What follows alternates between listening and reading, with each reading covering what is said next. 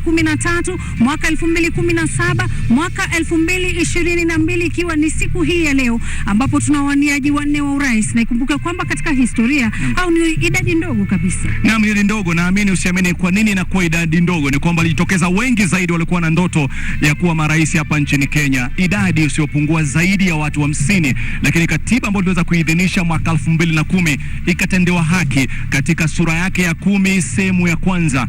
IEBC ikaweza kuwapiga msasa ikiheshimu sehemu ya pili ya sura ya 10 ya katiba yetu ya Kenya. Ndio maana siku hii ya leo tunazungumzia wanne badala ya waniaji zaidi ya 50. Naam, tunaye naibu rais William Ruto kwa hivi sasa akipigania kiti cha urais. Naam, kumbuka kwamba Daktari William Samoei Ruto akijaribu kuingia bungeni Eldoret North mwaka 1997, Raila Odinga alikuwa anajaribu kubisha hodi katika ikulu akitafuta urais hapa nchini Kenya. Kwa ufupi ni kwamba kufikia uchaguzi wa mwaka 2022, Raila Odinga atakuwa anawania urais kwa mara ya 5. Na pia tunaye Profesa George Wajackoyah ambaye naarifiwa kidogo yuko njiani, atawasili muda wowote kuanzia hivi sasa. Ni wakili mtajika na pia mhadhiri anayejulikana nje na ndani ya nchi. Na sio wakili huyo peke yake ambaye atakinyang'anyiro cha urais katika uchaguzi wa mwaka 2022. Yuko wakili mtajika ambaye ana tajriba takriban zaidi ya miaka 31 akiwa katika taaluma ya wanahabari, na pia vile vile ni mhubiri mtajika. Ni mwanasiasa ambaye pia sio lumbukeni, maana alikuwepo katika uchaguzi wa mwaka 2011 eneo la Kamukunji. Kumbuka wakati ule Simon Mbugua ushindi wake ukibatilishwa katika mahakama kuu akajaribu. Mwaka 2022 chama cha Agano kampa tiketi tayari kukaa chonjo akisubiri uchaguzi mdogo kaunti ya Nairobi. Kwa bahati mbaya, sababu moja au nyingine, uchaguzi haukufanyika. Simzungumzi mwingine, namzungumzia David Waiga Mwaure. Ama kwa hakika Rashid, sio rahisi kuwa rais kweli. Na sio rahisi kuwa rais, lakini leo itakuwa rahisi kwa waniaji wa rais kupita kwa urais wakielekea katika lango la mjadala wa urais. Kwa urais wataeleza ni kwa nini wangependa wachaguliwa wao kuwa rais, lakini kumbuka hiyo itakuwa rahisi wao kutembea kwa wakati moja kwa moja hadi katika lango kuu la ikulu kama marais kwa mpigo. Haitawezekana. Kati ya wanne, mmoja ndiye atapata kura nyingi.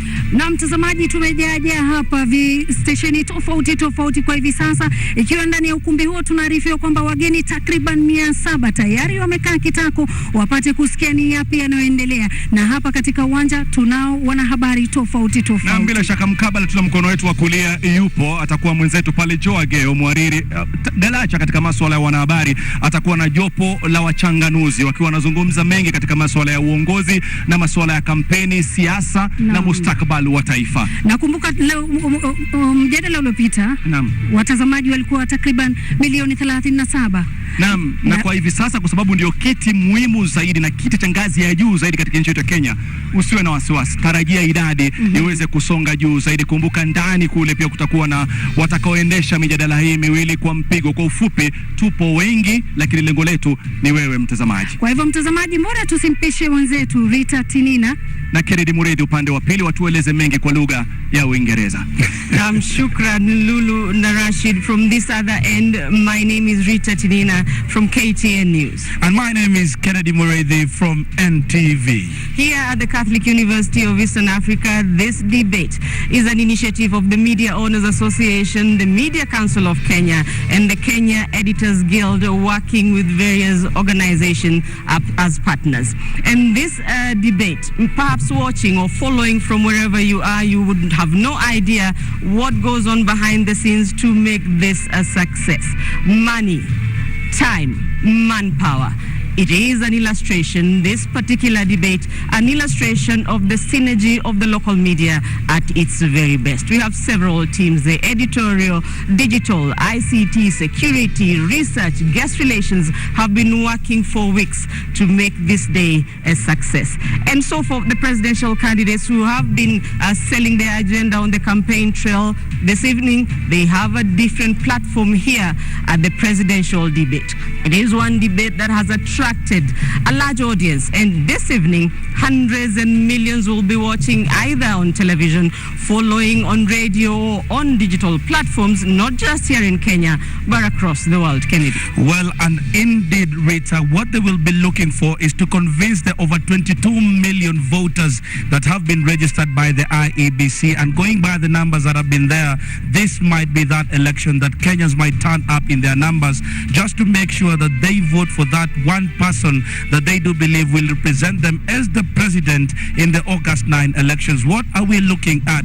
Just as my colleague Lulu Hassan has said, in the last televised debate, we saw over 34 million Kenyans who took their time to watch either on television or online, and also from the diaspora. But we do expect, probably this one being the presidential debate, we expect the numbers might go up to 40 million. So we do expect probably that when it kicks off, and already indications are that all the candidates will be attending this debate, then it will make sure that everybody is ready for this.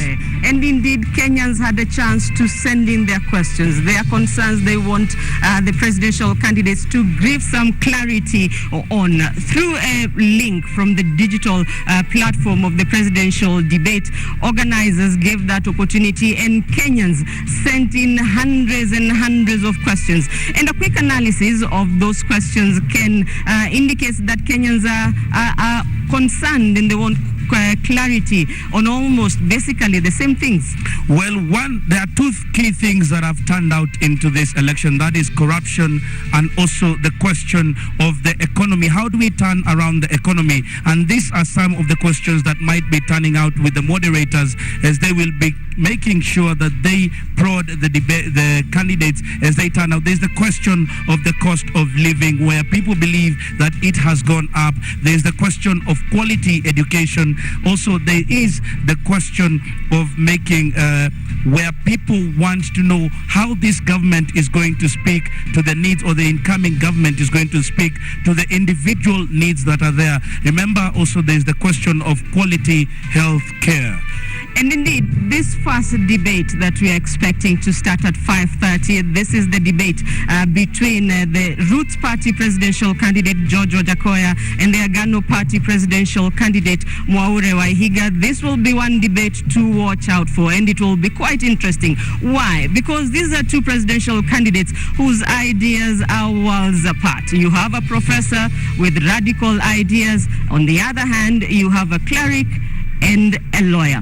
On one hand, Professor Wajackoyah, in the Kenyan context, giving ideas that you term unusual.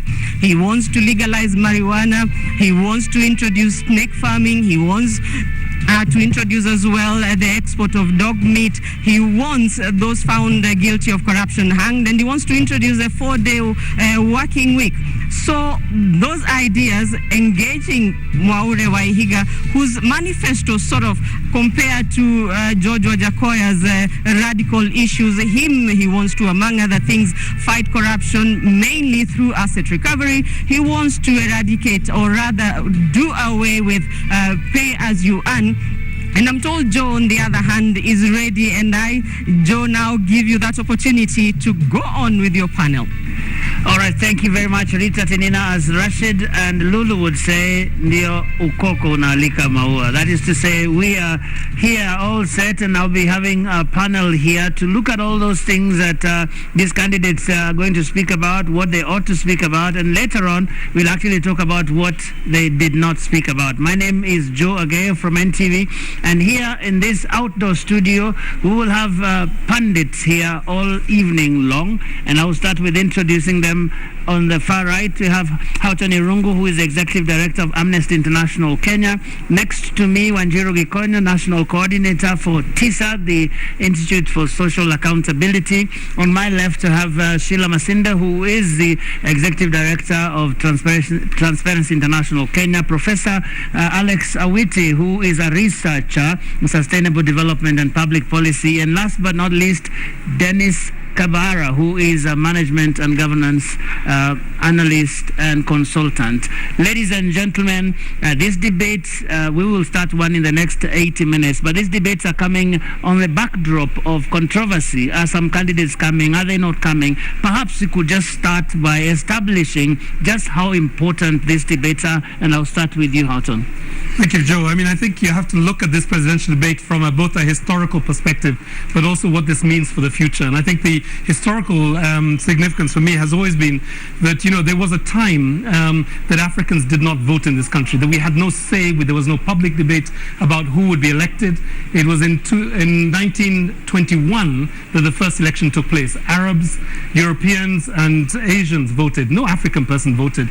It was really until late 50s, early 60s, I think it's 61, when we had the first election where both African men and women voted simultaneously. And this is interesting because in America it took 100 years for American women to basically follow their men and vote. But in the Kenyan context, they voted simultaneously. What happened after that first moment? Multipartyism was disintegrated by the one-party state. The right to free expression was crushed, and the opportunity for people to be able to vote and to stand was destroyed. And it's really until Article 1 that we have seen a legal framework that says that people matter. It is not elites that matter in elections, it's people that matters. And that's why I think it's so important that we cultivate this idea of debate as being the center of our democracy and at the center of constitutionalism. I mean, I could give you five strong arguments. I'll stop you there because Professor Wajackoyah, there he is arriving, because we hadn't expected him until a few moments ago, and Rashid Abdallah is with them. Rashid, kazi kwako. If we are not for, I'm not attending.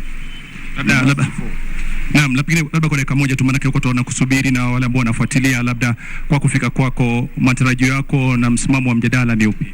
I am not attending unless we are for. That's why I've come to confirm, because this thing is too far, sorry. Because they never responded to my letter, and if the media wants to corrupt the intelligence of this society, if the media wants to run corruption in this country, if the media itself can do what they have done, to hell with them. Where's Mr. Omari? Na kwa ufupi ni kwamba utafanya mjadala. I am not going to unless we are for. Na bila shaka nafikiri umeweza kusikia mtazamaji, kwa hivi sasa ameweza sema ameshafika Profesa George Wajackoyah, yuko tayari kwa mjadala, lakini labda pendekezo lake ni moja tu, kama watakuwa wanne katika kikao hicho ndio wataweza kufanya mjadala. Kwa nafikiri kwamba hivi sasa na fursa ya kuzungumza na wamiliki wa vyombo vya habari kama alivyosema, awasikize, watoe mwelekeo kuhusiana na maombi aliyoyatoa, alafu baadaye atatupa mwelekeo kama atashiriki, kama atoshiriki. Kwako Joageo. All right, shukran. Rashid Abdallah speaking to George Wajackoyah is arrived, and I think we will just continue with what you were saying. Houghton, this is interesting. He's arrived, but you know, he's saying there are still conditions. I think you know, politicians can't give conditions to the media who have no control over the participation of other candidates. I think the responsibility of the media is to provide an equal, fair, open debate for all political candidates to come forward. And I think it's the responsibility of candidates and the humility of candidates to say that they're willing to come before the nation and seek a job that is the highest job in the land. And I think that is where I would start with that. Okay. Let me go to the other flank. Dennis, what do you make of all this? No, I think this is important. Debates are important. Debates are important, as I think Irungu has made very good has talked a lot about history. I think one of the things that we have a challenge in Kenya with is actually having discussions, exchanging views. So for me, it makes total sense that we have debates, that we have people exchanging views, agreeing to disagree, and basically telling the Kenyans what they're going to do. So I think this is totally important for us. All right, Sheila. I agree with my co-panelists. This forum is important. I know that politicians are not used to moderated forums. Yeah. We're used to seeing them in public rallies where they're shouting at us and chiming on. But this is a forum where we expect, and what we have seen in the last 2 weeks is a moderated, very, in a sense, controlled discussion, which enables us to be able to get the gist of what their campaigns are about, what their manifestos and plans are about, and what they really are about, looking at even some of the questions that have been asked around their values and issues around integrity. So it's important because we don't get to get a sense of all this when they're out there in public rallies. So this is an important forum. I know that there's been a lot of investment looking at the sheer infrastructure set up for this debate.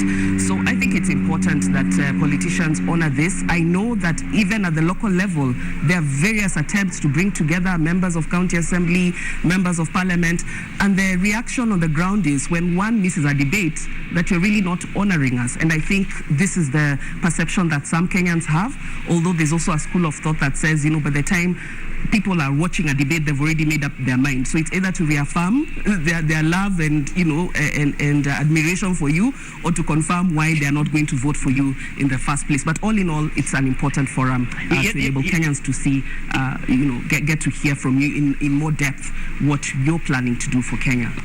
Thank you. Yet, Professor Whitty, there are people who say, at least if you go by the polls and all the different conversations we've had about this election, that there seems to be an uncharacteristically high number of undecided voters, even as late as a week or two ago. How does that square with the need thereof of a debate such as this one? Thanks, Joe. I think voters that tune in, and I am really sympathetic because this, to me, has been a very arid political season. There is a devastating, blistering drought of great ideas that are required in this transformative moment to move the country forward. And that's the reason why voters have checked out. That's why a lot of people don't feel that the politicians before running for president have articulated anything that is remotely adjacent to the critical issues that are needed to move the country forward. Their manifestos... How do you mean? I mean, they all have manifestos. Yeah, the manifestos are a mile wide, but they're not even an inch deep in terms of how they frame the issues. Everybody's got this long list that any Kenyan can spew out.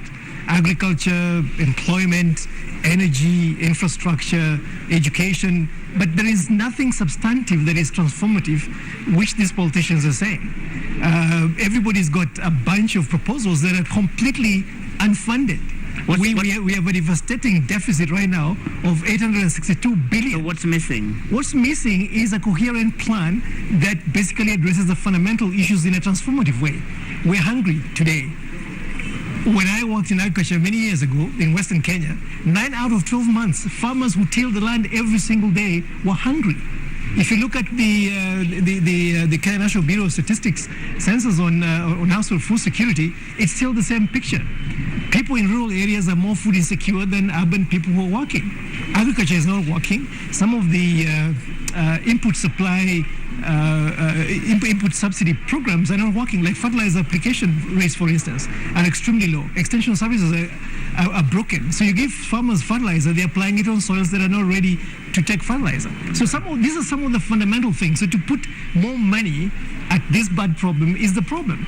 And you see the manifesto that has been advanced by Raila Odinga and William Ruto. It's exactly the same, more of the same. It's not going to change the trajectory that the country has taken so far. And that's why voters have checked out. They're basically saying, what's the difference? Well, at least Wajackoyah has some radical 10 points, and we'll talk about them in a while. But Wanjiru, I wonder what your initial thoughts are about this debate.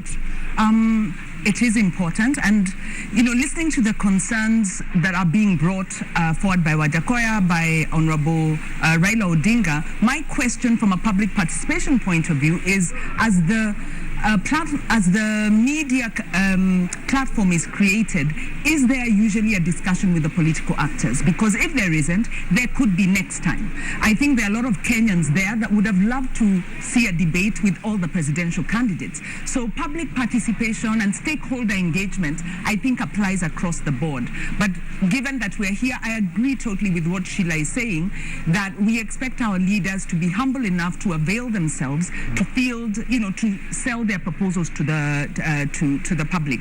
But I think the missing link, and my question as we engage in this very, this event is it too little too late?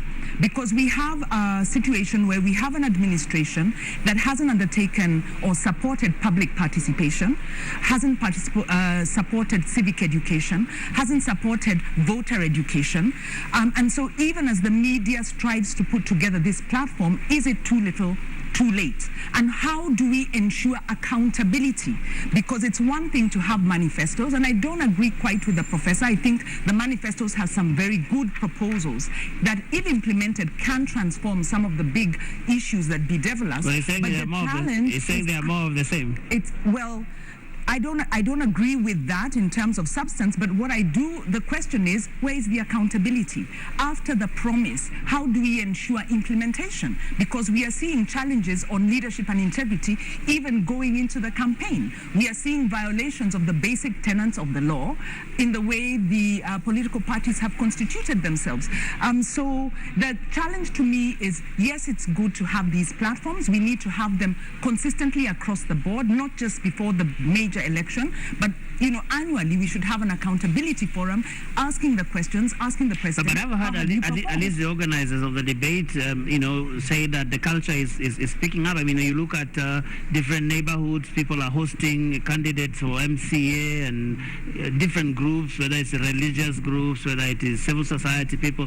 There is this demand of the people who are, seeking different offices to come before the people and explain themselves. It's not just when politicians are seeking votes that they need to field questions. And this debate is questions mainly from the media, who represent really good questions, but these questions should come from the ground. And I totally agree that this needs to be part of the culture. And as Sheila said, all the way to the local level, political leaders need to be answerable to the public through these public forums, but also in other ways that we can ensure accountability, because after the promise, then what?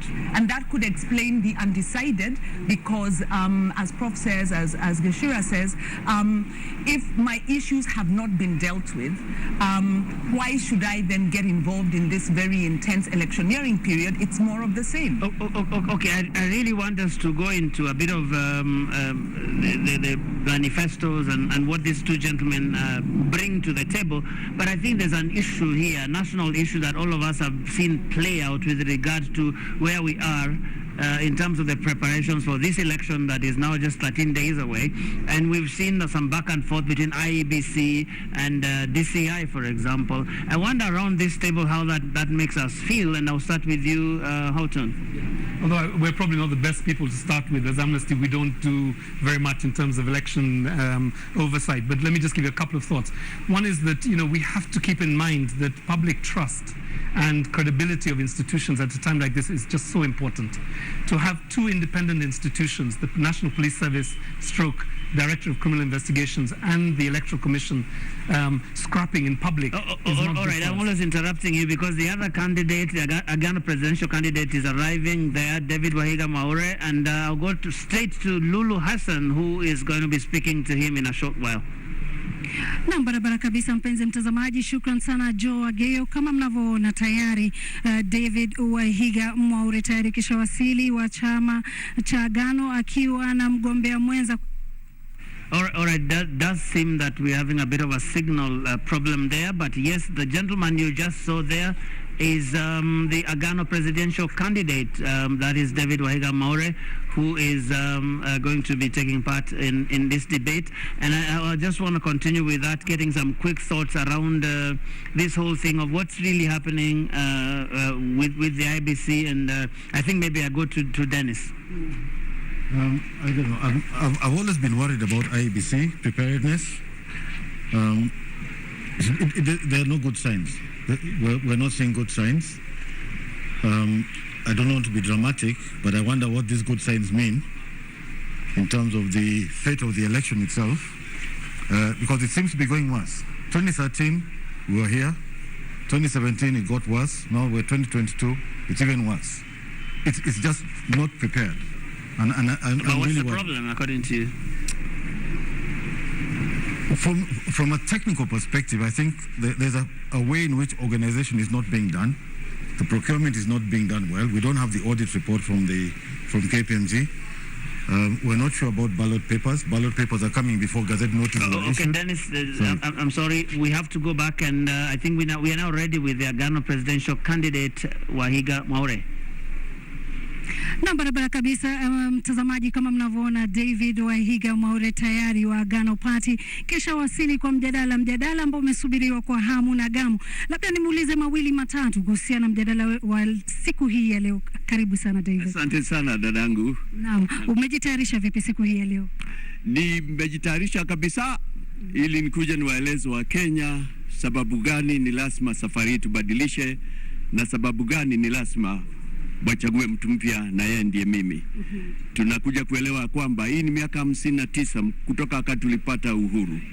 Tumekuwa na tabu nyingi hata baada ya miaka hiyo yote. Na sisi wengine kama mimi nimeingia katika huu uchaguzi kwa sababu naamini ni wakati wa kufagia na kuleta wapya.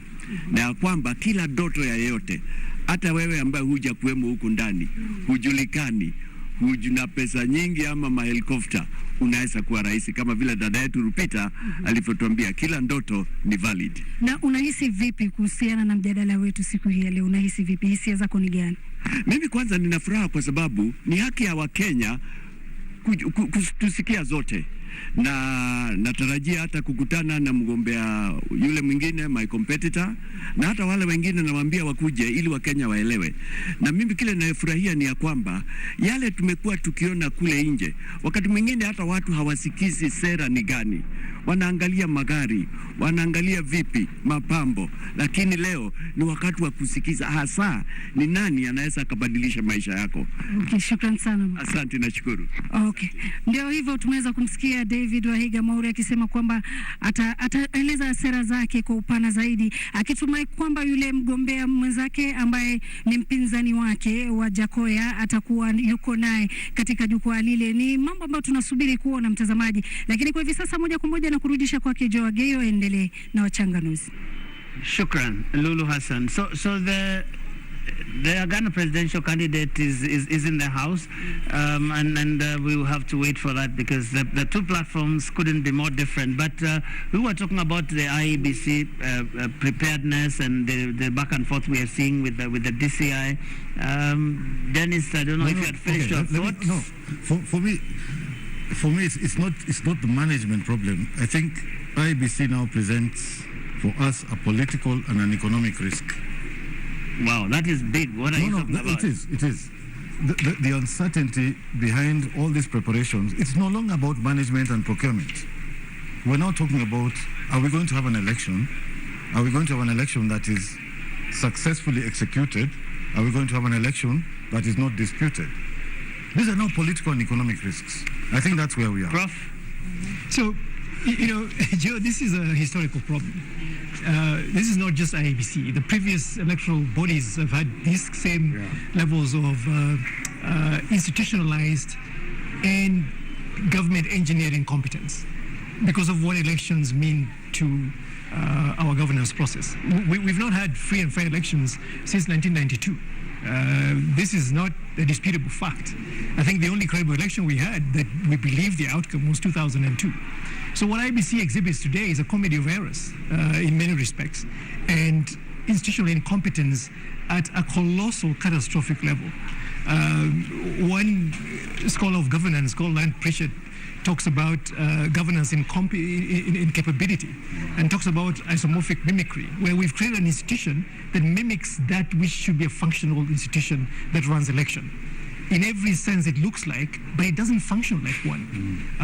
So I think that in many respects, if you look at the last 4 elections, we've created a system where IBC is kind of an arm of government that inserts itself in diverting and subverting the will of the people. Now that has created interesting opportunities for perpetrating internal incompetence, in the sense that IBC is just not well organized as an institution with all the capabilities that it needs to run an election. Internally, we talk about procurement issues. We talk about just an election, a plan of action that you would execute to the D-Day of an election. If you ask Chebukati what he's been doing for the last 3 years in preparation for this election, the voter register, the cleaning up of all of that, talking about electoral materials, the ballot papers, the security around that. And as Dennis says, this is an existential risk to the democracy, and is also a threat to the body polity of the country in terms of our sovereignty in many respects. Sheila, how worried are you about this situation? Well, the trust deficit levels have always been low for our election management bodies, and largely partly because of how some processes are conducted. Key among them is procurement of key strategic materials. That must be something you follow keenly. Yeah, we follow that keenly. And one of the things that we had urged IBC earlier on is, in the spirit of open procurement, because we know the problem of procurement in this country, it is actually the center of corruption. Most corruption in this country emanates from public procurement. And so the interest that then the procurement of these strategic materials, the ballot papers, the technology has, it meant that there needed to be an attempt to ensure that there was open communication throughout, because when you're looking at some of the claims that were made, was it 3 weeks ago, coming from politicians, it comes from that whole organization of procurement. So my own take is that there should have been an attempt to be a bit more open, not a bit more, but actually very open in terms of communication, communicating with stakeholders, including the political class.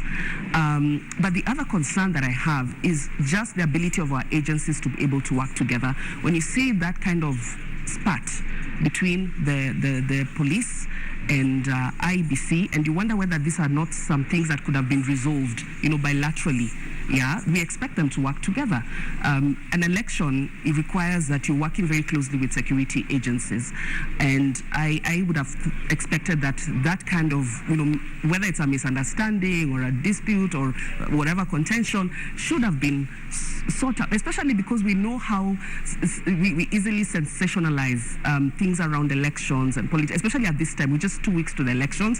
I would have expected that as a matter of national security, this is something that should have been handled. Of course, we of course, it's good that it's out in the open, so we know what issues are there, but then we also know that this is something that can potentially, spark several disputes, in regard to the election. And of course, I know the politicians are watching. It's probably a matter, if anyone is preparing the petition, it's already something. They are doing more than the watching. They're talking a lot as well. Yes. So my concern, Joe, is how our institutions are working, not just the police and IBC, but throughout the planning of this entire election. I have had my concerns in terms of our institutions to be able to work in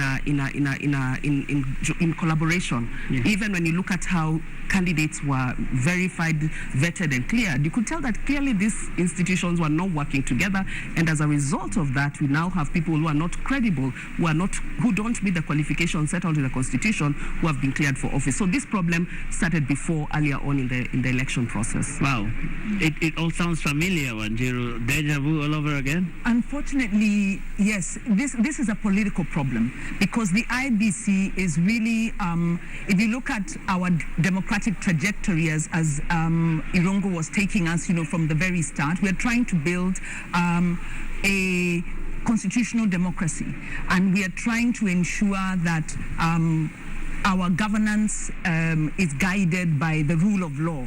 That is where we are heading, and we are coming from a context where we had, an authoritarian, very corrupt regime through the 80s, through the 90s, and we are trying to reform this with the Constitution of Kenya. And the IBC continues to be possibly our weakest link in our democratic process. And I would say this is a political problem, because the IBC was not fully constituted until very recently, Last year, yes. until last year, and that was a failure on the part of, you would say, it's the political leadership. It's the government of the day, you would say, because having the majority of numbers in the House, having even through the handshake, the government, the administration had the wherewithal to be able to constitute IEBC adequately. Another factor with IEBC we continue to hear is the budget. That they do not get the allocations they need in terms of the budget. We also know there's a lot of horse trading and a lot of efforts to kind of influence. Of course, the way the IEBC is designed, political parties have a role in terms of the nominations of the constitution of the commissioners, but we then don't see the independence, and we get a sense there's a lot of interference happening behind the scenes. So the inability of IEBC today to win the public trust and the fear that it may, not perform to the level that's needed is a political problem. And then we ask ourselves, we've had several by-elections run by the very IEBC, and we now see as the stakes get very high, this IEBC is not able to, the institutions aren't working together. All right, we need to go. I think yes, there is. That is Professor Wajackoyah, the Roots presidential candidate. Not quite sure what he wants to say, but there he is outside. We'll just take you there and hear what he's talking about. All right, so we will keep that there as we monitor what that is about. But here with my panel, we are monitoring this together. And Prof, I see you are quite perplexed, perhaps amused by what's going on. No, Dennis just remarked that Wajackoyah is probably standing next to his lawyer, so I'm wondering whether he's going to sue the organizers of the presidential debate. So we have to be careful what we say here, but we'll have to monitor what that's about as we continue. But I want us to talk a little bit about these two gentlemen and what they have placed on the table. And it is interesting, we're watching Wajackoyah just now, and he has this thing that he calls a 10-point manifesto that has all kinds of things there. There is cannabis that has taken the country by storm, the whole conversation, and he has some people call it ganjanomics because he has all these figures around it, and he has things like hanging the corrupt, he has things like shutting down the SGR, suspending the constitution, and selling all manner of body parts of hyenas and related things. I wonder what the thinking is, first overall, what his approach has been, Dennis, to this campaign, Professor Wajackoyah. I think for me, actually looking at all the manifestos, I think for me, what he's doing is he's saying, think out of the box. Let's think out of the box. Some people say he's throwing out the box. Some people say he's throwing out the box. I think he's, but in a way, and I think I've seen one comment about this, he's saying, let's think about ourselves on a journey to self-reliance. So all these ideas he has, hyenas and snakes and so on, they're all about generating revenue. It's about self-reliance. So for me, that is his message. And I think it's a sensible message. It has radical ideas, but it's a sensible message. But Professor Witty, you say you haven't seen anything radical. Well, and again, going back to that part about the manifestos, it's not saying that the manifestos don't exist. The question is how thoughtful and how realistic are these propositions. We've seen two cycles of truly memorable manifestos, 2013, 2017. We saw President Kenyatta run in 2013, in 2017, and actually just throw away the 2013 manifesto, not even make any references to it in terms of continuity. And we've seen him govern from 2017 to now, and not even paying attention to any of the ideas that he put forth there. So I think sometimes I just tend to think that they're not even worth the paper they're written on, to the extent that there's no real commitment by these people, and there's no way to hold them accountable. And again, set aside the manifestos. There is a government fiscal plan. There's so many constraints to basically executing government.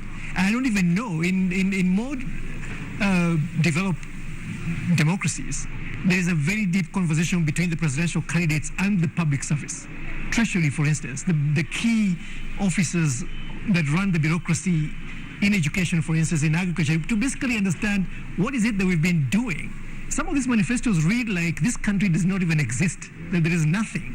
And these guys are basically reinventing the wheel. And that's what concerns me. But I think for Wajackoyah, there's only one point that I wish the country could pay attention to in his manifesto. I think it's the 8th or 9th one, which talks about reducing the number of devolved units to 8. Yes. I think that to me is a very, very sensible proposition. Yeah. Let's face it, ladies and gentlemen and fellow citizens, devolution is a millstone on our necks. It is a very expensive enterprise. It is the most expensive way to do what we're trying to do. And we will talk about. And it is totally unaccountable. It is expensive in the way that the money has been spent. And we don't even see it. Go to the counties and see the money is in recurrent expenditure. You could spend the money in different ways. Now, the biggest problem is holding the governors accountable. The county assemblies don't hold them accountable. So you can take the money, spend the money in a different way, and get real results for the citizens. No, what, you don't agree? Not at all. Tom, I think we live in two different Kenyas, because this notion that counties are a drain on the budget was created by the Jubilee administration, which was essentially a no, voted no to the constitution, no to devolution, and refused and failed to transfer resources to the county. They transferred the minimum. At present, with a higher allocation to counties, you're talking about something like 332 billion to counties against a budget of 2.7 trillion. So how is devolution the drain on the neck of the country? The other thing around devolution is, if you look at the extent to which counties have been able to improve agriculture, for instance, during 2020, when the country stopped, agriculture was the only function that continued to sustain the economy of Kenya. Now, these are facts, these are statistics, that it was the one sector that, continued to hold up the GDP of the country. So devolution is a political exercise because it brings power closer to the people, and it also helps in the distribution of resources because Kenya is very unequal. The challenge with devolution is accountability, like you say, but accountability cuts across the board. But isn't it, Wanjiru? I mean, what I see is where Wajackoyah is saying that we just reduce the number. Well, the issue is, don't talk about units. Let's talk about representation, because devolution is about different issues. No. The purpose of devolution, okay, one Kenya is unequal. So none of us here will disagree that we have to distribute resources equitably. So you have to have an equitable share. But then the other side of that is, where do citizens decide? And how far away do you want the decision to be from the farthest corner of Kenya? So the issue is with whether we have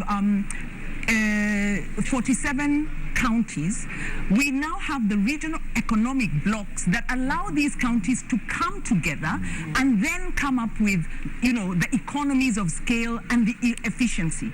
So let us not deny Kenyans the ability to elect their MCA and hold their MCA to account at a level that is close enough, because we've had enough of centralized government. We want more decentralized government, but we want accountable centralized government. So I think on that, devolution is not just about economics. It has assisted economics. If you look at even the increase in property prices, the expansion of services, devolution has assisted that. But there is also a political exercise, and there is Article 1, citizens say, self-governance. You can't have that under centralized government. Joe, let me just jump in, because every time I jump in, It's a debate. All right, just very briefly, yes, yeah. We just want to do a check on what's happening with the registration, but it's fine. You can make that come. Okay, so that was a light touch. I mean, I think the thing that we have seen in both of their manifestos, which I think have been interesting, is the focus on anti-corruption, right? So that's the area that they do agree on, but their prescriptions are very different. So I think with the Agano Party, what I saw was a lot of language around, how painful, how onerous, corruption and impunity is. but very few legislative and policy prescriptions and, I guess, programmatic shifts, right? The one thing that I think is interesting there is this idea of shifting prosecutorial powers to the Ethics and Anti-Corruption Commission. So we will come and have a fuller conversation on this. I just want to remind our viewers who are watching this all across the screens in this country. We are live on TV and even online following these historic engagements that we have in this country every election cycle. And right now, many people are already arriving here, the audience being properly vetted. And I want to cross live to Kennedy Mwaure, who is standing at our registration desk just to check what's happening there. Is everybody in now? Because we'll be starting this debate in another 45 minutes or so. Kennedy, what's happening where you are? Well, thank you, Joe, and quite an interesting panel you're having there, discussion. And here on this other side of the registration desk, there is an outpouring of Kenyans who want to watch this live, and they are already being cleared from the registration. There are hundreds of others that are being cleared from the other side where there is the main gate as they come in, and there is also a provision for where they will be sitting as they wait for them to be called on. And there is a serious number of officers who are doing this particular job as they wait to clear everybody that is coming in. But we are having their head, Madam Doris Tanui, on this side, just to give us a glimpse of what is happening and who are you clearing. Are you giving an opportunity for those people who are coming here for the first time, or it is by invite? We are giving those who have been invited. You come here with an invitation card, and once you get here with your invitation card, we'll give you a QR card to scan with your phone, and then immediately it will tell you to register. Once you register, it syncs into our system. From there, we can be able to print these accreditation cards for them. So when you're saying that you're coming in and you're given a QR code, does that mean that anybody else who has not received an invitation card from home will come here and receive the QR code? No, if you have not been given an invitation card, we are not able to print for you a badge, and you cannot be allowed inside the gate. So probably take us through this process. We are seeing that there are different desks manned by different people. Is it to cater for the different groups that have been invited? As I can see here, my camera person Brian will be showing, there is the embassies, there is the Media Owners Association and all that. Then there is the delegates. Probably you could take us through this. Yeah, from that side, we are able to handle the embassies. We are able to handle the diplomats. And then from these desks, we are accrediting everyone. People come, they sit from that side, then they will be called one by one. They go to various desks, and then they are sorted out to make it move faster. Well, that is what we are getting, and everybody has been catered for when they make their way to this particular place. And we would, the digital? This company is called Digital One. We are the one who are doing registration and accreditation. Yes. And we have already seen an outpouring of people that started early in the morning as they came in. Remember, this auditorium houses about 700 people who will be coming in, and they will be watching from here. But we're also having the security team that is being manned to make sure that everybody who comes here has been vetted, and will be making sure that they come with that particular card, the invitation card that they were given, so as to make sure that the security is smoothless. Hello, madam. Jambo wa Kenya, jambo wageni. Hapa ni sub-county ya Lang'ata, na huyu ni kamanda mkuu wa polisi eneo hili la Lang'ata, Miss Monica Kimani, na nataka kuambia mambo ya usalama. Tumeweka usalama ambao ni nzuri sana. Kuna sehemu 4 za ukaguzi, kuna main gate, kuna hapa mahali mnaona registrations, kuna pale chini na kwenye auditorium. Kwa hivyo security ni nzuri sana, na tunaomba delegates wale wamealikwa wawe very cooperative kwa sababu ya usalama wao na usalama wa wageni pia ambao tuko na wao kwa wingi. Well, you're talking about the security that has been enhanced. Probably you will tell us the number of people that are coming in and the number of security officers that you've placed here just to make sure that everything goes as smoothly as possible. Thank you. We have over 100 police officers within this compound and many others outside this compound. We have both in civics and in uniform. And so there is no reason to get worried. We are up to the task. Well, thank you very much. Joe, just before I get back to you, we'd also want to get a view from one of the delegates who have come here. As we do know that there are those delegates that are also representing the political parties that are involved in this debate. There are those supporters that have come with the 4 presidential candidates that we do expect will be involved in today's debate. We would want to get probably a view from one of them. How are you, sir? I'm very fine. What is your name, and today you're here, and how is the feeling, and why not watch from home and come here today? Basically, my name is Samuel Guto. Basically, I want to say I'm one of the few delegates that are privileged to come and have a one-on-one interaction with the presidential candidates.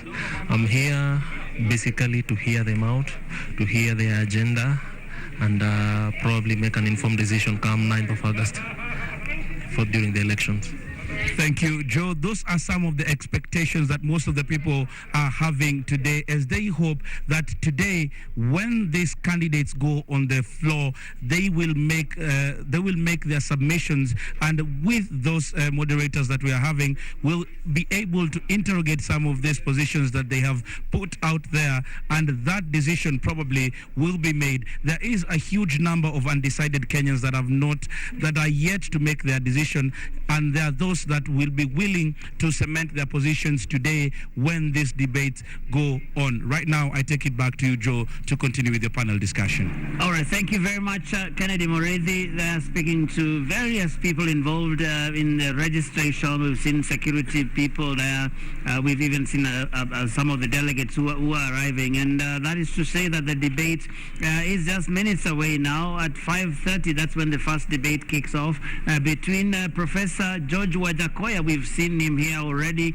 That is of the Roots Party, and their Ghana presidential candidate, David Wahiga Mwaure. And I have my panel here. They are still here. They haven't left.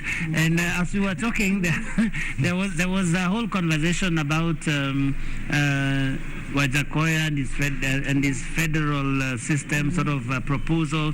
And then there was a bit of fireworks flying here. I was almost getting my helmet, but still I heard you making a sound likely to suggest you wanted to say something. Yes, you had me right, Joe. Yes. On the issue of Wajackoyah's proposals on devolution, I agree with Wanjiru in regard to caution in terms of how we deal with the issue of devolution, but particularly because for me the wastage is across all levels. It's both at the national level and also at the county level. And obviously there's a question around accountability that some people say we devolved all the bad manners to. Yes, we did. We did devolve corruption. We had warned about that many years before the county governments were formed in 2013, and I think we focused a lot on at the national level. Even when you look at our institutions responsible for addressing and oversighting in regard to accountability, they're focused at the national level. And I go back to the question around resourcing for our institutions which are responsible for oversight. And we talked about this when we're talking about IBC, but it's not just IBC. When you go to the Ethics and Anti-Corruption Commission, the ODPP, the judiciary as well, which is responsible for, is at the last point of the criminal justice chain in terms of listening and hearing and determining, adjudicating corruption cases, they do not have adequate resources to be able to fully perform their mandate to our satisfaction. And you can see that the problem of corruption is quite huge. I think right now as we speak, we are experiencing the highest cost of corruption, but we have not matched this our institutions the resources that are required. But if I can also just speak to the issues around what these candidates have in their manifestos in regard to addressing corruption. Wajackoyah talks about the death penalty. Yes, hanging people. Yes, I'm a bit cautious on this because we also know that we're in a country which respects the right to life. Life is, you know, we when you look at our constitution and our laws, and for me, I've always questioned that. Okay, I've seen other countries which do this, but then in that case, you're not really. You know, we want those people alive to get the real punishment in prison. I want the person who was recently we had, was it 2 years ago, someone was sentenced to 67 years in prison. I want them to spend 67 years in prison. Well, it's running to for see election, the thing but that's story for another day. That's a story for here. We will talk about it as well, because we need to hold our leaders accountable for these people who are coming to debate here and telling us that they are fighting corruption, but they are still giving tickets to people responsible for corruption, and then you tell us that you want to fight corruption with people who have been responsible for corruption. Those are the things we need to call out some of these people for. But so I question Wajackoyah's proposal on this.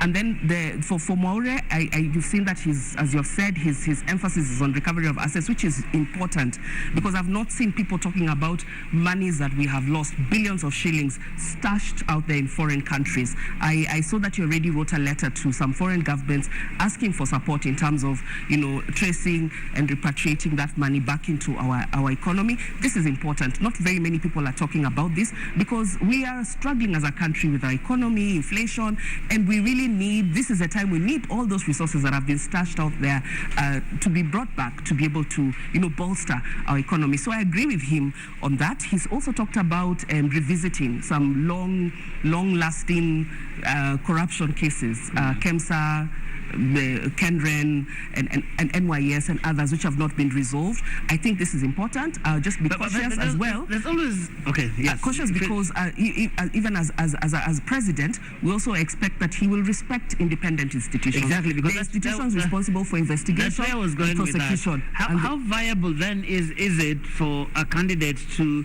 really come and tell us this is what I'm going to do about corruption? I mean, in the face of what you're talking about, because we have the ESCC, we have the DCI, all of this DPP, everybody doing their bit within this whole chain.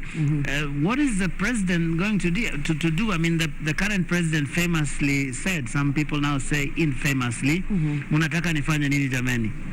Well, there's a role that the executive also has to play. That is important, you know, even in terms of, because one of the things that we have struggled in this country is political will, you know, and even just, you know, how are you able to call out your people in government, your colleagues in government who are responsible for corruption?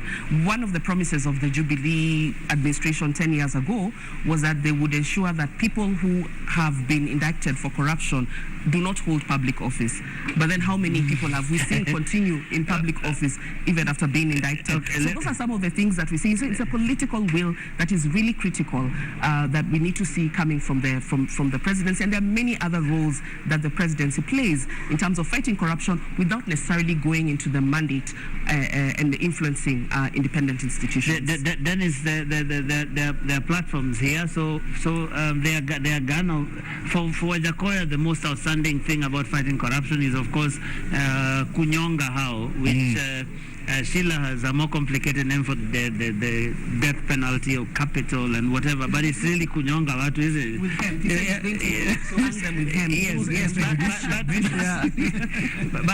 But then there are the other things that the Ghana presidential candidate is proposing, such as the whole asset recovery thing. In fact, he's saying that asset recovery thing should be domiciled in the presidency. He's already written some letters to some foreign embassies and that sort of thing. He's talking about devolving budgeting to village councils, which is not just about corruption, but I guess it's also some of the things that Wanjiru was talking about, taking everything closer to the people, and then talking about the big fish going about. Budgeting at the national level or at the county level? At the village. Devolving it beyond that, cascading it further to the villages. So that is devolve funds going to the villages to make budget proposals proposals about their priorities. Yeah, like they do in Makueni. Yeah, That's how they do because their his budgeting. proposal on one of the proposals, at least on devolution, is that the allocation to the counties will be 40%. Right now, of course, there's a whole debate whether it is even 15 or 12 or 10. We really don't know many times, but he's saying he's going to make it 40, and 10 out of the 40 is going to go directly to this this village councils that he's talking about.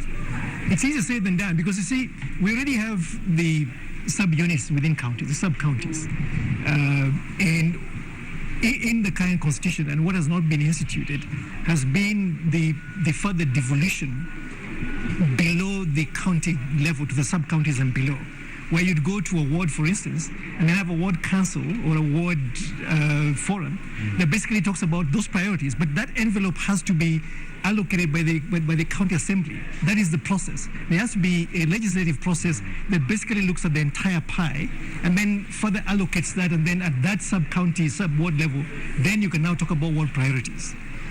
Otherwise, the whole thing becomes very unwieldy. And then what is the level of preparedness, preparation, training, capacity building for villagers to be able to do this? I think sometimes we need to be very careful of this fantastical thinking, because this is serious stuff. But it's happening. It's happening. And sorry to jump in. When we talk about decentralization of the budgeting process, it's happened in Makueni. And there are models that we can look at, such as Makueni, where budgeting process starts at the, in fact, sub-village in terms of prioritization. And they then have a process of, putting together those proposals. And then at the ward level, you have ward kind of budgeting meetings. So if the governor wants to do a county-wide large infrastructure project, like national government did SGR, or they want to build a hospital or something, they have to go to these ward level meetings and convince villagers, give us this priority because it will help you. So you have a deliberative budgeting process that is well thought out, that is based on structures that are not just set up for the budgeting process, but that exist and have other roles. Linked to that, before but isn't there a need for that continuous capacity building for them? They have a whole, exactly. It's political will. Not the numbers like how many shillings and cents you're going to spend on a bridge. No. It is, by the way, the budget discussion is based on the proposals, because there is a problem in Kenya's budgeting process, and we've been told this by government, by people in fact in finance, where we do budgeting based on expenditure proposals without the estimates. The estimates are supposed to go together with these proposals, and that's how you wind up then having fantastical projects that then can't be financed. And I want Dennis to come in, because he's been waiting to do that for a while. I have a serious problem asking people to solve problems. The whole point of this whole budget process is that we go to Kenyans and we say, what are the issues that are facing you? Then, because we are responsible government, we solve them through policy. Yeah? We don't let people design projects. We solve them through policy, which is then translated to programs, which is policy, which I think this is what Alex is saying here, right? We need to get this understanding of government proper, that people tell us what the issues are, we translate those into policy, then policy goes into programs and projects. Budgets. People and then budgets. That is the correct order of things. We've mixed it up. In a bottom-up, in a top-down, in a top-down, in a holistic. Top-down economics has not worked. In a holistic way. Top-down economics has not worked. Kenya has very high inequality. No, this is not about bottom-up or top-down. It's not top-down. It's not top-down because the point really is. Okay. Well, let Dennis finish. That in a consultative participatory process, the communities generate the issues, the priorities. Now, those have to be consistent with the plans. We looked at the Bolivia system. They have a two-track system. They have a policy system and they have a project prioritization system. And you set up the process so that you can balance the issue that you're raising. But the point is, you do not have public participation, and then government or politicians come and torpedo the wishes of the public. Houghton had a question. Perhaps we can listen. I think, having been in a number of county level conversations in my own community, one of the things that I really find frustrating is that we are asked, what what do you want? And then you get a laundry list, right? Exactly. Now, what people don't tell you is what is available in the budget envelope. Because ultimately, budget making and policy making is trade-offs of choices. If you're not given the information, how do you participate in the trade-off of those decisions? What ends up happening is a group of policy makers or budget makers sitting somewhere in a very small room, very far from the rest of the public, make the decisions. We are essentially providing just the fodder, but the actual processing is done by somebody else. I think until we get to a point where we actually have people being able to work out what is the budget for the Kilimani ward, what is the budget for the Nairobi County, and actually start there. What do we want to provide? Let us make the choices and then have the budget makers essentially formulate the budgets so that essentially we can hold them accountable to that. That's the problem. Wow. Dennis, had you finished? No, I think that's exactly it. I think the point is this, that, and in fact, I'll agree with Wanjiru on one thing and disagree with Alex. This is why devolution is important. Devolution is important because we are now starting to realize that the most important person for me is my guy at the ward. Yeah, the MCA. My MCA. Then maybe my MP, maybe my governor, and actually this thing we're sitting about doing here is the last one. Let's be honest. Yeah? I'm more interested in my But we get it. I mean, many people would say that Dennis, don't get me wrong. the stakes usually appear higher up here. That's why people fight and kill and at a political level, I think devolution is important, and this is why this bottom-up thing works at a political level. But our devolution is still, I think what Alex is saying, economically inefficient. Yeah, so I'm not against devolution. It's economically inefficient what I'm at the saying moment. is that the architecture of the devolved structures is problematic. We need to think about how we do this, because there are many ways, as they say, to skin a cat. We've chosen the most expensive way to do it, and it is hemorrhaging public resources. A lot of that money is wasted. I have substantiate the hemorrhage. Let me give you a very clear example. I once sat on a plane with a governor to Hong Kong, and he told me that he could run his county with 50% of the resource that he receives. He gave me an example of his MCA is going to Kisumu to write on a 3-day retreat, to write him half a page of a memo. I'm just giving you some examples. And he also told me... But you see... No, let Alex finish. Just give me a minute. So that is a live... And the governor is a second-term governor. He's going to leave. And he told me that this is a shared perspective by many of his colleagues, that the process of checks and balances and accountability are still very weak in the current phase of the regime of implementing devolution. Now, what I'm talking about is we need to strengthen that. I'm not against devolution. I'm really for more money to devolution. What I'm saying is that we just need to be very careful that it is still very early days and we need to strengthen those structures of accountability, but also the execution capacity within the counties. A case in point is that you have a CEC and one chief officer to run agriculture, no extension support. But then how will you get capacity without resources? Because what I'm saying, we just need to go back and think hard about the architecture of the devolution. That's what I'm saying. Well, I just a small point, and I apologize for, we have even moved off maybe the other issues, but the point is with devolution, I agree with you in terms of there's been a lot of waste. That money that is being wasted by the MCAs should go into service delivery. Now that is the same case replicated at the national level, whereby we are saying devolution is not the problem. Our problem is the lack of accountability by our political leaders. So back to the question. That's what I've been saying. The question I'm not saying it's the problem. So in fact we're in agreement. We need more money to counties. We need it to be accountable at the county level and also at the national level, and that is the big question. How do we solve that? Because we're looking at some of the impacts of devolution. Right now we have a drought. I think the worst drought in 40 years. And I was given some figures by my colleagues from Oxfam, and they were reminding us, they told me, say this, 4.2 million Kenyans are facing starvation in Kenya.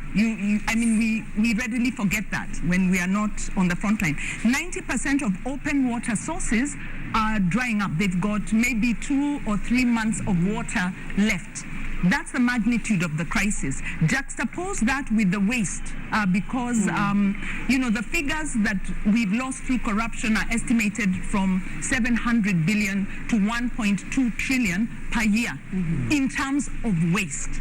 So the issue of accountability or corruption has to be measured in terms of the cost on human life. When you have KEMSA, we lost 7.8 billion during COVID. How do you steal money that we borrowed to help people in the midst of a pandemic? So I think the problem we have is we get lost in the technical and we forget our politicians do this because they can. And it's our politicians and it's some people in levels of government where they're able to subvert our budget processes to enrich themselves at the expense of Kenyans who are losing their lives because of corruption, and that is the issue. Okay. Let's move on to something I have seen a lot of politicians talk about, which is the whole thing of the gender question, the 2/3 and all of that. And one of the proposals from Agano is perhaps not too detailed, but talking about implementing it in appointive positions, ensuring that happens, but also enhancing access to government procurement opportunities, reservation to youth, women, persons living with disability to 40%. I think it's currently 30%. I was asking Wanjiru, I think, before we started here, whether this whole idea of gender and the 2/3 question that has dogged our constitutional implementation for 10 years now is an election issue in 2022. And Sheila, you go first. They've tried to pretend that it is an election issue, I think, because they have... I like your choice of that's true, because at the front of it, we've had one, I think it's Kenya Kwanza, which says that half of the appointments will go to cabinet. Half of the appointments in cabinet will go to women. Yes. But then I already look at it from the optics, like when, you're out there, who's around you?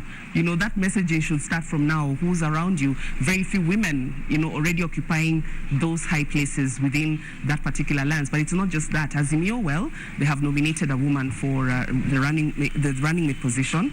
But then for me, it's more or less about optics, because when you looked at the party lists, you remember the party lists that IBC, did not allow and said that parties needed to resubmit new lists.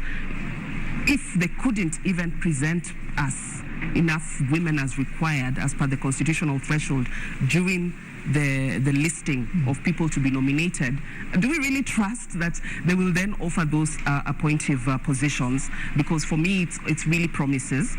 But I don't think that the gender issue has been a strong matter that we have really canvassed during this campaign season. We've not given it enough attention. And just one thing, because you've talked about it, on the issue of what Mwaure proposes in terms of procurement and ensuring that women and youth get enough opportunities.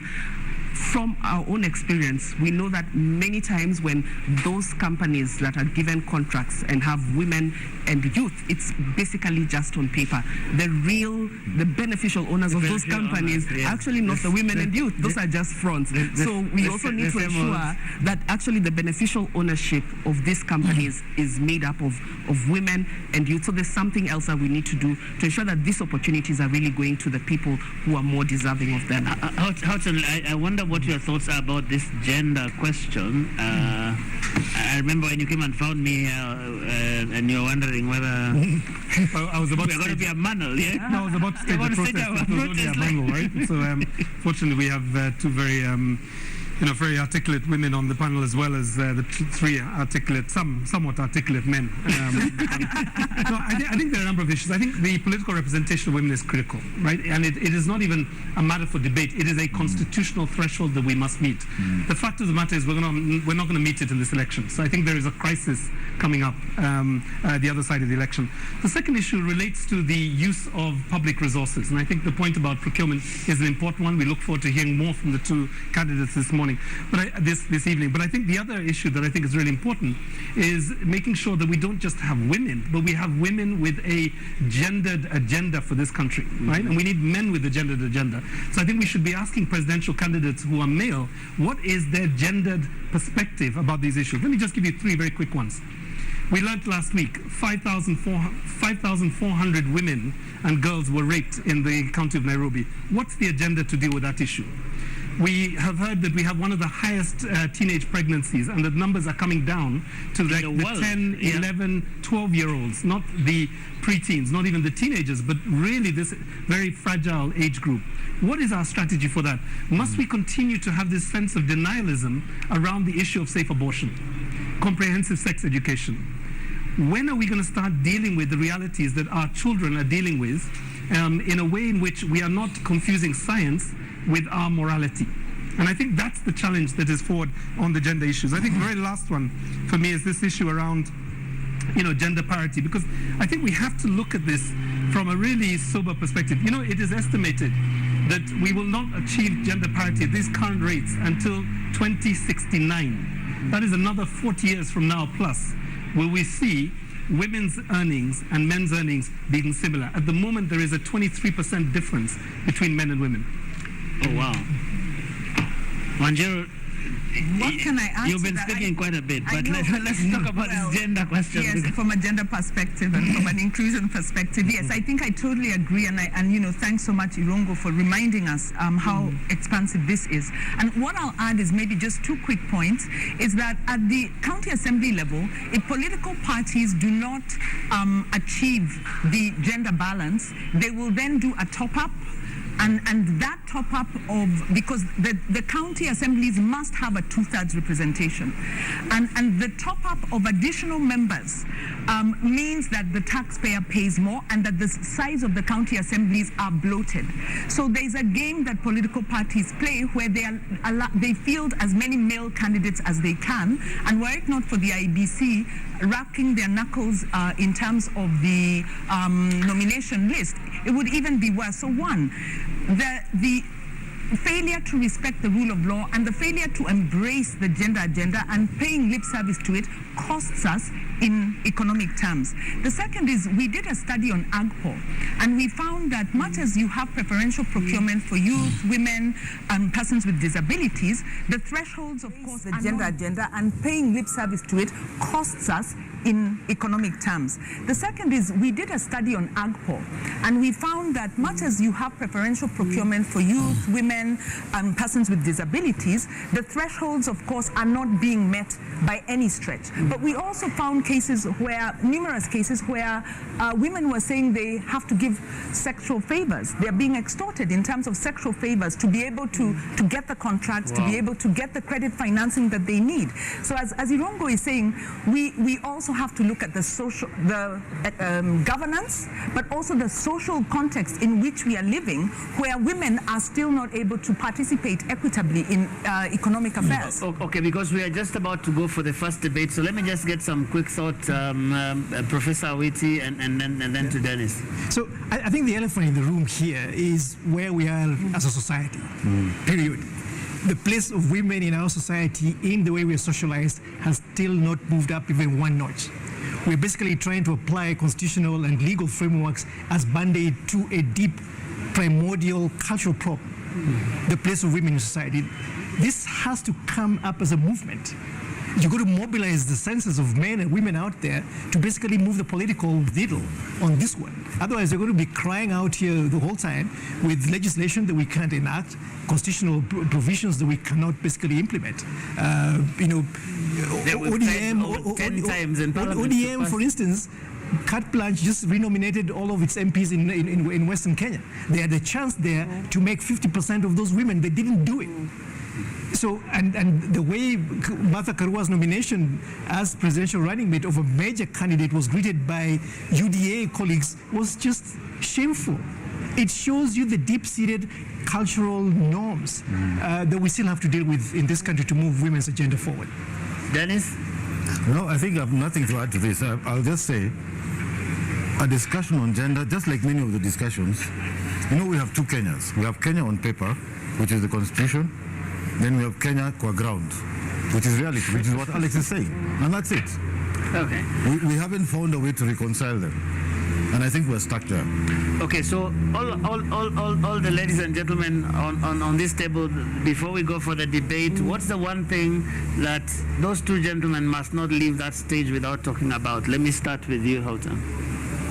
I would like to address gender. Let's go for that. Gender and women's empowerment. Culture. How do we move from a culture, a low trust and a culture of impunity, to a culture of trust, especially the political culture? Trust? Yes. What break it down. How do we in the BBI they called it the national ethos. I didn't like that term, but we have a culture where corruption is seen to pay. And a study actually done by Aga Khan University in 2015 is still relevant today because the youth don't mind how, I think Kenyans, by any means necessary, you have to make money. We become consumerist, we don't uphold values. So how do we switch that culture? We have enough laws. Okay, let's go to Sheila. Integrity for me, because if you're not going to be able to meet all your goals and objectives in your manifesto if you don't look at the software.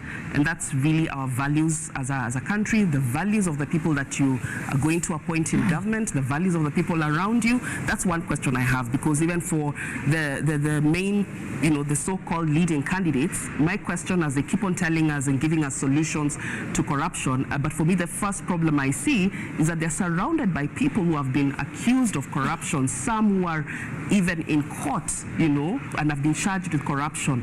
And so my question therein is, how much do you care about integrity and the values that are so well articulated in Article 10 of our Constitution if you're going to not really consider this as you look at, appointing and propping up people who are going to be part of your campaign and possibly part of your government? Professor Eti? Mine is two issues. One is public institutions. Strengthening accountability of public institutions to the public. They should not leave that stage without talking about how they're going to address that. Because the erosion of the efficacy of public institutions is the reason why we're here today as a country. Where we're now talking about, say, Mwaure should not say that he wants to bring in asset recovery into his office. Let's strengthen public institutions in the places where they are and not reconsolidate power in the office of president. The second one is public debt. But right now we have a lot of independent institutions that are not working. Well, how are they going to strengthen? They should focus on strengthening existing public institutions.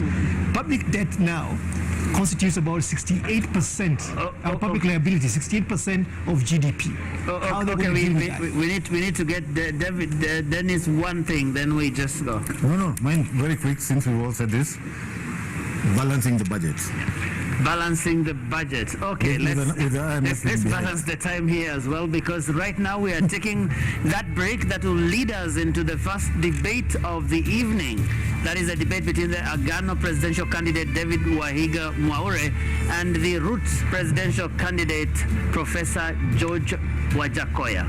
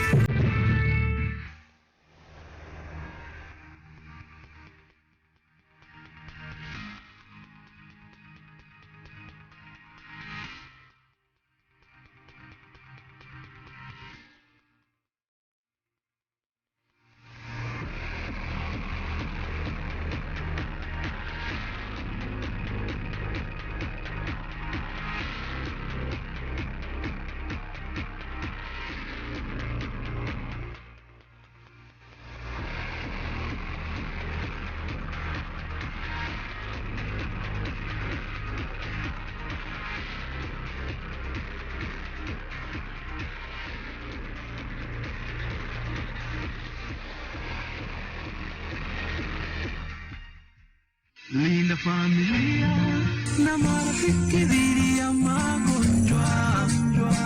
The UHC coverage journey is on. NHIF is working under the guidance of the Ministry of Health in the UHC Step Up, which presents an opportunity to secure Kenyans access to quality health services without suffering financial hardship. So take the bold step today and safeguard your families by enrolling to NHIF to ensure health for all. Kwa majina mimi naitwa Moses Kulia, mkaaji wa hapa Bongoruru. ambao tunafanya na kazi na hii sako yetu ya Geno Sako, ambao ruti yetu ni Bomborulu Saba Feri. Kwa hii kadi ya bima nilichukua 2013 ambapo imeshanisaidia 2018 ambapo bibi yangu alikuwa anajifungua, nilienda hospitali tukatibiwa, tukahudumiwa vizuri, alafu wakati wa kutoka hatukuitishwa kitu. Kwa hivyo nikimiminisha makondakta wote na madereva wajiandikishe kwa hii bima yetu ambapo itakuwa inawasimamia. Linda familia na marafiki dhidi ya magonjwa. Leaders don't need to have all the answers. Ordinary people often do. If leaders just listen.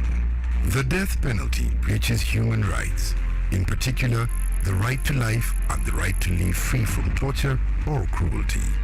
The death penalty is a symptom of a culture of violence and not a solution to it. My name is Wilson Kinywa. I am a lawyer by profession. I specialize in human rights and criminal law. I became a lawyer after suffering an innocent conviction that almost got me executed. The reason I do not support death penalty, imagine you execute somebody today and tomorrow you realize you've executed the wrong person. What amount of remedy can bring such a person back to life, back to his family and children? Government, let's abolish death penalty. In November 2021, 40,000 people were forcefully evicted from their homes. Many months on, they live in plastic tents 16 kilometers from the center of the capital city. Mimi naitwa Ture, natoka Mkuru kwa Njenga. Last year we experienced post evictions. Watu waliweza kuumia, mama, watoto, walemavu, wazee, community mzima ikakuwa affected. Kitu ile tunaomba serikali ambayo itakuja iheshimu haki ya makao kwa kila Mkenya. August 9th, 2022 offers us a turning point. 1. Turn up and vote. Your vote counts. It's actually the only thing that does in an election. 2. Choose and then hold your leaders accountable. 3. Join the movement of people who stand up against human rights violations. Become a member of Amnesty Kenya today at www.amnestykenya.org. What is a secondary school in Kenya? It ranges from 106 high-cost national schools educating 3% of the learners, where you find ultra-modern libraries and laboratories, the most... Given that KCSE is the most consequential examination in our education system, isn't it fair that we level the ground for all learners to excel by narrowing the capacity gaps between the worst and best schools to deliver quality education?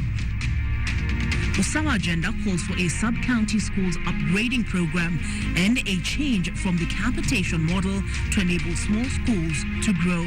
Without these, SDG 4 is a false promise to most Kenyan children. Usawa agenda calls for a sub-county schools upgrading program and a change from the capitation model to enable small schools to grow.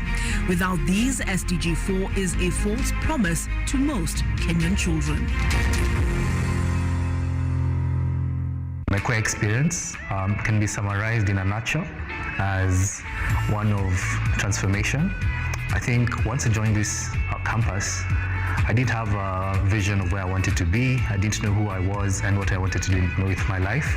And I feel like the environment and the people who've mentored me along the way have enabled me to find out who I am and have helped me figure out where I want to go in this life. They have a good quality education, which I 100% vouch for. Enroll at Catholic University of Eastern Africa for courses in nursing, law, business, economics, computer science, education, community health and development, actuarial science, international relations, counseling psychology, regional integration and theology. September intake ongoing at Langata and Eldoret campuses. Email admissions@quer.edu or visit quer.edu. Quer for innovative, marketable graduates. Karibu Cam. By offering market linkages, networking opportunities, and technical assistance, Kenya Association of Manufacturers assists its members to grow and scale up their businesses. Join us and let us work together to grow the manufacturing sector. Becoming a CAM member is as easy as 1, 2, 3.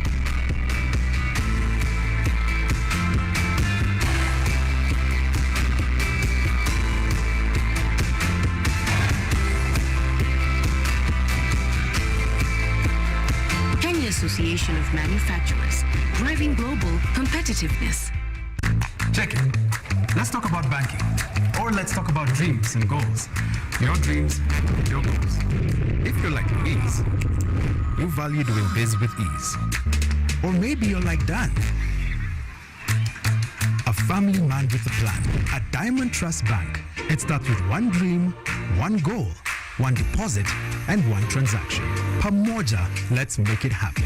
So don't just bank with us, bank on us.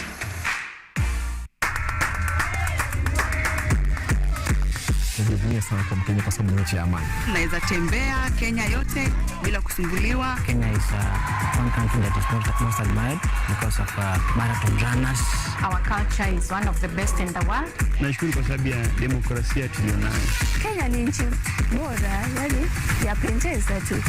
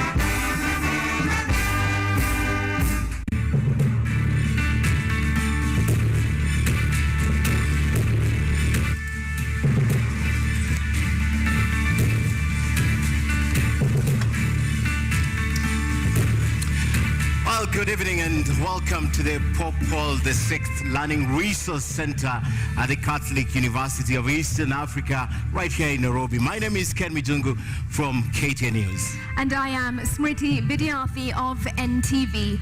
Welcome to the first of two presidential debates between the four presidential candidates cleared to run for president in the forthcoming election.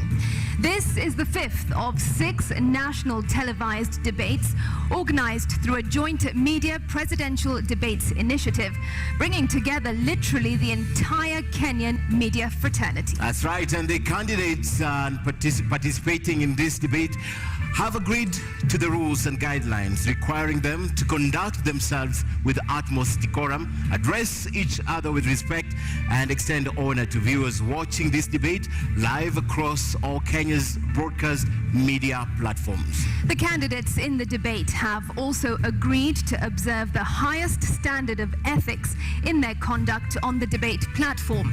The candidates are not permitted to carry or refer to their mobile phones or to wear any listening devices, including earphones.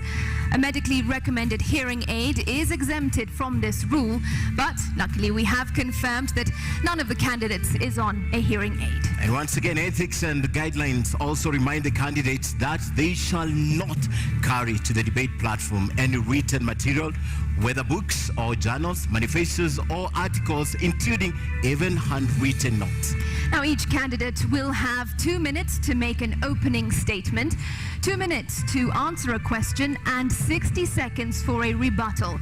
The topics have carefully been selected after a thorough assessment of the state of our nation and the sentiments of the regular Kenyan voters in various parts of the country. And in line with the debate rules and best practices, now the questions we shall be asking tonight have not been shared with any of the campaign teams. Neither were they discussed or even formulated in conjunction with anyone. Now the questions are entirely our very own. An invited audience seated right here in the auditorium has also agreed to the debate rules. They have been fully briefed that cheers, jeers, or any other form of noise is not permitted during the debate.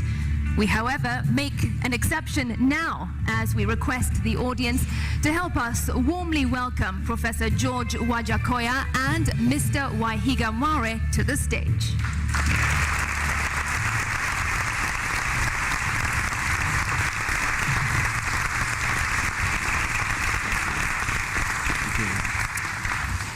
Thank you so much, and from the outset, we'd like to state that Professor George Wajackoyah was in the vicinity of the debate auditorium, and he could also be around, but he has elected not to participate in this debate tonight. But the show must go on.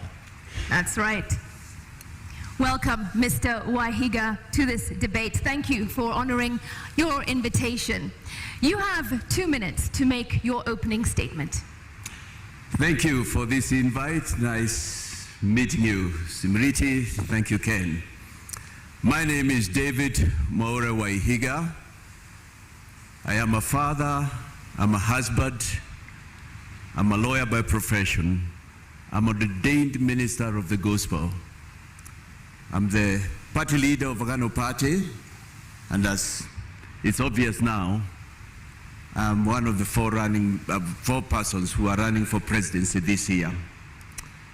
Let me start by recognizing all of you who are present here, Wanjiku and every Kenyan who is listening. Let me also pass greetings of peace to my running mate, to my competitor who is not here, and to the others. I would also like to take the earliest opportunity to pass my condolences to the people who are involved in the Nithi Bridge accident. We have lost a lot of Kenyans as I stand here to talk about the future. But let me end with the few seconds remaining, and because I'm alone, I hope I will be extended a few seconds to say that I am here as an anti-corruption crusader. I am here as a friend of the people of Kenya and the people of the universe. I am here as a person, a man of peace. We are at a very defining moment in Kenya. For me, the elections of 9th August are very defining. 59 years after independence, we still have to discuss, we still have to find out what we need to do with this nation going into the future. Because the question begs answers, why is it that 59 years after independence, Kenyans cannot afford not even a single meal per day? Why is it that 59 years after independence, we have such high cost of living than we have had before? Why is it that 59 years after independence, we have such high level of unemployment?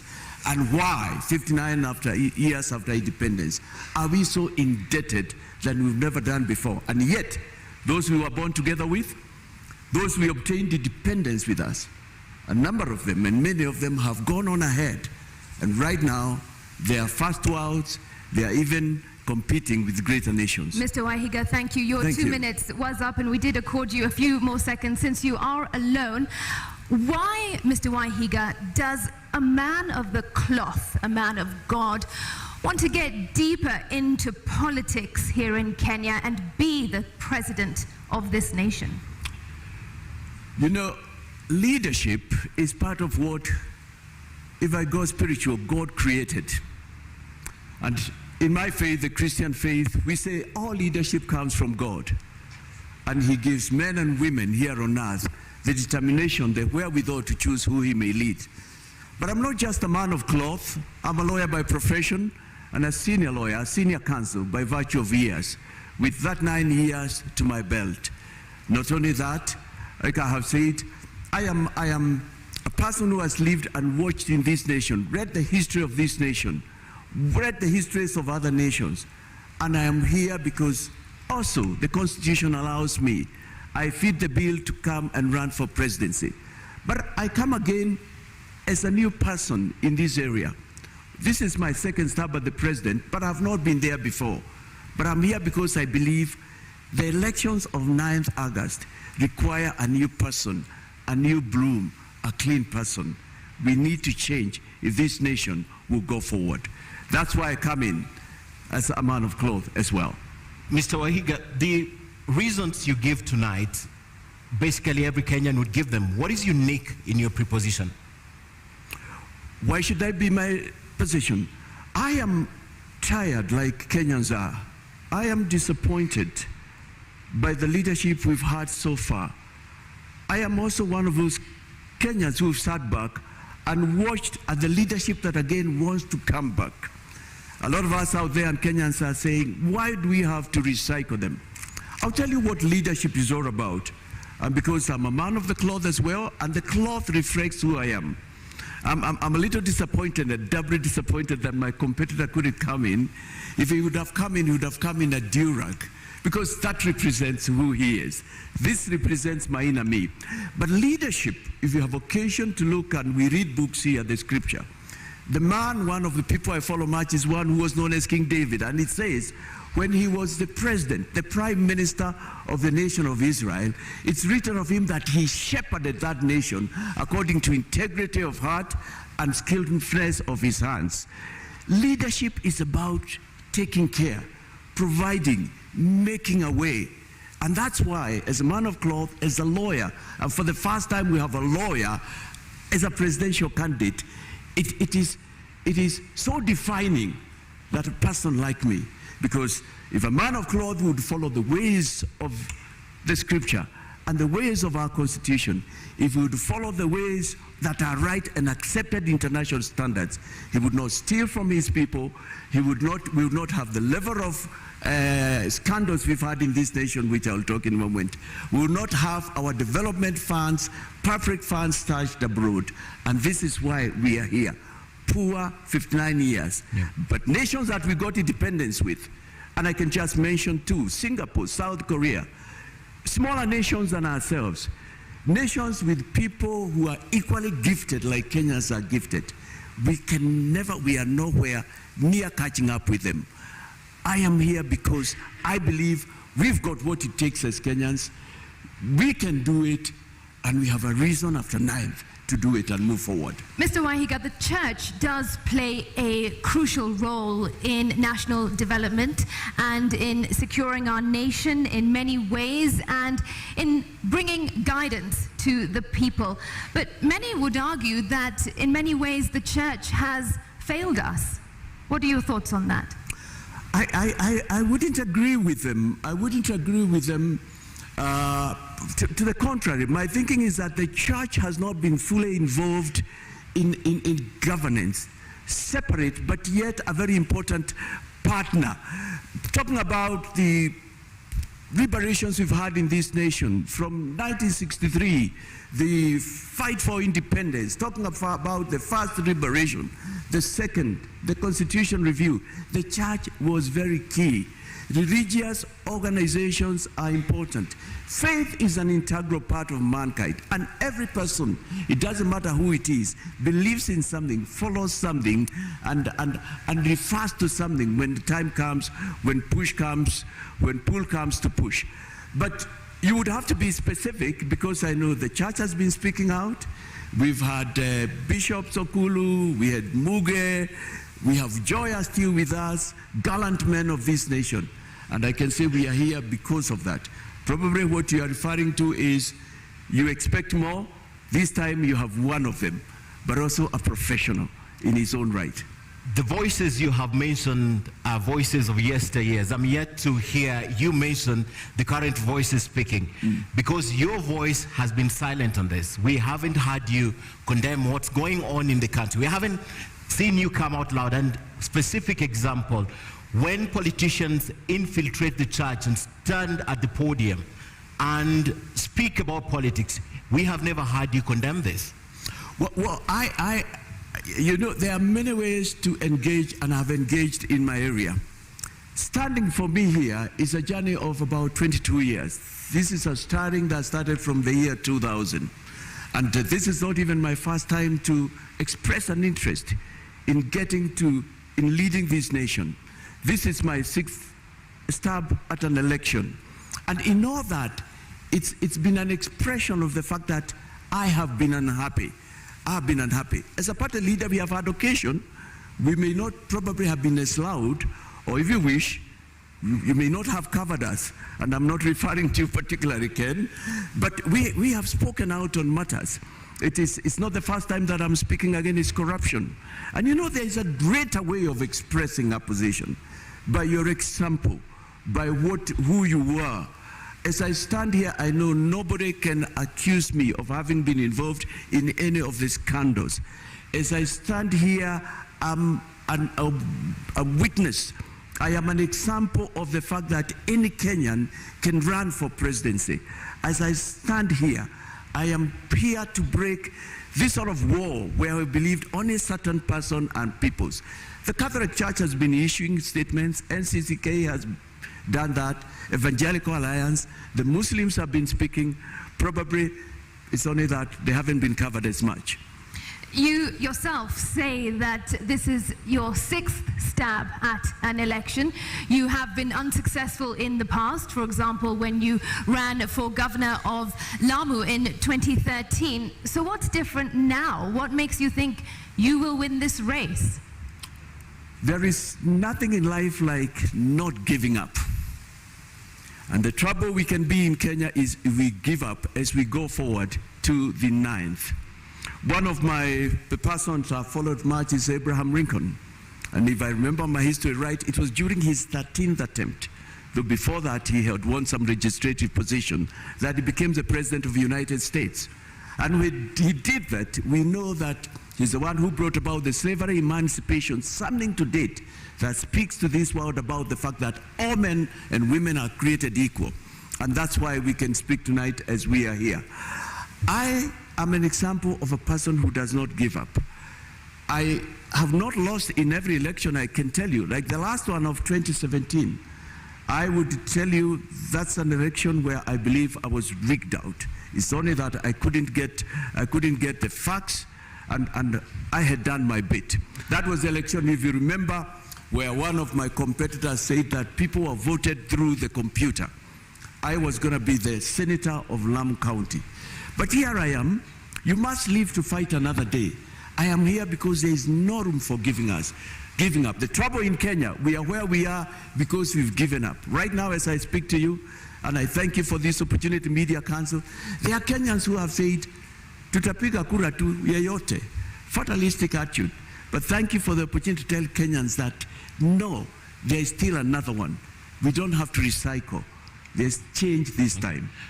Maybe because you've not gotten the opportunity, that's why you can stand tall and say you have not been involved in any corruption, perhaps if you had an opportunity. But away from that, as an advocate, would you advocate for the division, complete division between the state and religion? First, on your first question, it's not that I have not had an opportunity, I have not been appointed at the top. No, I have had occasions where I have led, but also in my private life. You see, it fights from the lowest unit as a lawyer. I can stand here and say, I have not been accused. I have not stolen clients' money. It's not just here. I've had these positions of responsibility. I've sat on the Council of the Law Society. I've sat in several corporate and non-governmental and religious boards. But so it's a lifestyle. It's a lifestyle that I'm in. But coming to your question, would I advocate? I think it's important that the state and region be separated. And by that, I think we need to define what that means. Because basically, it's saying that it's that every person in a state should be allowed to exercise their faith without the government imposing on them who it is, what faith they should follow. And that's where the whole principle about state and religion comes from. But also, religious organizations have a very important part to play in the nation. They teach about better ways of living, morals. They bring governments to book. They call out when things are not going right. I do not know of any religion that condones corruption, stealing from the poor, taking money from the sick, you know. I do not know of any religion that talks about fighting, hating your neighbor. I know every religion advocates for the golden rule: love your neighbor, peace, and they are an important component. And in a Ghana government, in a Mwaure Wahiga government, religious leaders will play a very pivotal role. To the extent I believe, in my government, they'll even sit in cabinet.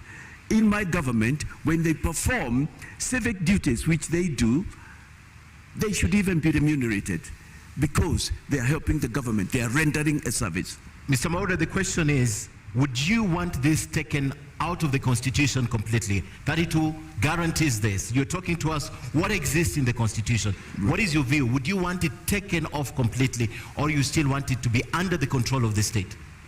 Come again. You need to repeat that question. Let me get you right, Ken. The question is, what you're telling us tonight is what is entrenched in the Constitution. Right. My question is, as an advocate, would you want 32(1) to be expunged completely so that it's not guaranteed in the Constitution?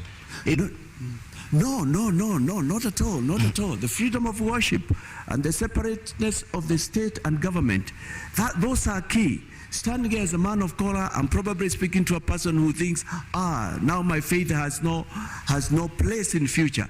But standing here in who I am inside is a representation of the fact that I'll take care of everybody. Because my faith says, treat all people equal.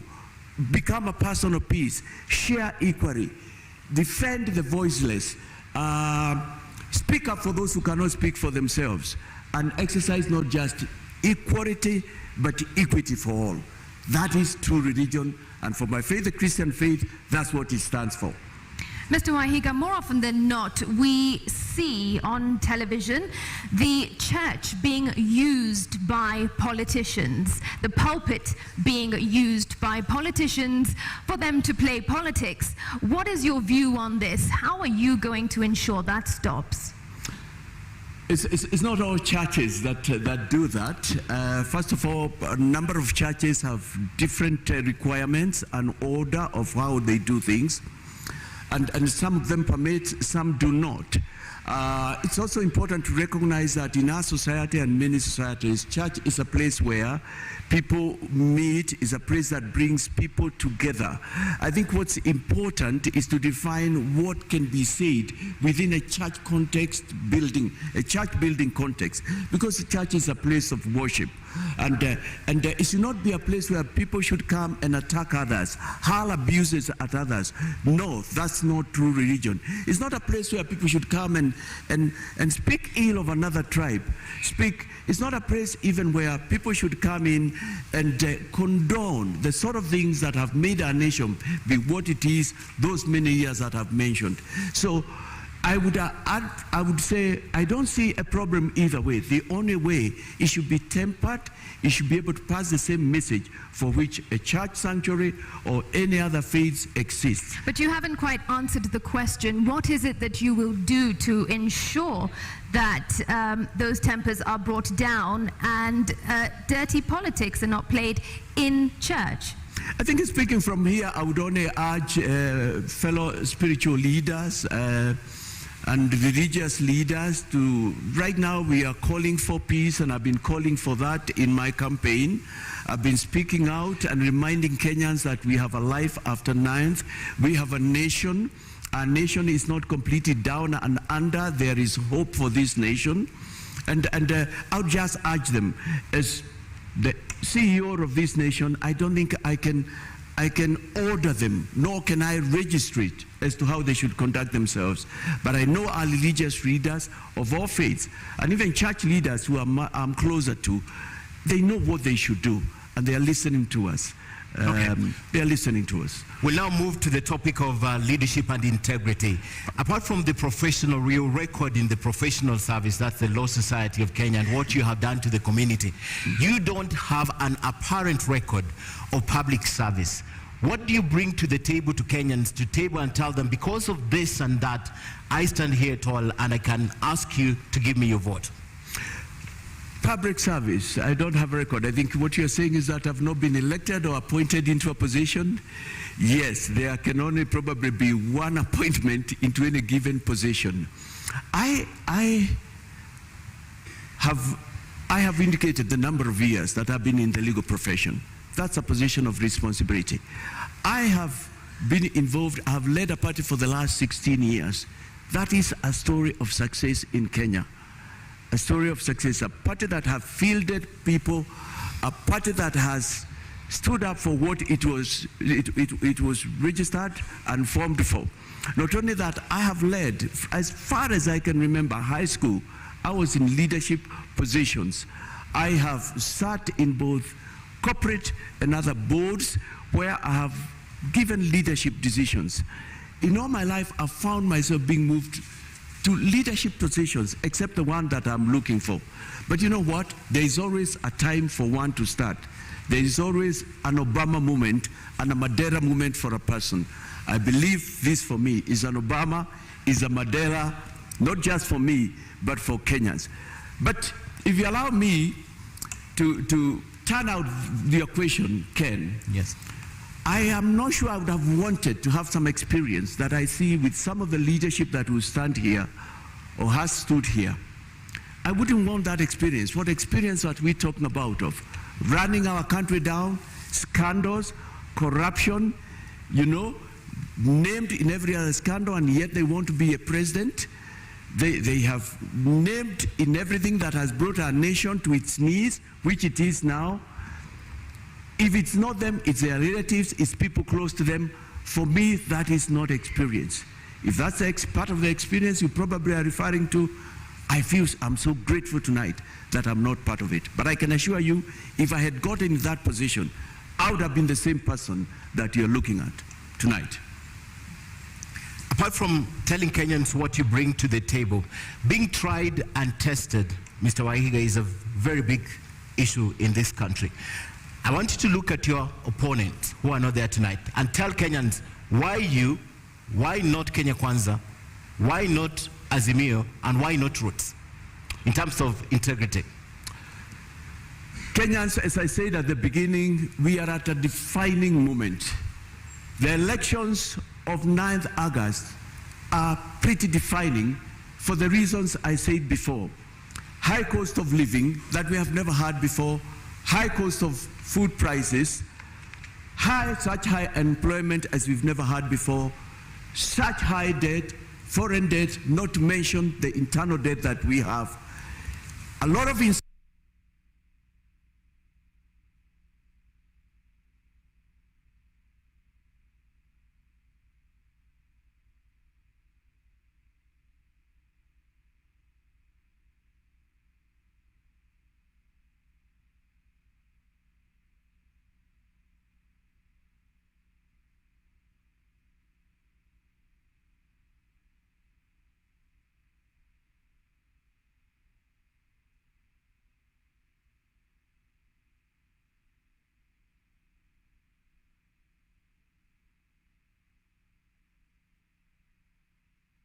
we had them in 2013. We had them in 1997, in 2007. And the question that you Kenyans, you must be asking, like I'm asking, what is the difference now?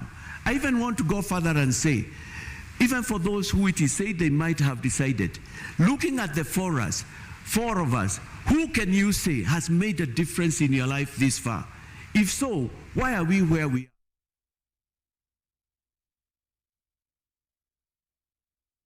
And the Auditor General 4 years back tells us 215 billion Kenya shillings from Euroboard cannot be accounted for. It cannot be traced. It is a mystery. Why are we here before? And the Auditor General Nancy tells us this year that 70 billion Kenya shillings alone has not been used. Why are we here in a year like this when we have that much foreign loan? The Auditor General tells us about 540 billion Kenya shillings is in an accounted expenditure. And yet, this was a government that was supposed to change things. We had hope, but it didn't turn so.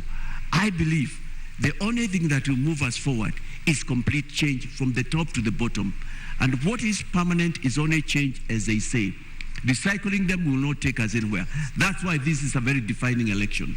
But you haven't told us why not those candidates. What, for example, would you want to say about these candidates? Well, come again. What would you want to say about these candidates, the other candidates who you're running against for president? All right. Yes, thank you. Thank you for that question. I would like to say they have been there before. One of them has been a deputy president and is still a deputy president of this republic. He is in government. The things he is saying he can do are things he could have done this last 10 years, this last 20, this last 30, because he's in government that long, and he has not done so. The other one has been a former prime minister. He's been in a coalition, a co-president, if you wish, sharing the government 50-50. The things he is promising are things he could have done, but he has not done. He's been in this race for the last 40 years. And the other one has been in government also. He's been with the police force, he's been in the intelligentsia, and even right now, I believe he is still in there. And the thing I'm saying is, if you take even this last 10 years, let me just take these last 10 years, where we have a deputy president who wants to run for presidency. This year, my team and I have counted these last 10 years, not less than 22 scandals that have taken place in broad daylight. And those are the ones that have been reported. There are others, we are told, are secret agreements about contracts to make roads that we don't know what they say. If you go to the former coalition government, where we had one of my competitors has been a co-president, a prime minister. We have counted about 12 scandals, and they have been there. They were even there in the Mwaure regime. And the final one, you've worked in government, you've traveled across the world, you must know something about our funds which are stashed abroad there. You are in the intelligentsia, you have served, you never retire from that. They don't fit the bill. They are not helping Kenyans. Okay. They are not taking what the issues are. All right, let's turn to our next topic for discussion tonight, and that is the state of the economy. Now, you are on record, Mr. Wajackoyah, saying that within the first 100 days of assuming office, you will bring down the cost of living for Kenyans. How exactly do you intend to do that, and by how much? You know, this is a serious matter, and I have not just said. In Kenya, we're facing problems at two levels. There's what you refer to Simiriti. There's what I consider as a short term, and there is a long term. Up until we called for the reduction, for the reintroduction of the foods, of the Unga subsidy, Unga was retailing going on to about 250. It was after we had announced in our manifesto that we will bring that. Thankfully, it's been brought down. But that's not all. And I'm glad that we are leading and others are following. We still know that the price of cooking oil is very high. I think now it's about 400. Bread has not come down, retailing 90, 100. Fuel is still at high prices. And those are immediate things. We don't need to wait to restructure our loan, or we don't want to wait, because those are some of the solutions I have had, to plant a kind of plant, probably, and wait for it to be harvested. We don't have to wait, because Kenyans are hungry. They need immediate results. And what I have done, and you'll find that in my manifesto, we sat down with my team of experts and thought, what is the immediate? And our proposals have come in threesome. There was Unga, which has been done. Thank you very much. We thank His Excellency, the President. But in the same measure, we say also, my manifesto, we sat down with my team of experts and thought, what is the immediate? And our proposals have come in threesome. There was UNGA, which has been done. Thank you very much. We thank His Excellency, the President. But in the same measure, we say also other things could have come down. But we have said we shall introduce subsidies into other food products. That's number one. Number two, we have also said that we are going to reduce pay by 50% so that Kenyans can have money they can take home with. And that is something that will benefit about 16, 17 million Kenya shillings. If you are earning about 25,000, you'll be able to take an extra 1,000. If you are earning about 35, 40, that's another 4,000. We have also come and said to spur growth, throw some money into the economy. We shall waive away tax penalties that are accrued after the day we are sworn. All right, and you know, we are looking for ways to put some money in the pocket of Kenyans, something to spur, something to enable them put food on the table. Because as a country, I'm talking to you while we are broke. We are broke as a country. The most we can do is continue borrowing. I'm looking for solutions from within. All right, what let can me we interject. do now? And you have said that you would reduce pay by 50%, but pay accounts for 25% of Kenya's tax revenue. How then would you meet revenue targets? You know that is not. It's not a problem. And I was going to say that's not the only problem there is in Kenya. If I take away 50%, the amount of pay we get is 460 billion. 460 billion. So 50% will be 230. When I take that money and I put into the pockets of working Kenyans, I tell you as I stand here, it will perform wonders. Kenyans are looking for any extra shilling that they can get. But how do I bridge that gap? We have tried to work around and see what can we do. And those are short-term measures because Kenyans have to survive. Otherwise, they will die. You know, we pay the taxes. The foreign loan we pay is at 1.3 billion, and we have sat down and said, if we can persuade our friends. And Kenya has many friends. I'm glad they are represented even here by the foreign embassies and diplomats who are here. And tell them, why don't you just accept a repayment of 1 trillion instead of 1.3? That will bring about 300 billion. We can bring back to bridge in the gap, and we are positive that it will be able to do that. But also the 260 billion that we put into Kenyans' pockets. Kenyans are industrious. Kenyans have goodwill from within. Kenyans are hardworking.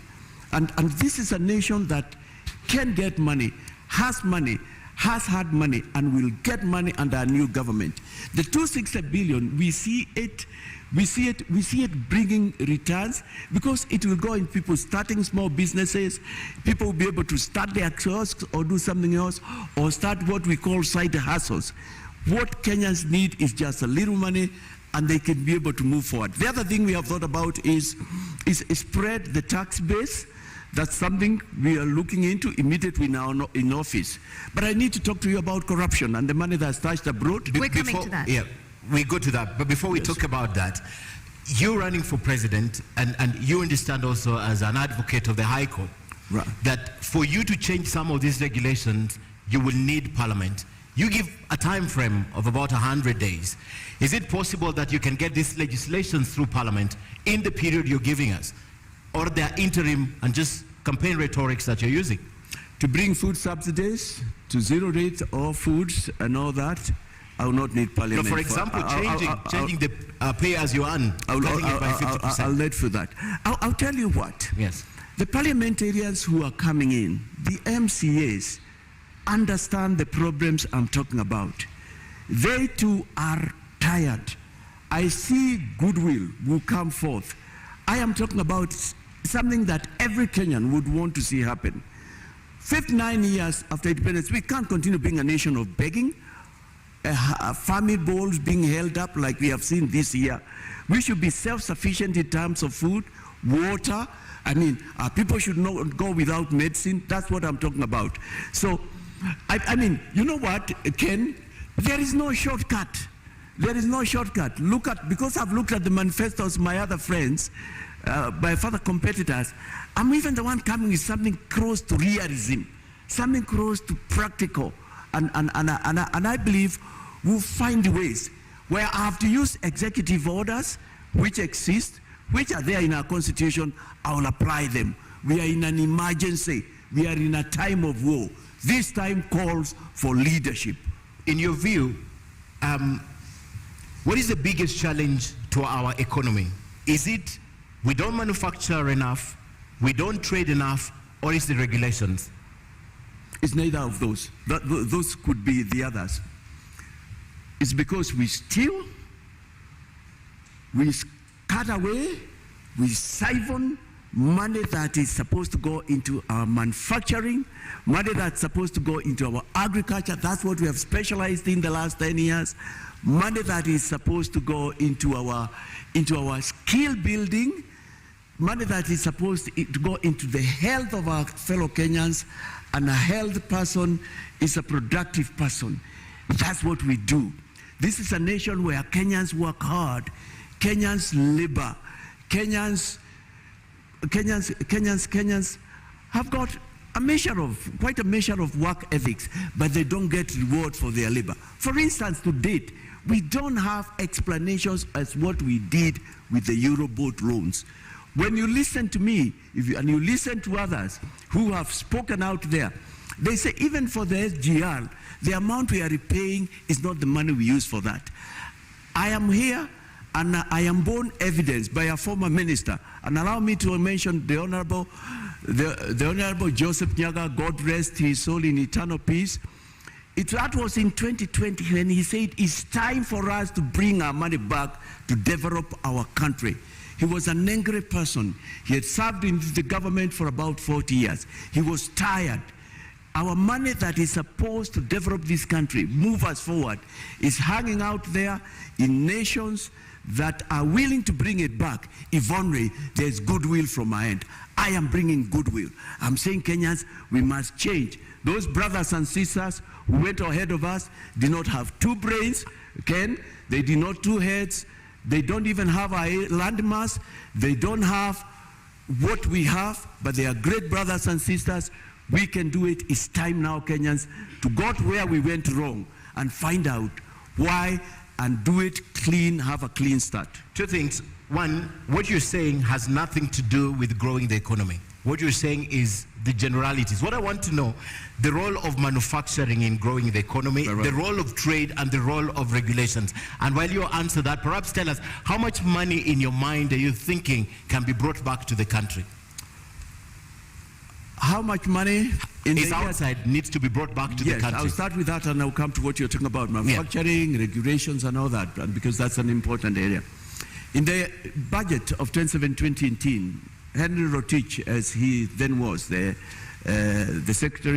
cabinet secretary, said to us that 14.6, which was rounded up to 15 trillion, was stashed abroad and needed to be brought back. To date, that money has never been brought back. We've never had a report. Later, in the year 2020, the late Honorable Joseph Nyaga called again, and his was a cry, please, let's bring our money back, we develop this country. If that was about 15 trillion, and since then 5 years have gone by, we use 2 billion per day, that's about 730 billion, give it 1 trillion round up, that's about another 5 billion. When in my consideration, we have not less than 20 trillion outside the country that can be brought back. And if it is brought back, this country will be turned upside down and turned into a country that we can't tell that it is the same country. On that and point, that's just one area. On that point, Mr. Wahiga, during the deputy presidential debate, your deputy presidential running mate, Ruth, said that you have already written to the United Nations and 15 other countries to start getting this money back into Kenya, and the hope is that if you assume office, the money will be back in Kenya. Have you had any response from these countries? No, I have not heard, and I appreciate that we are in the period of elections, but I'm glad to know that things we've done. For us, our 100 days already started, if you wish, by that effort, and also calling for the Unga subsidy, which was effected. But they are listening. We've got goodwill from out there. We've got great friends from out of Kenya. And I know they too have been saying they wish Kenya can have a president who is speaking the things I'm speaking. I've not heard from them, but I know they are looking at goodwill. You know, I can mention a couple of other things. During the Jubilee period, we have signed instruments with the Swiss government. The Prime Minister was sometime back here in Kenya with Theresa May, when she was the Prime Minister, about repatriating our funds which are out there. All right, but you are also on record having said that if these countries do not work with you and your government, you will cut off diplomatic ties. How practical is that?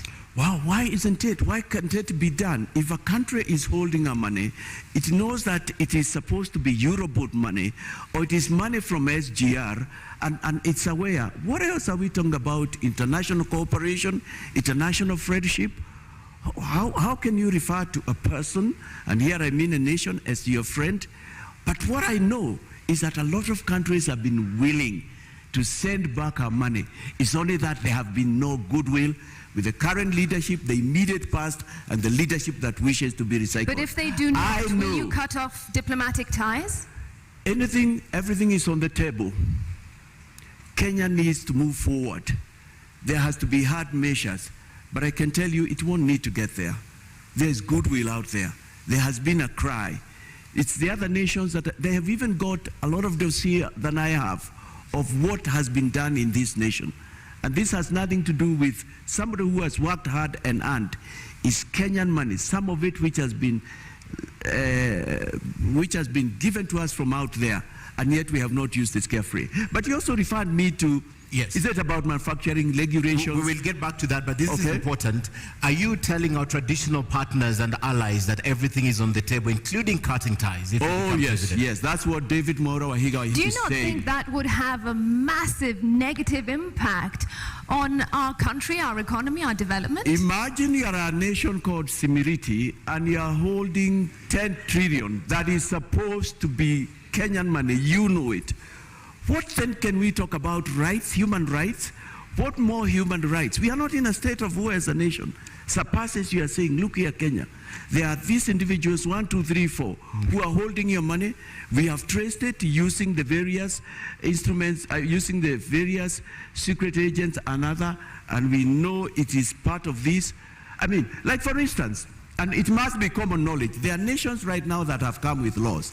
If you take money out there, and you are not able to tell who it is appropriated that nation, by that nation, and used for development. Kenyan wealth is being used to develop other nations. It is immoral. It is wrong. You are not a friend of Kenya if you are using Kenyan money to develop your nation. Kenyans are suffering now. They need their money back. Bring our money back is our campaign. Whichever country it is, including the US, the United Kingdom, you're telling them tonight, you'll go for them. Oh yes, yes, everybody. You are holding our money. The nations you have mentioned have brought democracy to us. They have done a lot of good things to us. But you know what? I am telling you, 99% of them have wanted to. What we have missed in this nation is a leadership, is goodwill. It's a leadership says, let's do it. This country will not be the same 5 years down the line. This nation will be a nation where you will want to invest in. This nation has that potential. It's our time. It's our season. That's what I'm saying. I am actually passing a message to them. Take us back to the economy now. Manufacturing, regulations, and trade. Take us back there. Yes. You asked me, could those also be problems? We have to change also in a number of things in the way we do business. Granted, one could argue and say 65, maybe 70 of our regulations are good, but we can improve on them. Corruption has been a big problem. Bureaucracy has been the other problem. Very high taxation, particularly the corporate tax, has been a problem in Kenya. We've got to think twice. Yes, of course, I mentioned the key one is being corruption. I was there and I was grown up. I was working in the year 2002 when we got in the Kibaki regime. And I am aware, and I got it from people who knew how nations come to Kenya. Because within the first 4 months, there was such active effort to get corruption out of our streets and what we were doing. And they wanted to invest. I actually came to learn they were being told, no, we've had enough. We don't need you. We can't do that. But I've also heard of instances, and I'm speaking to somebody who is listening here in Kenya or out there. They have to come to Kenya, applied for tenders, won tenders on all fours, and then when they went to get their tender acceptance letter, they were told, before you get this tender, you have one more step to step. You need to pass. You need to go and see Mr. XYZ. Apparently, the information I have is that some of the people who needed to be seen, if the 4 of us were here, are my competitors. Though you have passed all the steps for the tender, it cannot be approved until a final step, which is not in the official list, is approved. These are facts that are known, and people have said, how can we do this? You told us that it's above board. People know of offices in this country where people went to pay 10%, 20% after they had passed all the tenders. And some of those men and women are going to line up here in coming days, maybe after this or in other platforms, and say we'll fight corruption. Our problem has been corruption, almost in our veins. But I know Kenyans are not corrupt. Kenyans don't like corruption. We showed it in the year 2000. So we need to improve on that. We have had problems with power, infrastructure, both energy and the infrastructure on the ground. Those are the issues that we need to discuss and we need to look into. We have had Kenyans who've gone out there or gained a lot of knowledge. They have wanted to come to Kenya and they have wanted to set up industries, manufacturing entities, to get things going. But bureaucracy, corruption, red tape has been our undoing. Is this the reason why you are advocating for making public all the contracts, starting with SGR, the expressway, the Lamu port, Naivasha dry port, Kisumu port? Is this the reason, part of the reason why? Part of the reason, but the other reason, Ken, is that there's no way we can fight future corruption unless we do with the current and the past. We must have a discussion amongst Kenyans. And I know what you're referring to. You're referring to the fact that we have said we'll also establish a Truth and Recovery Commission. We must have a conversation and ask, why have we been this corrupt? Why have we allowed this much corruption? It's got to start there. For South Africa, it had to start there. Truth. The Truth Commission that was set up, it was a starting point and it was key. We must discuss and talk about that. But that's not all that we'll be doing in that. Actually, that will be part of it. We must still ask how much money went into the SGR. We need to know how much, who are the KEMSA billionaires, and why have their names not been read out, and the money that they took away brought back into the country. This, the Honorable Deputy President of this Republic knows who they are. This, the former Prime Minister know what they are. This, Professor Wajackoyah know who they are, being a person in the intelligentsia. And yet, they are not ready or willing to tell it. How can they fight corruption?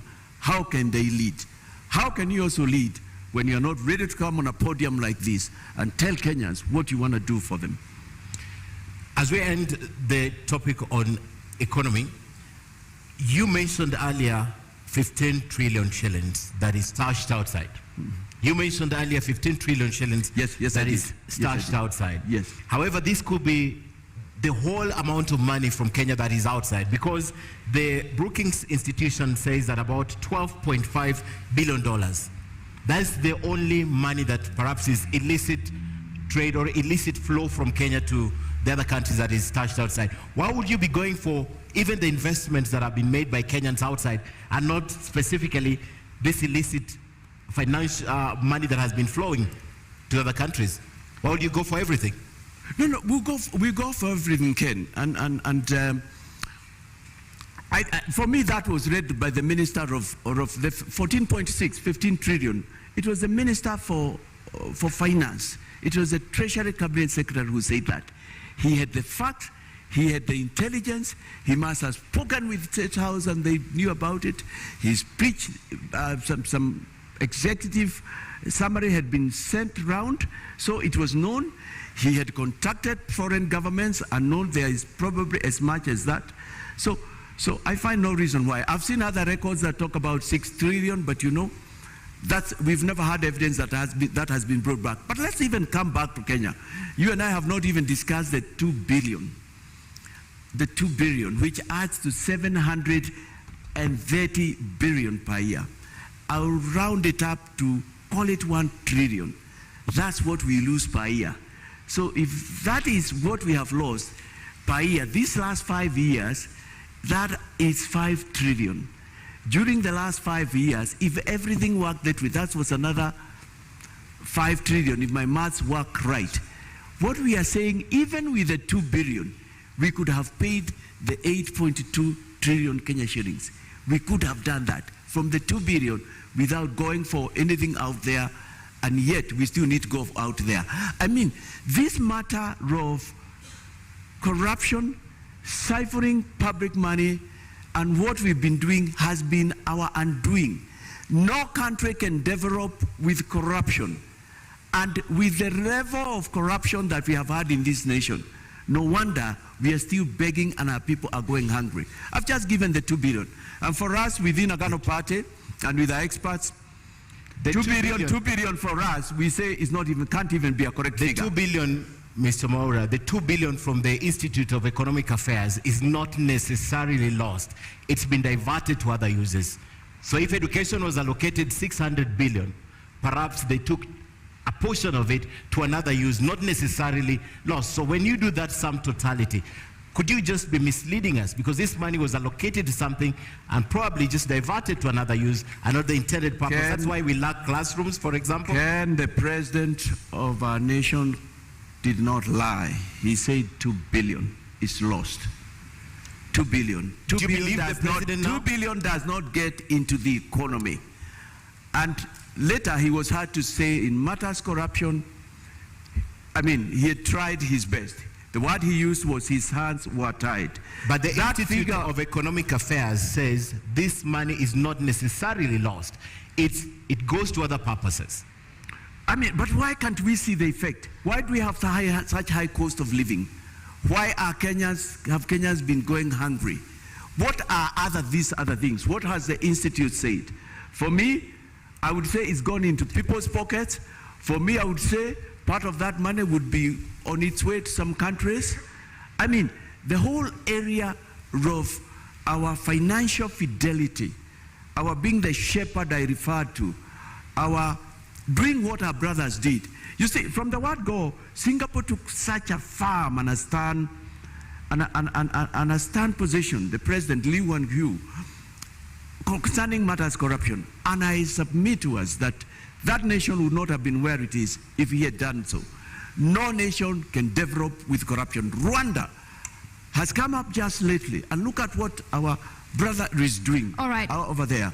I mean, phenomenal similarity. I need to emphasize that. Okay. Just recently, it's not even 1963. Give Rwanda another 5 years. Botswana, they also fought corruption. Right, you cannot move forward with corruption. Let's just come back to here. And you spoke about Kenya needing to be self-sufficient. We need to be a food-secure nation.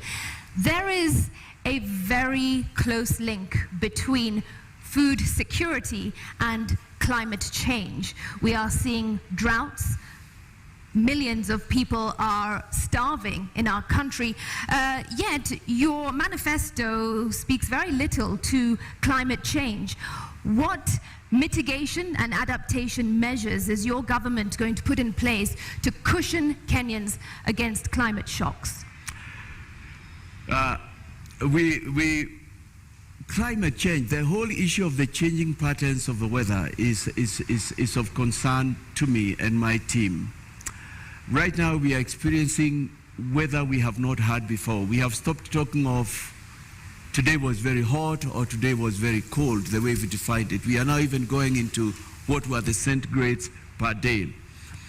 You've noticed in our manifesto we've talked not just about measures we'll do, but even the fact that we would introduce taxation. We've noticed that. The first one is a poll tax for people who interfere with things that go into ensuring that we are not influencing the climatic changes that we are seeing, we have in Kenya, we are seeing in other nations. But it is very important in Kenya we have a discussion round about this matter before we become industrialized, because we are going to be industrialized. We have seen what the gases from the industries have done to other nations. And we don't have to wait to get there for us to deal with that situation. So how are you going to deal with it? The things I have in mind is, it is time. A reminder to our audience, please, as per the debate rules, no cheering, jeering, or noise. Do continue. Yes, sorry, come again. What was that? My question is how? Let me how are you going to ensure Kenyans remain food secure vis-a-vis climate change? What measures does we your must bring education, that's number one. We must tell Kenyans that our rivers are important, our forests are important, our mountains are important. We must come back and enforce. We have laws that have to do with things that affect climates. But right now, you know, we have cut down about half the trees in Kenya. We must find ways of preserving our water. Kenya is very watered, but all the water goes to the ocean. We must come back even to a city like Nairobi and ask, why did we allow this building to be built next to a river? We must go to sources of water. Sources of water have been grabbed, and next to them, as much as developers can get, built houses. We must get to a point where we say, if something was done irregularly, it needs to be pulled down. Mr. Wainiga, does the Agano Party have a plan to make Kenyans more resilient in the wake of climate change and ensuring food security and therefore bringing down the cost of living? Do you have a plan? We do have a plan. What is that because plan? Agriculture is very important to us. And if you'd have noticed, we've said that the office of the president will keep a very close eye to agriculture, because without food security, we are going nowhere. We can't be begging those many years after we became independent and we started ruling ourselves. We have talked about the preservation of our rivers. We've talked about injecting money. We've talked about bringing subsidies that enable farmers to produce fertilizer. We've talked about that. We've talked about exploring markets. We've talked about getting Kenya to where it was in terms of agriculture. You know what? We are not short of studies. We are not short of, as a nation, of projects that have come into being. Galara would have been, is a case study. It's a case study. The nation of Israel, and I can't purport to be their spokesperson, were disappointed, and very many nations have been disappointed. That was something, but look at what we did with it. It's amongst the scandals that we have in the Jubilee government. This is what I'm saying, we are not going to allow anymore. So we must, it is one of the two areas that my office as the president, if Kenyans are pleased to vote me, that one, agriculture, and the whole area of asset recovery, I've said it's something every day I'll keep an eye on. I would want a report on it. I would want to know what is happening. So we do have that. We recognize people are still going hungry. We want to recover our riparian lands. We want to bring education from the lowest grade on all these matters. We want to bring sensitization. And Kenyans are all very open-minded. They are tired. They want a change. They want to move forward. Okay, and just before we move on to the next topic, let me just circle back to my first question under this topic of the economy. I asked how you intend to bring down the cost of living within the first 100 days, but I also asked by how much? What can Kenyans expect from you? How much do you intend to bring down the cost of living? I think that the most I can talk of is by what I will do.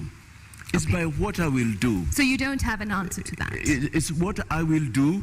I believe as a nation now that even our annual budget should not be 3 trillion.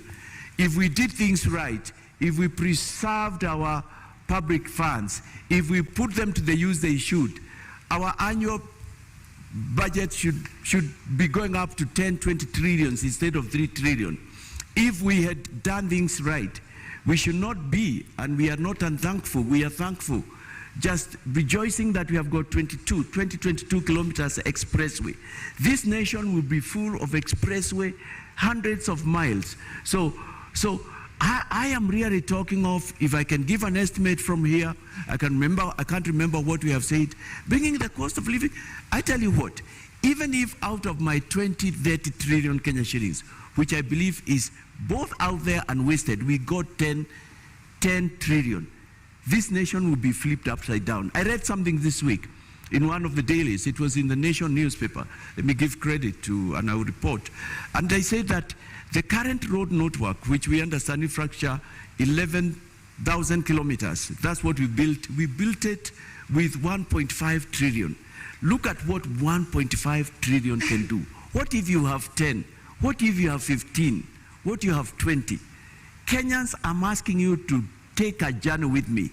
Visualize, close your eye, and see a nation 59 years, what it should have been. The other nations we talk about, as I look at you, New York, London, Singapore would be looking up to Kenya. Okay. That's what I want to make Kenya to be. Okay, and we can't end this topic before we talk about employment. It's a huge issue in the country right now, and a number of Kenyans are not employed, particularly those leaving school who are looking for jobs, and even the adult population, some of them even above 40 years are not employed.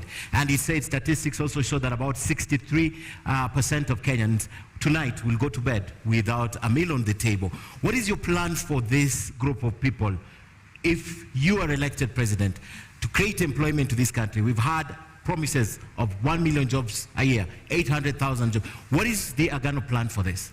Might I interject and ask also, how will you create more jobs in the formal sector? Yes. We have looked at that issue. It's close to our hearts. I feel you, I feel Kenyans, because things are bad out there. Things are real bad. We have said in our manifesto that we will endeavor to create employment at all levels. With the 2010 Constitution, we went devolvement. And one of the things we have said in our manifesto that when we bring our funds back, when we stop the siphoning, the 2 billion, when we arrest those people who have made it impossible for the government or the president to move forward, we will give from the national office 40% to the devolved units. And we have said out of that, that is far above even what, but that's above the 35 that BBI was promising. That even beyond that, we want to ensure that 50 million at least goes to the lowest unit of development, which is the village council. And there are people who would say, how would that happen? And what benefit will it have? For us, we devolved money. Unfortunately, we also devolved corruption, but we never devolved decision making. We are interested, we want Kenyans to decide what they want to do from the lowest unit, the mtaa, the village, the nyumba kumi. And why is this important? Because some part of the job creation will come from there. It is there they will decide we need a road to this area, we need to make a cattle dip if there are areas without. Is there they will decide that we need to have this milk processing. And out there, there are so many youth It is down at that level where they know their needs are. So that is one way that we'll be able to do that. Secondly, we will be injecting money. I think the picture I would like to bring out to all Kenyans and those listening is, I am not just proposing things we'll do, but I am saying in my government we will have money, and that the money is somewhere. If the money we are talking about comes, we have talked about how we should be able even to give to the youth, to give to the workers, not less than 500 billion Kenya shillings. Because assume that money comes back, or even half of it, or even a quarter of it. Look at the wonders it can do. We've also talked about skills as being important. People need skills. We've talked about giving money to young people so that they can do startups. We've talked about getting rid of certain taxations so that Kenyans can be able to move forward. So we've talked again at bringing back cottage industries, and there's a sense in which they are coming back. Because like when I was growing up in my home area, I was born and grew up in Nakuru County, and in a small town known as Turi. I remember when I was very young, and that's many years, in the early 70s, there was this small place where they were building hooks and they were exporting them. And I know the young people from the area. Okay. Then I was in primary school. I could see them proudly because there was something in the neighborhood that they were doing. In my hometown also of Molo, we had things and concerns that were going on. We had, these last 20 years, we have had a potato industry. The last I heard about it, it hadn't started off. And I'm saying taking industries. So we have had what we are calling pesa mashinani, madaraka mashinani. Let decisions be made there. So we will inject money. Okay. We will inject goodwill. A potential voter for you has a question for you. Let's take the question.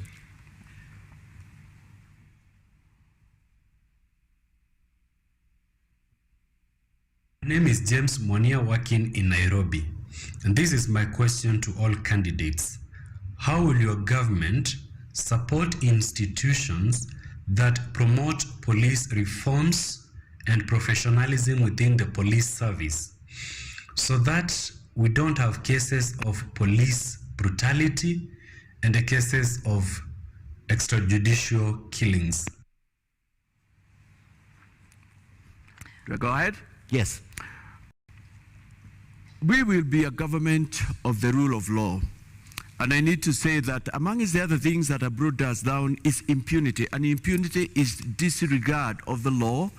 Impunity is a situation where those who are in power are not brought into book. They seem to be above the law.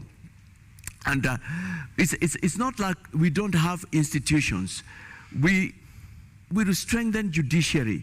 We will strengthen our investigative units. We will pay them well. We've talked about that. We have, in our manifesto, we have talked about 12 covenants, and one of them is covenants with men and women in uniform. We will give them modern machinery. We will get them we will give them freedom to make decisions, you know, in the sense there will be no interference. We will strengthen the offices and other agencies, EACC, that deal with anti-corruption, asset recovery.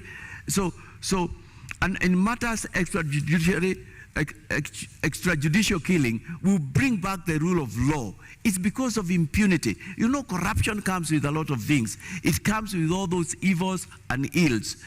And we have seen a judiciary that's willing. We will give money into it so that it can have courts into every county, which has been one of its desires. I'm saying when we are a nation with money, when we are a nation, the sky is the limit to what we can do. But also when there is goodwill, which is what I'll be bringing from where I am, we should be able to stop all that extrajudicial killing, bring to book. Indeed, even revisit those which have not been adjudged to date.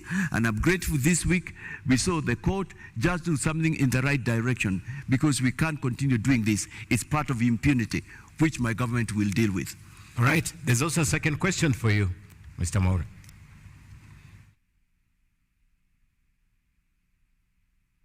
My name is Jacqueline Kagu. I'm a mental health advocate in Kenya. And I want both parties to explain what they have in store for mental health in this country, given that in mental health, Ministry of Health has allocated 0.3% to mental health, which is very little compared to what is in store for in matters mental health. And given that Mental Health Amendment Act 2022 is almost being signed by the President of this country. Sorry, I missed a little bit of what she said. Issues of mental health. Mental health, yes. Yes.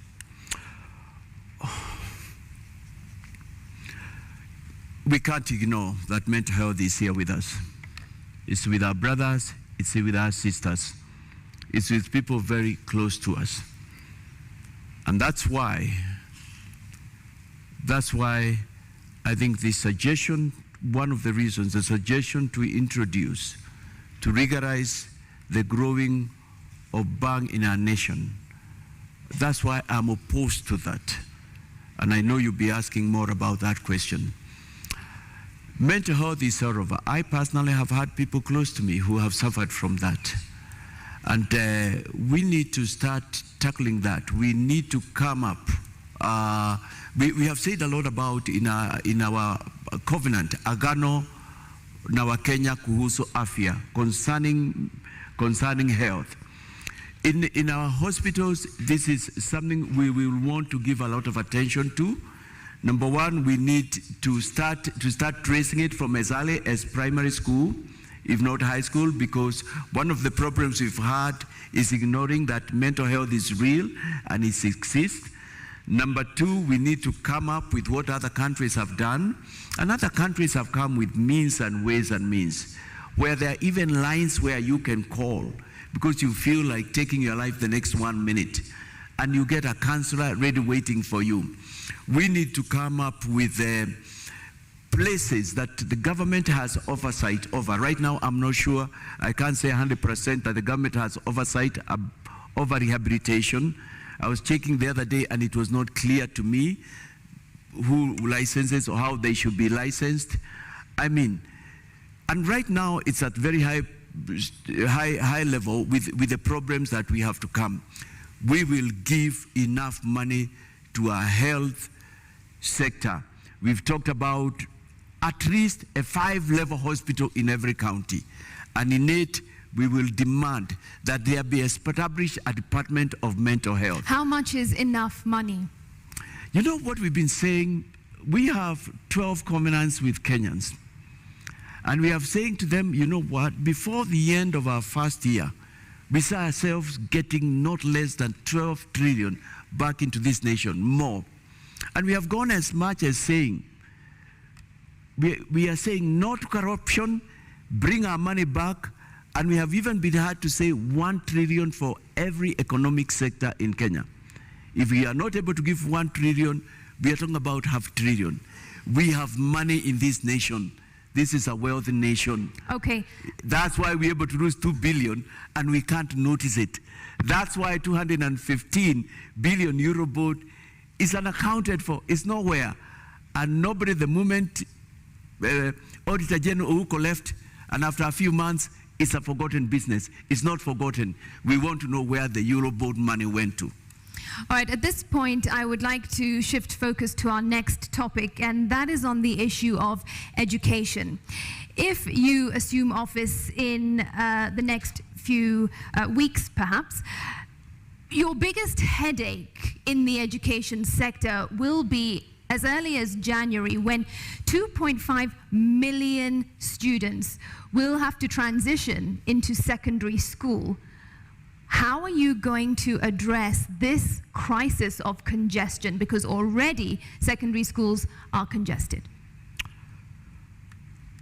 I know I'll not be the first one to address it. I know there are studies, there are recommendations which have not been able to go into them. But first of all, we have talked about the fact that we introduce free education from Kenyans from the lowest unit to the highest unit. And remember, my government is different from the other. we are saying we will have the money because we are going for the money where it is. Free education, basic education is in the Constitution. It's enshrined. Yes, but primary it's not and secondary. there. Are you saying that you are also going to give university students free education? We are talking also of university students. It's from the lowest to the highest. And that's something apparently I have found almost every. How are you going to fund that if already our education I am sector the is in a only crisis? candidate who has a solution to where we'll get money to find our economic. I am the only one. Look at my proposals. I'm the other one who is going for the juggler. And I'm not just that, I am saying we'll go even for the big fish. It doesn't matter who you are. If we have an abacha in this nation, we'll get money from that abacha.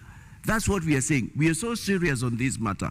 But to come back to your question, education is a problem at many levels. We've talked of free education.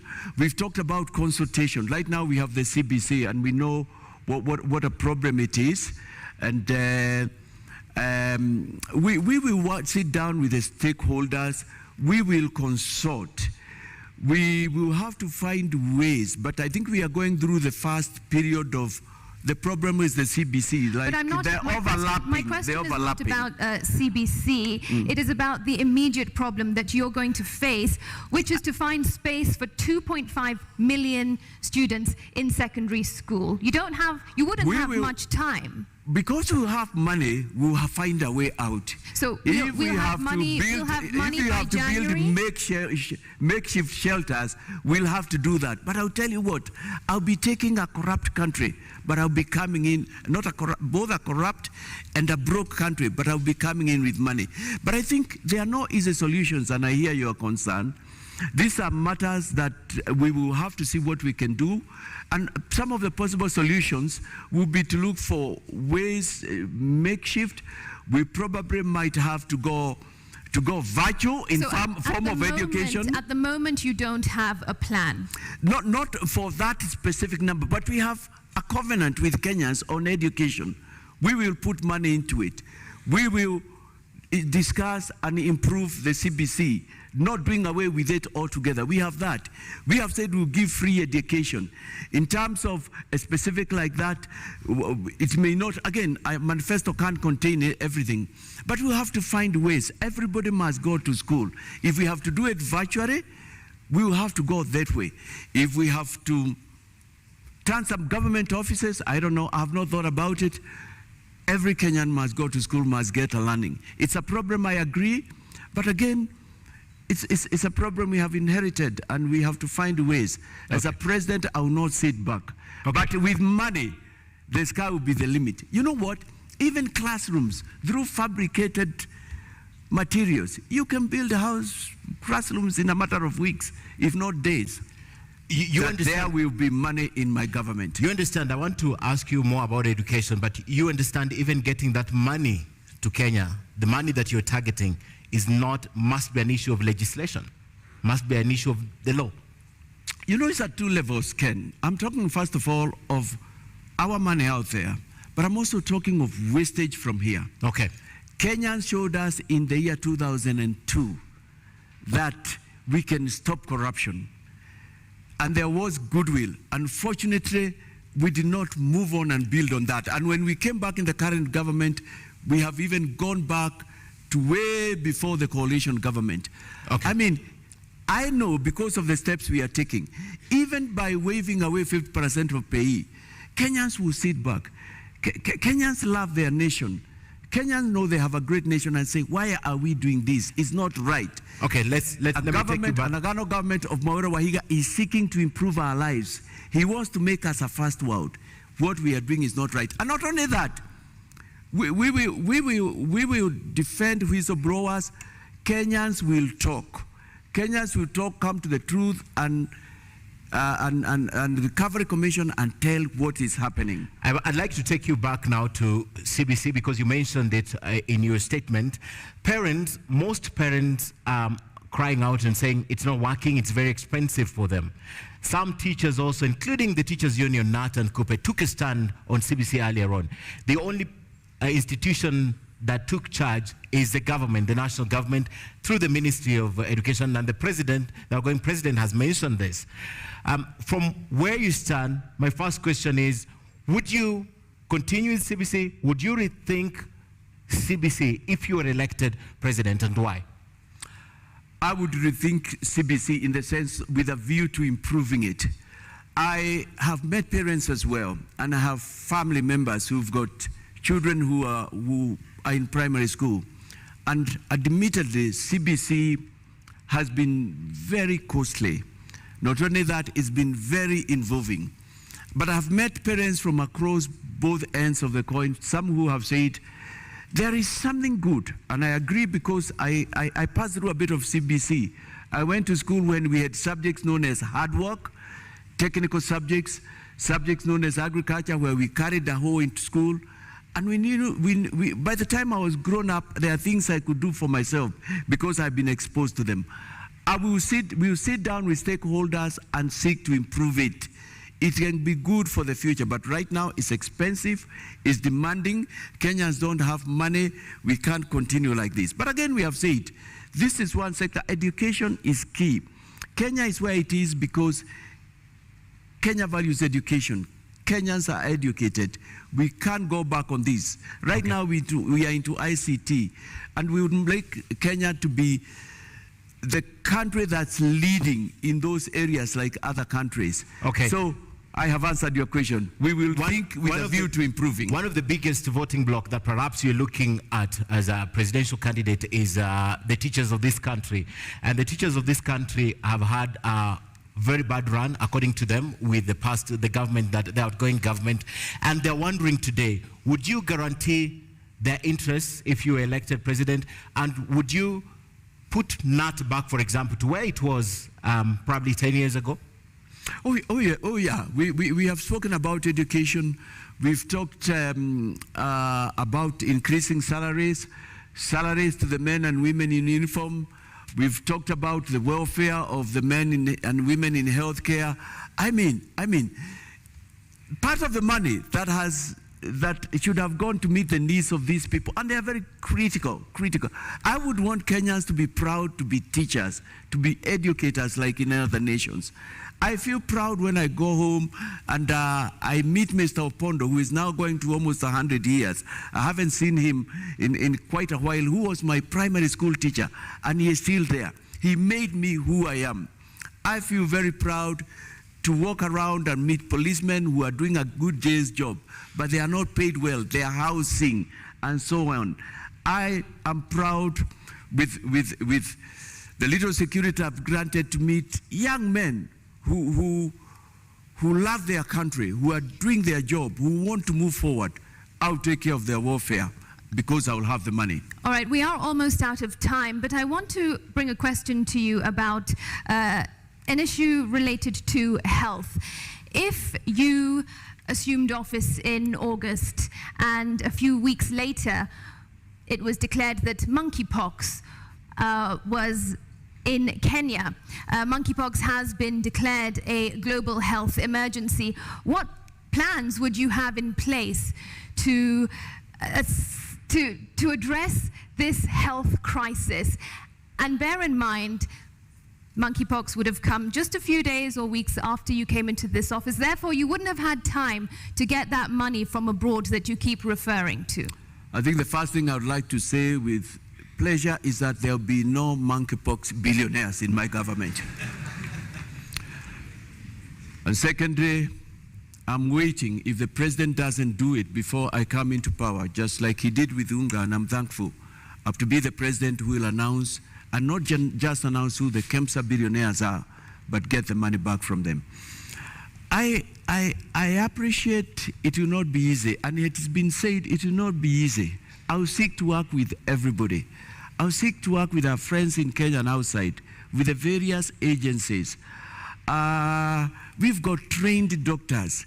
We have got we have Kenyans who listen and want to do what is right, so that I believe there are measures we'll be able to take that can prevent it escalating. But When it comes as an emergency, we have no choice. You have to get to the consolidated fund and elsewhere in the exchequer where we can get money and put it into that, because lives of Kenyans matter. We'll also be careful about who does what, who sources what drugs, who brings what drugs, because that's where we got the cancer billionaires. To date, none of my competitors, while they know, wish to tell us who they are.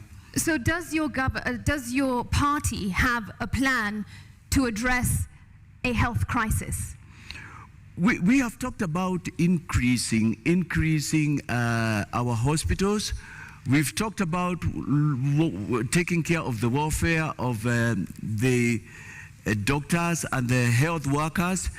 We've talked about, actually we have talked about something very unique. Just like we have a teachers commission, we have talked about bringing back something that the health workers have been asking for, a health commission, which nobody has wanted to. Because it's important. We can't succeed on this war without involving them. They are the machinani of the health. Before we so close, let me ask again, does your party have a plan to avert a health crisis? We will just have to work with what we have. So we you will don't? call upon friends. I mean, I am not in government. I'm not like the Deputy President or the Right Honorable, who are both in government in one form or another. I mean, we just have to work with what we are. We will call upon friends, our neighbors. We will call upon all doctors. It will be a crisis. And we will ask Kenyans, this is where we are. We'll be transparent.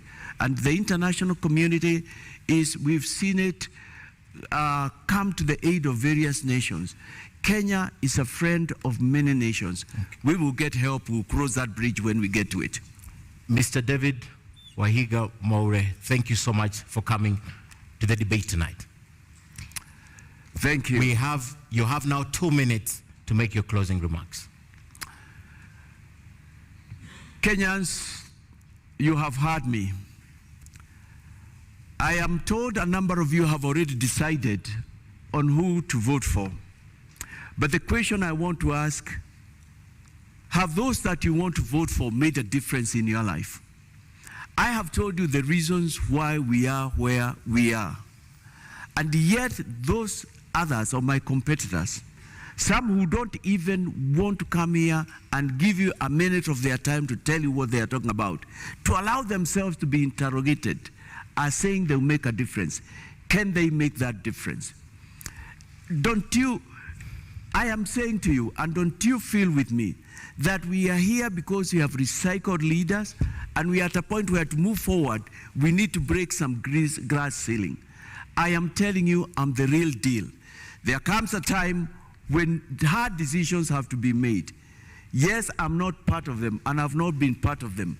I'll come like the biblical David, of whom, as I said earlier, it's written, he shepherded Israel by the integrity of his heart and the skillfulness of his hands. I want to be that leader. I'm the real deal. Mimi ndiye nitabadilisha Kenya kabisa. Naomba kura zenyu. Thank you very much, Mr. Wahiga.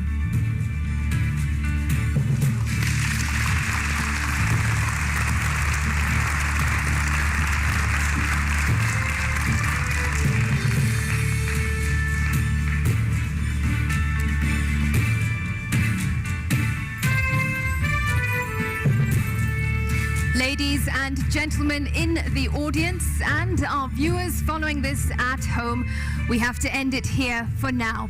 Our appreciation to Mr. David Wahiga of the Agano Party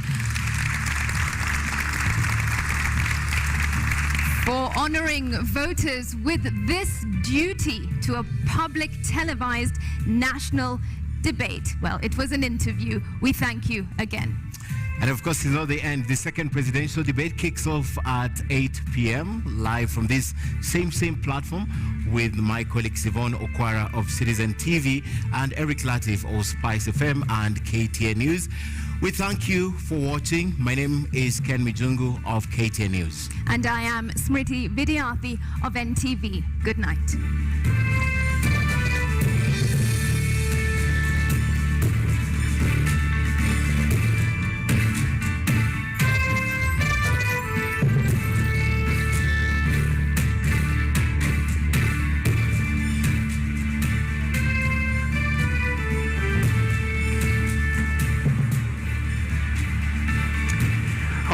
so the 90 minutes are done. David Wahiga Mwaure making his case in front of the Kenyan people. Of course, his opponent, Professor George Wajackoyah, who was expected to take that podium, the empty podium that you saw there, did not come for the debate. He sort of came and left. But here we are. We have listened to the Agano Party presidential candidate for the last 1.5 hours. And here with me, I still have my panel here. None of them has walked out. I need to emphasize because it looks like we've got a dramatic evening here. Dennis Kabara is still with us here, Professor Alex Awiti, Sheila Masinde, Wanjiro Gikonyo, and of course Houghton Irungu. Houghton, I'm a bit scared to give you the platform because the moment you start speaking, someone will arrive. But let's see. Maybe that's a good thing, huh?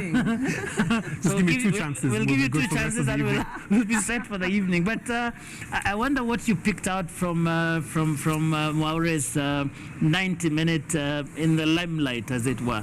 So I picked up 2 issues. I think the first issue I picked up was really this idea of a redemptive leadership, a leadership that is grounded in faith, not necessarily Christian faith, but values and ethical values at that. And that was something that was really important.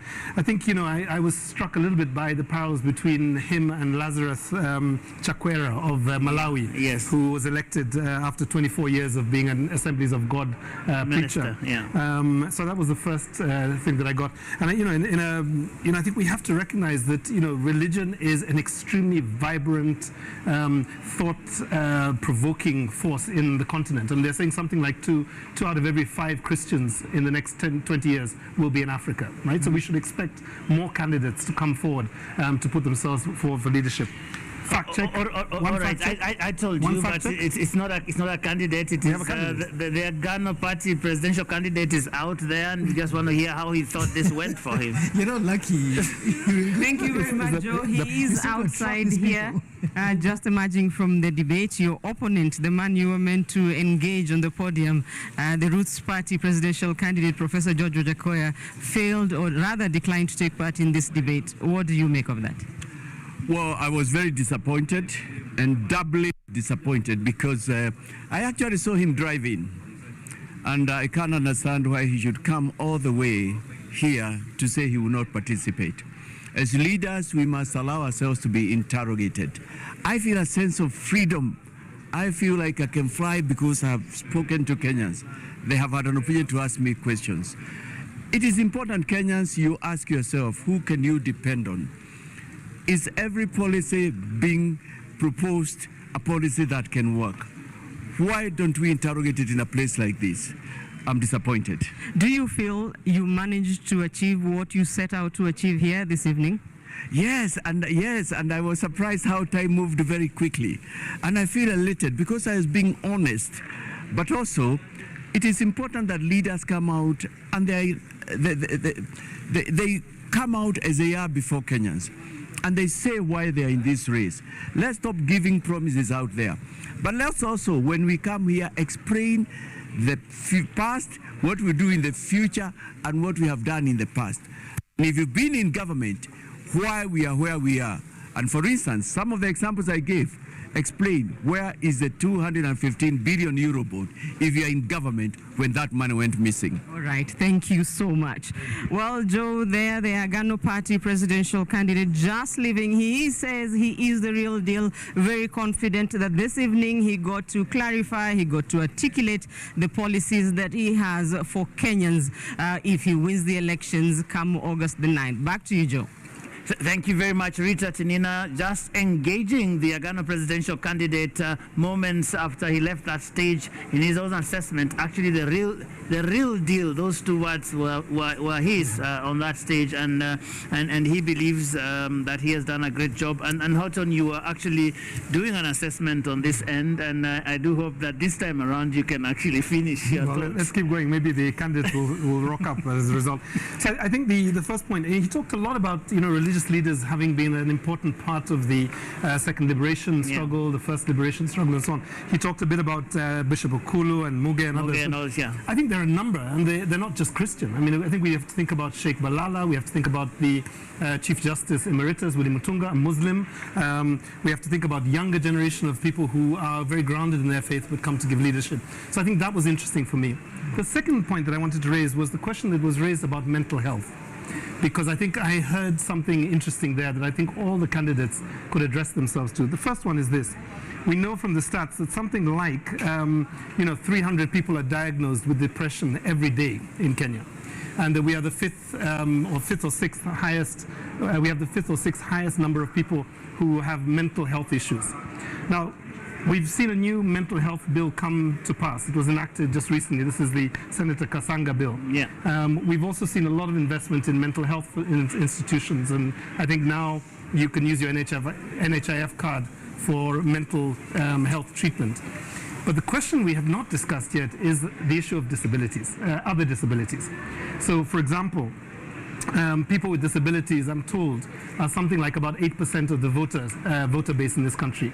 So that's a population of about 1.7 million people. I've not heard a strong argument for what candidates would do with regards to the issue of people with disabilities. What we've seen is really a gerrymandering or a fixing of the nominations that should be going to people with disabilities. And did we not see something like 79 party lists rejected just recently because people were using spaces for minorities and exclude marginalized communities for others? And I think we need to see more focus on all of the disabilities in the electoral race in the last few weeks of the elections. Thank you. And Professor Witi, Houghton talks about this contrast that Wahiga Mwaure was trying to draw between himself and the other three gentlemen who are running for president in the country. And he basically says that he is the real deal because all these other guys have been there, done that, and there's a sense in which every one of them, according to him at least, can be associated with the problems that we have. Do you think that that was a convincing case that he was making, and did he succeed at it? I think he made a good point, which Irungu already referred to, and I characterize it as a pastoral approach, that he is a good shepherd. And that is deeply inherent in his faith tradition. And you could see in his presentation, he talked a lot about corruption, the debt, the cost of living, integrity, values. So he was spot on the real issues that we should actually focus on.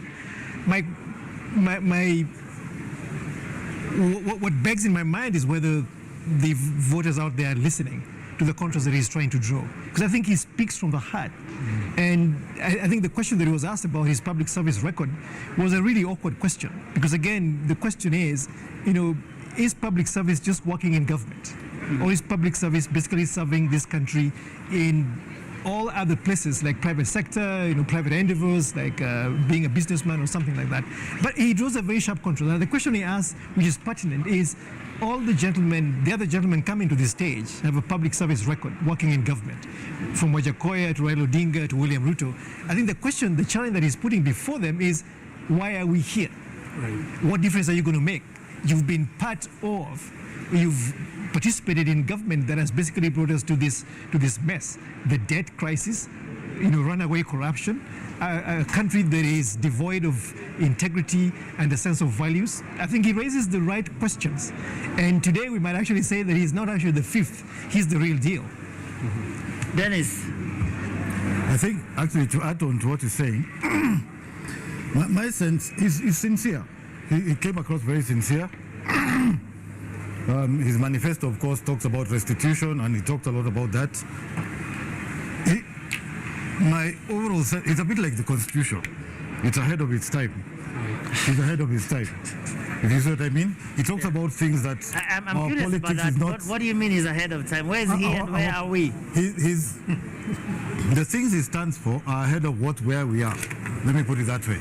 The values that Alex was referring to, that Irungu was referring to, it's not where we are. But I mean, that is interesting because I've heard people say that what we've had in this country is national decline, that we have this regression that has happened in this country, that if you talk to anybody, whether it is about public transport, whether it is health systems and all that, there are people who actually said things used to be better. So I'm wondering whether we have regressed, as people say, or we are yet to get to that place where he is, because I find that a very interesting. My sense is, before the others, I think my sense is we have allowed standards to drop. Yeah. We have accepted falling standards, and he's basically saying this is the standard we should be at. Wow. Sheila. I like that this, do I call it an interview or a debate by himself? Yeah. That it started on the topic around values, ethics, morals. Because that's music to our ears. Oh, music to my ears. Yes, because it's something that we have really talked about for some time since we passed the Constitution. You know, what are the ethical and moral standards that need to be applied for those who are serving in public office? And because when you look at the picture now, when you look at the ballot papers right now, a lot of those names are people who are not fit to hold office because they've been accused of one offense or another. That's an interesting distinction, because you're talking about a different standard. Right now, in this country, the standard that we know, which we apply all the time and every politician in town knows about it, innocent until proven guilty, and now they added something until you have exhausted all your appeal mechanisms. So what you are talking about is a different standard, and that is an interesting one. Yeah, we have applied a criminal standard to Chapter 6, which requires a moral and ethical standard. If we're going to actually live and breathe life but how do we get there? If the Constitution is not going to give it to us, if legislation is not going to give it to us, well, how do we get? The Constitution has already given it to us. The Constitution, and that's a supreme. But on paper, but we don't live it. That's what I am saying. How do we get to a point where we actually live Chapter 6? I think, well, for now, in the next 2 weeks, because this is what we are looking forward to, August 9th, is about Kenyans applying those standards as they make decisions on the ballot. And as Mwaure spoke, that is what struck my mind, because we need people who are bringing respect and honor to public office. When you get into public office, it is not your personal property. It is public service is bequeathed to you by citizens, and it therefore requires that you take care of it, you nurture it in a certain way. But we have seen people, individuals who have abused it, and are coming back to us. You have come, it's like you've given someone your car, they've gone, had accidents, banged it, dented, and then they bring it back to you and tell you, you gave me your Mercedes Benz, now I want your, what's a house. Take the house. Now I want your 100 billion shilling house, and yet I gave you something of smaller value and you dented it. So that's exactly what these people are doing. They're coming back to us, having tarnished those public offices and asking for even more. And as I listen, in the Bible, there's something about being faithful in small things, then you can be entrusted. Exactly, but that's not what's happening in this country. and for me, if we want to build this country on a strong foundation, not on sand, but on rocks, that is what we need to do. And then we can then be able to relieve all these plans, that they have. If it's about gender representation, it's about the economy, it's about food security. That can't happen without talking about values, integrity, morals, and so on. But let me just talk about some of his comments that he made on issues around corruption, because he kept on coming back to it, the cost of corruption, and so on. I saw him, talk about a lot of figures. I would have wanted to hear more about the qualitative cost of corruption. But then the other one is, I would have wanted him to just address some of the issues that he has raised and has proposed in his manifesto. For instance, and here he talked about strengthening institutions, particularly, governance institutions. In his manifesto, he talks about, for instance, strengthening the Asset Recovery Agency, because his manifesto is founded a lot on, returning stolen assets, and he's talked about it. But then he talks about putting the Asset Recovery Agency under the presidency. And for me, I have questions around that. That's I would have wanted him to speak a little bit about that, because for me that's not strengthening institutions. We've seen what has happened when the presidency has gotten involved in governance, certain governance processes. How do you square that with this idea that you need something to be led, that you need leadership that is provided at the very top to get certain things to move? Maybe it's coming from that, because from around this table I can hear comments everywhere about the place of strong leadership, value-based leadership that is going to drive this anti-corruption war. Yeah, but that's why we have independent institutions. And the reason why we have independent institutions is so that they're able to run without political or executive influence or manipulation, because we've seen that happen. And that is why, for instance, we will fault some of them for not performing to what is expected, because there's been a bit of interference, even in terms of how some of those individuals are selected and appointed. But here we actually need to let these institutions work independently, ensure that their leadership is competent. And how you ensure that is by ensuring that you're not meddling, because right now we have what we call political appointees in some of these institutions, and that's why I got worried when I hear that he wants to put some institutions under the presidency so that he can be able to drive the fight against corruption. I think the fight against corruption is best done under independent institutions. We have the Constitution, the legislative and policy frameworks that guide how they should work, and we should let that be. And I'll revisit that, but I would like to hear what Wanjiru would say about David Wahiga Mwaure's 90 minutes out there. Well, I think there's a role for the smaller parties, the fringe parties, and this is something we discussed. Well, they don't like being called that, but I give it to you. Right. I'm not sure what the politically correct term is. I'm sure Wajackoyah wouldn't want to hear. Professor Wajackoyah is very... Yeah. And part of their role is agenda setting, and it's to highlight and bring out with a lot of emphasis important issues that the larger parties have ignored. And I think in the case of Agano, they're looking at, it's an anti-corruption, governance, good leadership agenda. And I think this is the key, this is the main thing that's bedeviling Kenyans, because we've got good plans. We've got countries that come and borrow our plans, go and implement them a lot more successfully. We've got good policy documents that don't get implemented. We've got very smart leaders.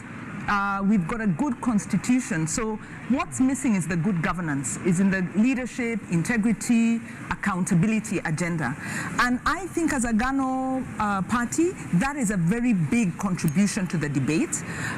Is it enough to, kind of push up the numbers and get a wide kind of appeal? It might not be, but if you look at what's happening, I mean, first of all, right now we are working under two coalition parties. So there's a role for parties that are issue-based. And as long as we are doing coalition building, as long as the party then is also serious in terms of not just showing up around elections, but staying in between, there is a role for parties that are issues-led. And this, I think, is the central party, central issue bedeviling us. It's interesting that you're saying this is the central issue, and it is being championed perhaps more than anyone else by a party that you call fringe, because it is a small party. It's not as big as the behemoths that the coalitions are. Isn't that an interesting paradox in a country that the things that we say are important here don't seem to be pushing the electorate in any one direction? As a matter of fact, there is no evidence as we speak now that corruption, for example, would make people not vote for someone. Yeah, it is a paradox, but maybe we can look at the example of like the green movements, where you've had smaller parties, where you've had what was maybe a bit of a fringe issue, but a very important issue, now come to the center stage. So I really agree with what David is saying. Actually, I agree with all the panelists that it's very important to keep it on the agenda. It's an agenda we've been talking about and is kind of getting overtaken by the economic agenda. So it's important to Agano reminds us that economy is important, but you need to have the foundation. And possibly it's an issue whose time is not on the table, but until it is, we are going to remain in this kind of stop-start situation as a country where we don't quite achieve the economic potential that we can. Dennis, you have done a lot of work in this economy governance space, whether it is Vision 2030, whether it is just sort of analyzing Big Four and all of these things. And there's a question that's troubling me here about the nexus between corruption and the economy, because it almost seems to some people that it is either or, and yet what I'm hearing around this table is that they are inextricably intertwined, that you actually don't talk about the economy in any exhaustive way if you do not talk about the impact corruption is having in terms of impeding economic development. You can't talk about the economy without talking about corruption. I think the arguments that are being made now, from what I'm seeing from the other parties, is that corruption is does not have such an effect as it should. I think that's the wrong argument. I think this guy's argument is good because it goes back to basics. For me, corruption is the opposite of policy, if you see what I mean. So that every corrupt act is the negation of a policy act. Yeah? So if you're not doing the policy, which is the good thing, corruption is the bad thing. So you can't fix, and that's how you fix the economy. You fix the economy through policy. So for me, these things are completely related. They are related. I think the only point I'll make is, I don't know where his numbers are coming from. The 12 trillion, 15 trillion, I'm not sure about that. Yeah, even how to wanted to fact check him, but let's hear. He makes a good point. Eh? A lot of these manifestos that are being thrown at us are all visionary. But there's no one telling us about legacy. And he is, by talking about these things of 12 trillion or 1 trillion or whatever outside, he's telling us fix the legacy thing. But that's one number I want to hear from you. We've been told every day that because the president said there is some 2 billion that is lost every day.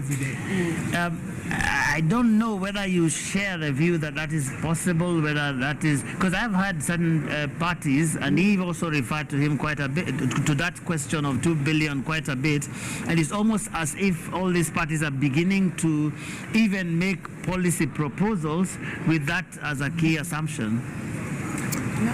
I think that's exaggerated. I think 2 billion is probably the total of misaccounted and unaccounted for money. I don't think it's all theft. I don't think so. I think 700 billion is high.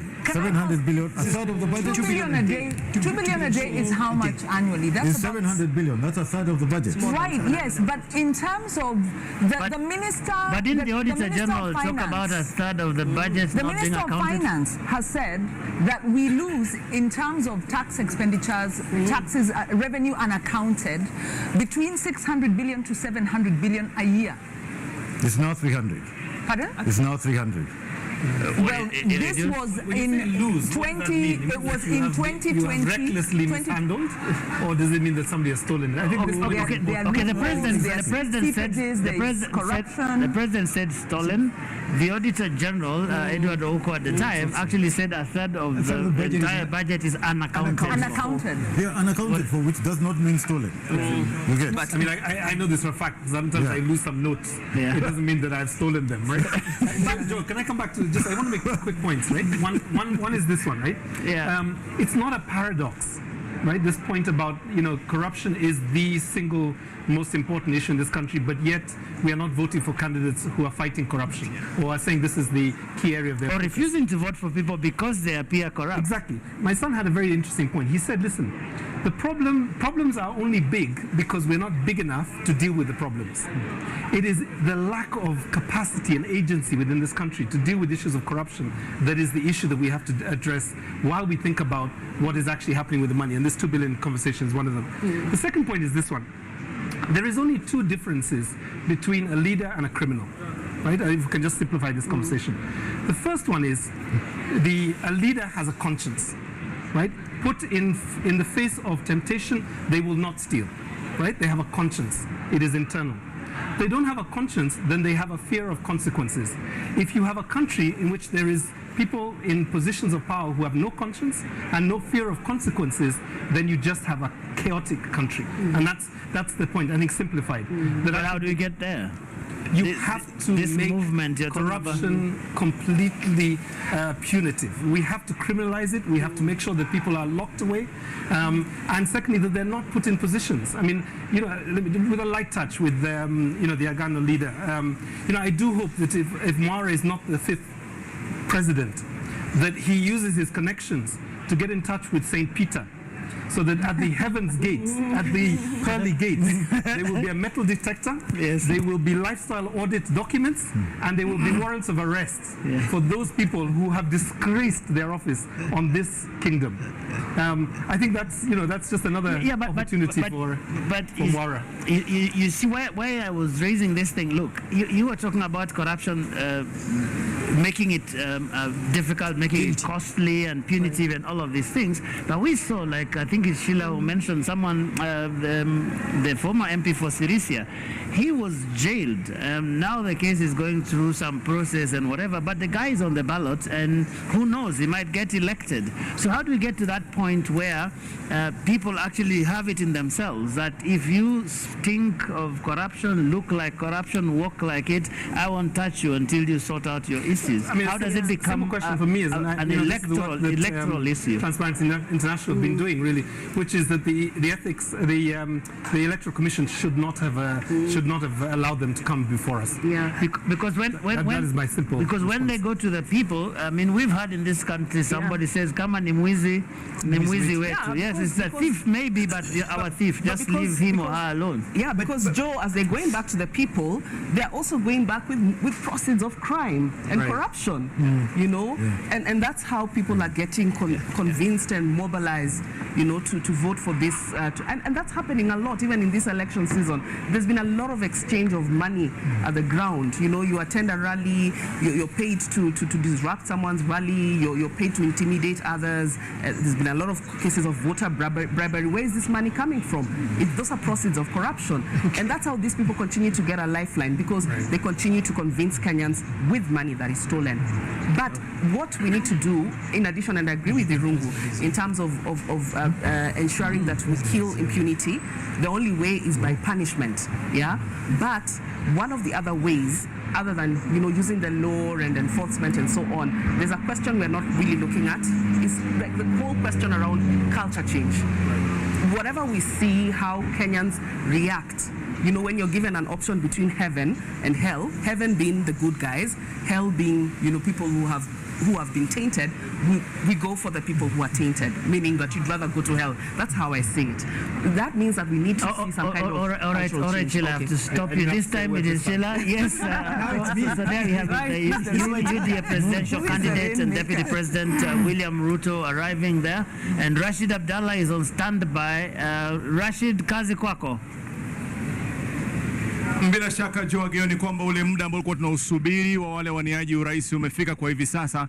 Akiwa kwanza kufika ni mwaniaji urais kwa tiketi ya UDA chini ya mwamvuli wa Kenya Kwanza, ambaye si mwingine bali naibu rais William Samoei Ruto, ukipenda daktari, ambaye amefika katika muda huu angalau kuja kuzungumza na wananchi ili aweze kuweka ajenda zake paruanja, manifesto zake zieleweke katika mjadala katika siku hii ya leo. Kwa hiyo kwa hivi sasa tutakuwa tunamsubiri. Kumbuka ni mjadala wa pili, wa kwanza umeweza kukamilika, ambapo David Waiga Mwaure ameweza kueleza ajenda zake baada ya Profesa George Wajackoyah kufika na baadaye kughairi kutoshiriki mjadala kwa sababu ambazo ziko nje ya uwezo wetu. Katika awamu hii ya pili itakuwa nizamu ya naibu wa rais William Samoei Ruto akiingia katika mjadala na aliyekuwa waziri mkuu Raila Amolo Odinga. Lakini kwa hivi sasa Joageo, ni fursa ya kipekee kuweza kuzungumza naye, maana kumbuka ameweza kuandamana na watu wawili muhimu sana katika chama cha UDA wakati ule kule Kasarani, wakileta ajenda ya kwamba kama wanaafiki William Samoei Ruto kuwa mgombeaji wa urais kwa tiketi ya UDA.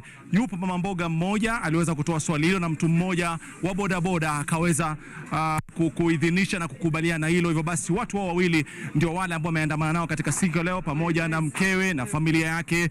Kwa hiyo utanipa nafasi kwa hivi sasa kwa dakika moja tuweze kuzungumza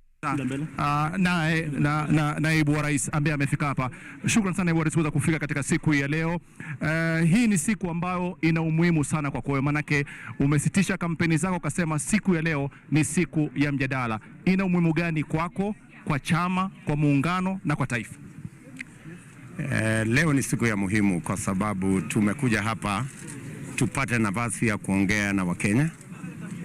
Wakenya waweze kujua tarehe 9 mwezi wa 8 wataamka mapema, waende wapige kura na wajue ni kwa nini wanapiga kura, ni upande gani watapiga kura na ni kwa sababu gani.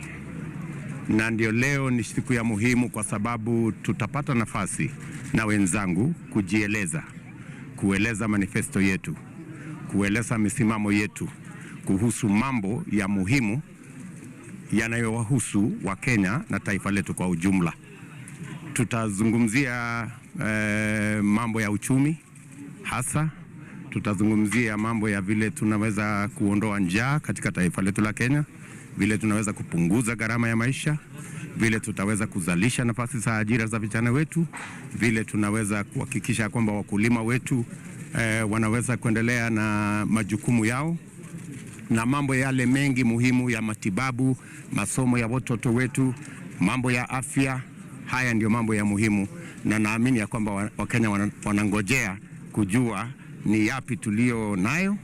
Tumewazungumzia pale nyanjani, lakini leo tutapata nafasi mwafaka ya kueleza kinagaubaga yale mambo ambayo tumepanga kwa ajili ya uongozi wa taifa letu. Pengine kwa utofauti naibu wa rais ni kwamba umeandamana na naibu mgombea mwenza wa chama, lakini hapa kuna watu wawili ambao walikuwa muhimu katika ule mkutano wa wajumbe wa chama cha UDA. Huyu mama ambaye aliweza kuleta swali na yule mtu wa bodaboda aweza kuidhinisha. Mbona ukawapa kipaumbele katika siku ya leo ya mjadala? Kwa sababu nimeambatana na wao tangu tuanze hii safari. Huyu mama nilimpata kule Kiambu wakati tulienda kule kwa Economic Forum, na niliona ni mama mwenye ako na maono. Alitoa mchango wake kama vile wamama wengi na Wakenya wengi wa tabaka mbalimbali. Karibu Wakenya 90,000 walihusika katika kutengeneza manifesto yetu ya Kenya Kwanza, na ni baadhi ya wananchi kama mama huyu na huyu mungwana ambaye pia ni mshirika wetu mkubwa katika chama cha UDA katika muungano wa Kenya Kwanza. Pengine kwa kauli ambayo unaweza kuitumia kuweza kumalizia kwa yule hasla ambaye anatizama, anatarajia nini sasa hivi kutoka kwa kiongozi wake? Anatarajia kujua ni vipi yeye ataweza kuweka chakula katika meza, ni vipi mtoto wake anaweza kupata ajira, ni vipi masomo yake ya watoto wake itashughulikiwa, ni vipi kilimo kitashughulikiwa na serikali inayokuja, na ni vipi anaweza kuhakikisha kwamba ako na matibabu, na ni mpango gani tulio nayo kumshughulikia ili aweze kupata matibabu bila matatizo.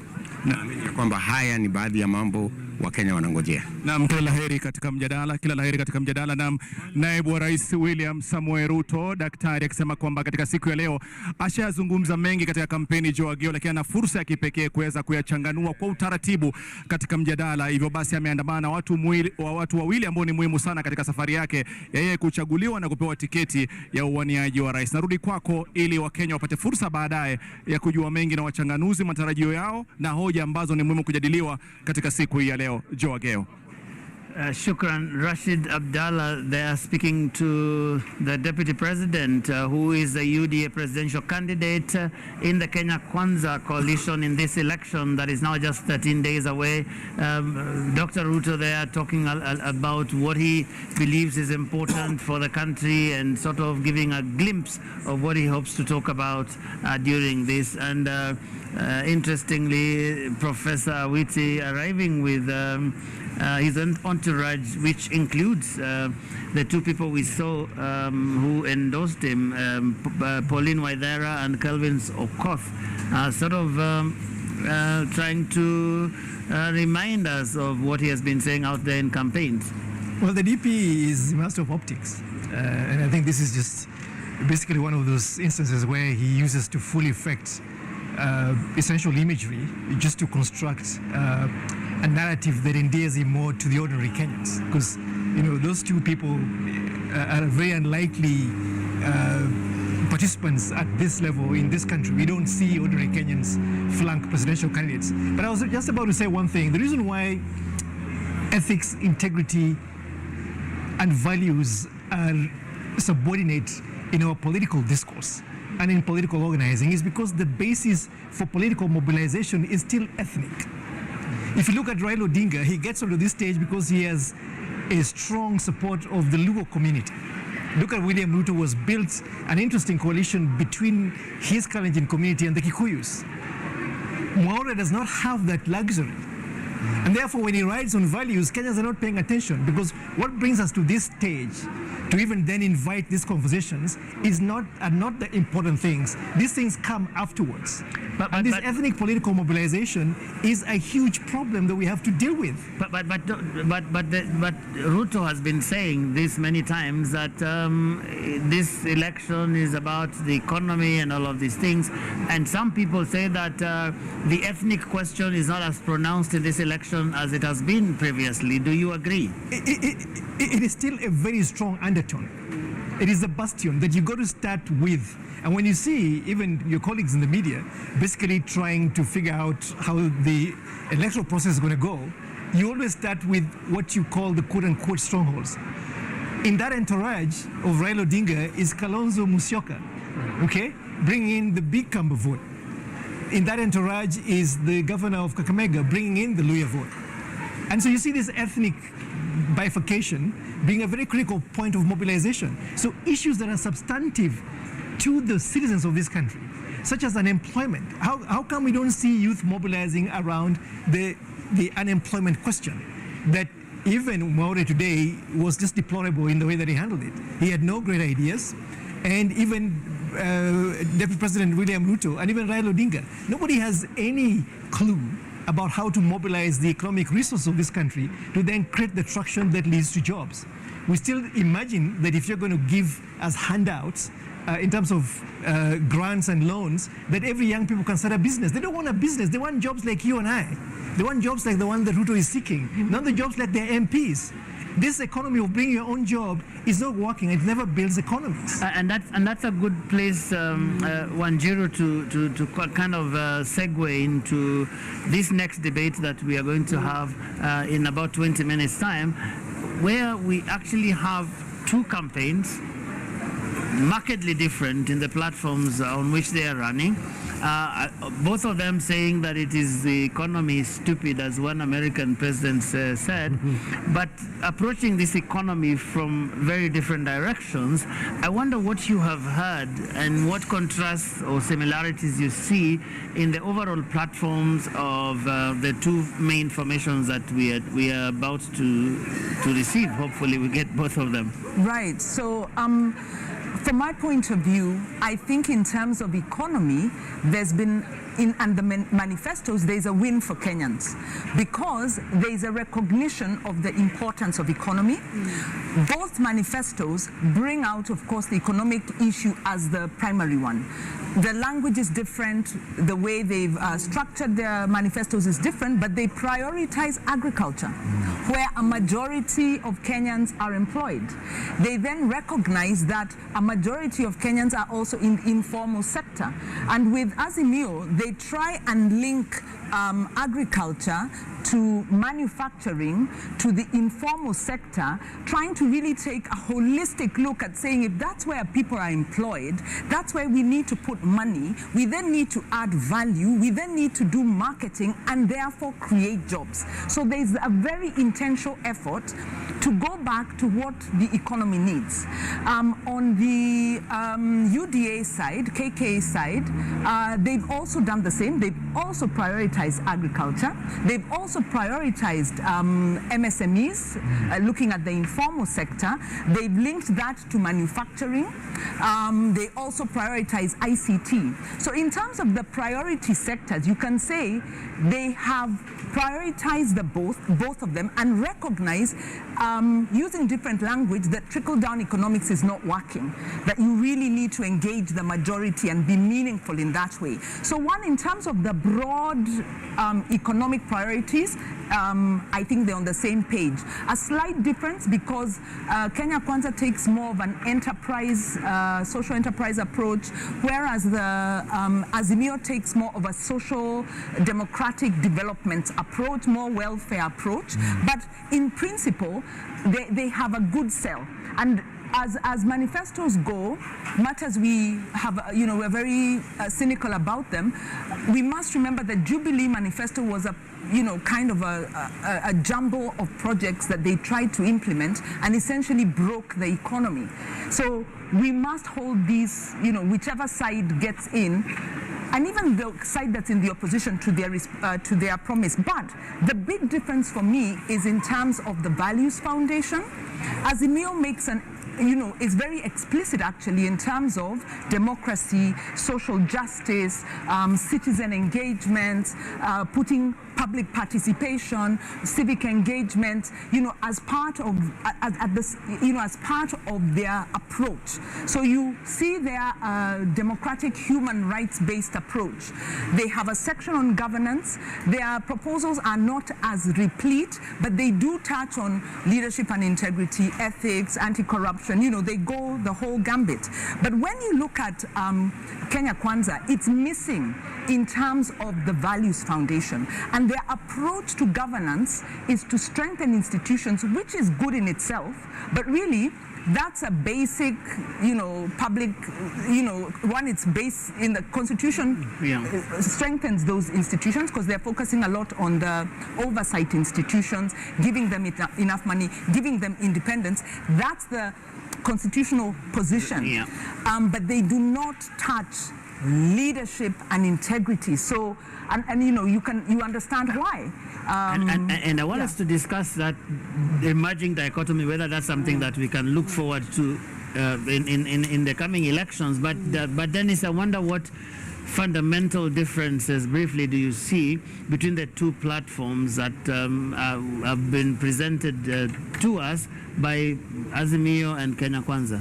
Do you want us to close the Mwaure debate, because I think there's still some issues that we didn't cover? Well, we could go that all night long, but we have only 20 minutes. Oh, okay. Debate, so in fact, it is less now. Say something quickly? Yeah, I wanted to say something very quickly. I think either. Dennis, is that you donating your time to him? I'm donating 1 minute to him. 1 minute to me. So 1 minute to him. It's about Wajackoyah and facts.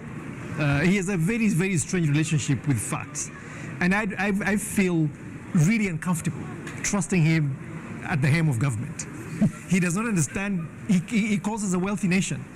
Our revenue yield in 2020-2021 was just 1.6 trillion. In 2021-2022, by July to June this year, we're at 2.03. Our budget estimates at 3 trillion. I don't understand where he gets this notion that we're a very wealthy nation. We're really struggling with a huge debt overhang. His proposals about agriculture are really fantastic in an imaginary way. He has got a very agrarian fixation with agriculture. He has no idea about how pastoralism works. His whole fixation about agriculture is throw fertilizer in the soil. So I think this very flippant relationship with facts really undermines the credibility of his candidacy, especially when you want to trust him at an executive level to actually run a state bureaucracy. And probably that would have been great to ask him had he showed up or had he stayed back and you make a great point. But Dennis, you were talking about Thanks, Dennis, for the these two formations, and I don't know how many of your minutes are left, but just in general terms, I think I get the sense Azimio comes across as more looking at the production side, whereas Kenya Kwanza is looking at the market side. They talk about value chains. I think they built their whole manifesto around value chains. Kenya Kwanza. There was a very good differentiation someone made about the two. Azimio is more towards welfare society, whereas KK is towards fair society. So there's a kind of fairness. For me, and then there's, I think Azimio's is very much, there's a social charter. There's a social charter, social contract. I think that's what Wajackoyah was saying. KK is very much empowerment. So it's about empowering people. And of course, the detail is different. I think there's some innovative things. I think KK has gone much deeper into things of public finance, talking about securitizing pending bills, an infrastructure bank. You know, they've gone into much more detail on the public finance side, so they're a bit specific on that. But I take Wanjiru's point, by the way. I think there's an important point on the governance. They've instrumentalized it. So there's no underpinning philosophy. Yeah. It's about instruments. Governance is an instrument, right? There are no underpinning values. I think that's a very important point, especially since, in fact, I wanted to make this point.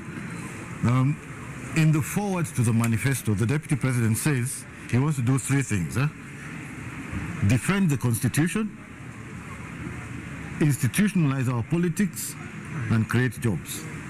It will be very interesting to see what that means. Okay, Sheila, you haven't said anything. I don't know what you see in front of us if any of these two people were to get to power. What distinctions do you see, especially from where you sit?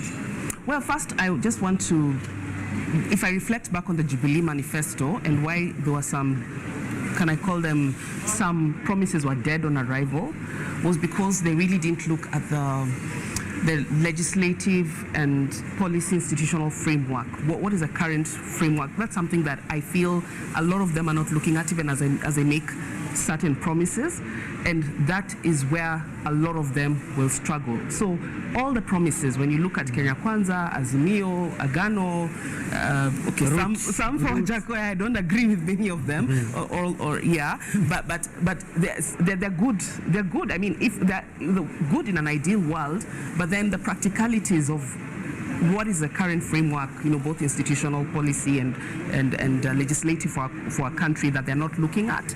Particularly when I look at, can I go back to my pet topic on corruption? Yes. Yeah. And I, like, for instance, like the DP is talking about giving financial and operational independence to institutions, like, those responsible for fighting corruption, the judiciary, and so on, which is good, and which, as we have said, has been a problem, that most of these don't have the resources and even the independence, the muscle to be able to operate. But then there are certain challenges that we've seen, and I've not had them talk about how they will address some of these challenges to their institutional, functional, financial independence of these institutions. But for me, primarily as well, I think that when it comes to the issues around corruption, I still feel like they've looked so much on the issues around enforcement, but we're not looking at prevention.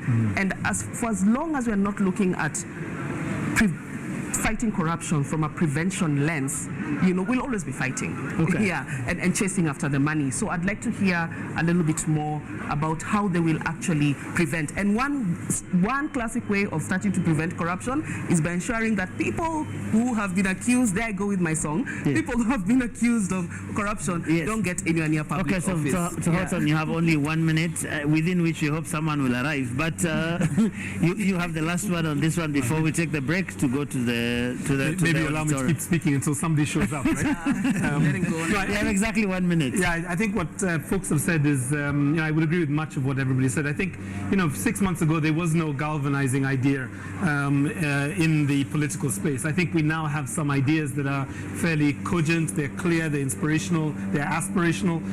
Of course, we're waiting to see budgets and schedules and the first 100 days, first 180 days and so on. But I think the harder questions will be, for example, what do we do with the parastatals that continue to drain the coffers? What are we going to do with the fact that we have huge recurrent expenditure bills in terms of staffing? Okay. What are we going to do with this pension that Jubilee had, which was to create infrastructure everywhere? And I think so these are some of the challenges. And we can only get some of those questions, hopefully, inside the hall, because we want to take that break right now. And when we come back in the next couple of minutes, we'll be inside the auditorium to hear what the candidate who's arrived has for us, hoping that the other one will arrive at some point. But here we are, taking that break for the second and final debate of the night.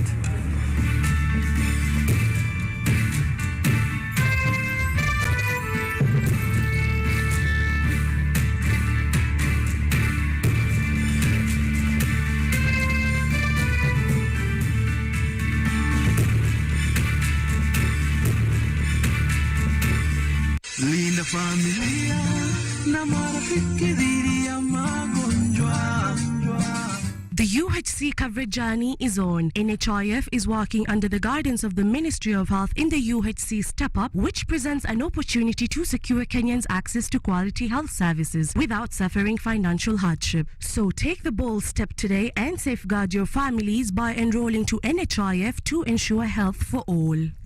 Kwa majina mimi naitwa Moses Kulia, mkaaji wa hapa Bomboruru, ambao tunafanya na kazi na hii sako yetu ya Geno Sako, ambao ruti yetu ni Bomboruru Saba Seri. Kwa hii kadi ya bima nilichukua 2013, ambapo imeshanisaidia 2018, ambapo bibi yangu alikuwa anajifungua, tulienda hospitali tukatibiwa, tukahudumiwa vizuri, alafu wakati wa kutoka hatukuitishwa kitu. Kwa hivyo ningemhimiza makondakta wote na madriver wajiandikishe kwa hii bima yetu, ambapo itakuwa inawasimamia. Linda familia na marafiki dhidi ya magonjwa. What is a secondary school in Kenya? It ranges from 106 high-cost national schools educating 3% of the learners, where you find ultra-modern libraries and laboratories, the most experienced principals and teachers, and the best teacher-student ratios. To 7,019, some barely established, understaffed, lacking basic facilities, sub-county schools, educating over 60% of learners. Given that KCSE is the most consequential examination in our education system, isn't it fair that we level the ground for all learners to excel by narrowing the capacity gaps between the worst and best schools to deliver quality education? Usawa Agenda calls for a sub-county schools upgrading program and a change from the capitation model to enable small schools to grow. Without these, SDG 4 is a false promise to most Kenyan children.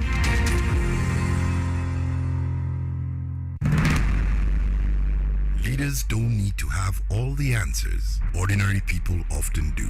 If leaders would just listen. Each year, patients who can't pay hospital bills are detained in hospitals against their will. Kwa majina naitwa Maimuna Auru. Nilienda hospitali kujifungua, nikakuwa sina pesa, nikakuwa niko detained for 24 days. Niliacha watoto wangu nyumbani wakiteseka, na ile kitu naambia serikali kuwa kila Mkenya yuko na haki ya afya. Ule awe hako na pesa, awe hana pesa, ana haki ya kudumisha afya na kuwa na afya njema. Each year, 186 men are lawfully killed and 30 disappear while in police custody before they get to court. Jina naitwa Hussein Moyo Monte. Mimi ndo baba wa marehemu Yasin Hussein Moyo, ule aliyepigwa risasi na polisi wakati wa corona akiwa kwa balkoni yao.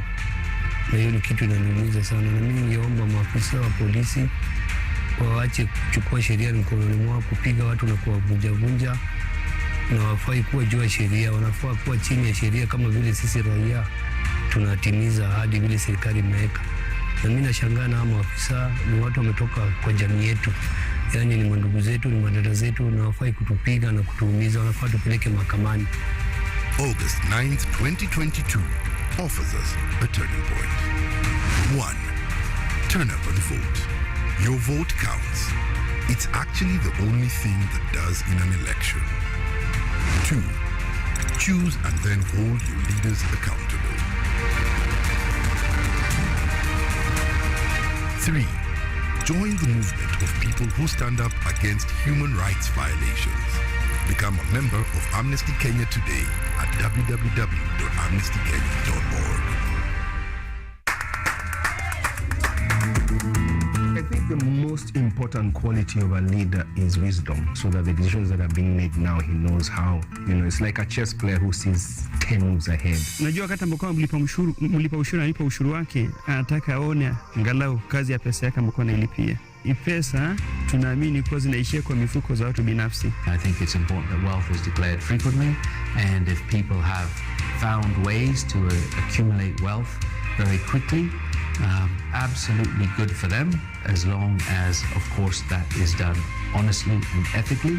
We need leaders who are well educated to understand the challenges that we face in the modern world. Kwa mfano, mtu mwenye amesomea ukandarasi wa barabara, mkiwa na kiongozi ambaye amesomea hiyo taaluma, una uhakika kwamba barabara za eneo lako zitakuwa zina usimamizi mzuri.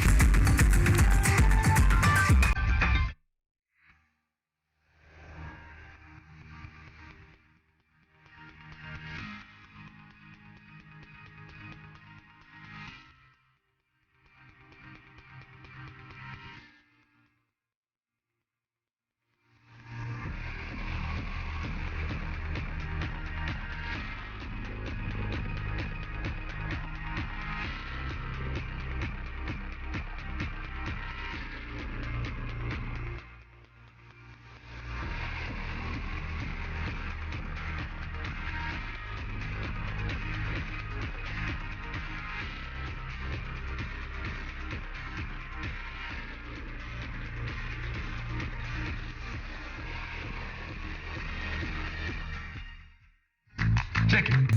Let's talk about banking. Or let's talk about dreams and goals. Your dreams, your goals. If you're like Louise, you value doing biz with ease. Or maybe you're like Dan, a family man with a plan. At Diamond Trust Bank, it starts with one dream, one goal, one deposit, and one transaction. Pamoja, let's make it happen. So don't just bank with us, bank on us. My core experience can be summarized in a nutshell as one of transformation. I think once I joined this campus, I did have a vision of where I wanted to be. I didn't know who I was and what I wanted to do with my life. And I feel like the environment and the people who've mentored me along the way have enabled me to find out who I am and have helped me figure out where I want to go in this life. They have a good quality education, which I 100% vouch for. Enroll at Catholic University of Eastern Africa for courses in nursing, law, business, economics, computer science, education, community health and development, actuarial science, international relations, counseling psychology, regional integration and theology. September intake ongoing at Langata and Eldoret campuses. Email admissions@quair.edu or visit quair.edu. Quair for innovative, marketable graduates. Karibu CAM. By offering market linkages, networking opportunities, and technical assistance, Kenya Association of Manufacturers assists its members to grow and scale up their businesses. Join us and let us work together to grow the manufacturing sector. Becoming a CAM member is as easy as 1, 2, 3.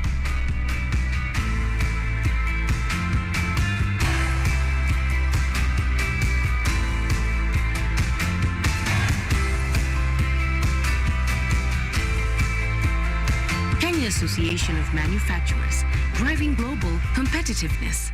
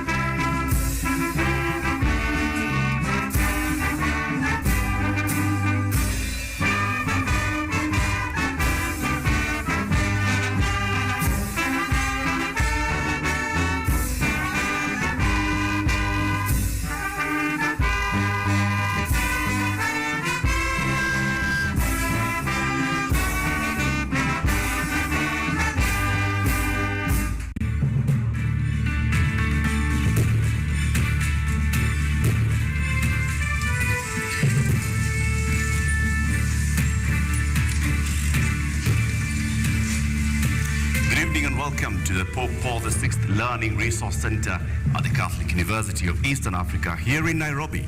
My name is Eric Latif of Spice FM and KTN News. And I'm Yvonne Okwara of Citizen Television. Welcome to the second of two presidential debates between the four presidential candidates cleared to run for president in the forthcoming election. This is the last of 6 national televised debates organized through a joint media presidential debates initiative, bringing together literally the entire Kenyan media fraternity.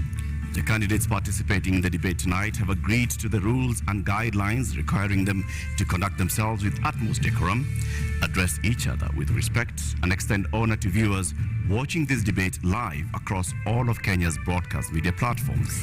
The candidates in the debate have also agreed to observe the highest standards of ethics in their conduct on the debate platform. The candidates are not permitted to carry or refer to their mobile phones or to wear any listening devices, including earphones. Medically recommended hearing aids are exempt from this rule. But luckily, we have confirmed that none of the candidates is on a hearing aid. Ethics and guidelines also remind the candidates that they shall not carry to the debate platform any written material, whether books or journals, manifestos, or any articles, including even handwritten notes. Each candidate will have 2 minutes to make an opening statement, 2 minutes to answer a question, and 60 seconds for a rebuttal.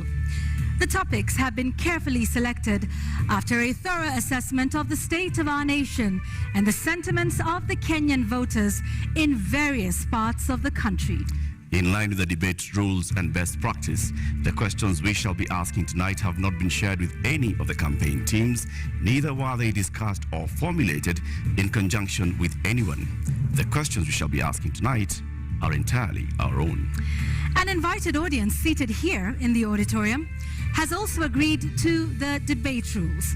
They have been fully briefed that cheers, jeers, or any other form of noise is not permitted during the debate. The audience has also agreed to the request and requirement to maintain order and civility right through this debate.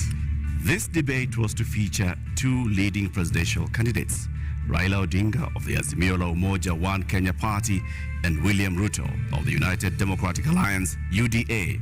We have, however, received written notification from the Raila Odinga campaign that he shall not be taking part in this debate. Indeed, but in keeping with the traditions of the Joint Media Presidential Debates Initiative since 2013, the debate is on. And we now make one exception to permit the audience here in the auditorium to help us welcome Dr. William Ruto, the UDA presidential candidate, to the stage.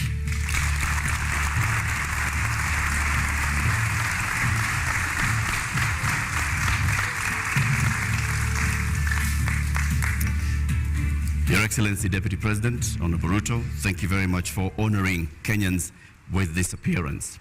We shall conduct a series of question and answer, and whose topics have already been shared with you.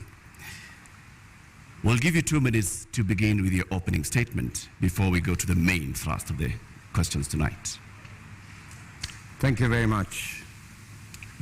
William Ruto, a husband, to my dear wife Rachel, who is in this audience, a father, to my children who are also joining me this evening in this debate. The sitting Deputy President of Kenya, a presidential candidate in this election. And I have come here to participate in this debate because I have presented myself as a presidential candidate, knowing very well where our country is. We are a country that is faced with mounting challenges. We have a huge track record of what we have achieved, but there is tremendous opportunity out there for more to be achieved.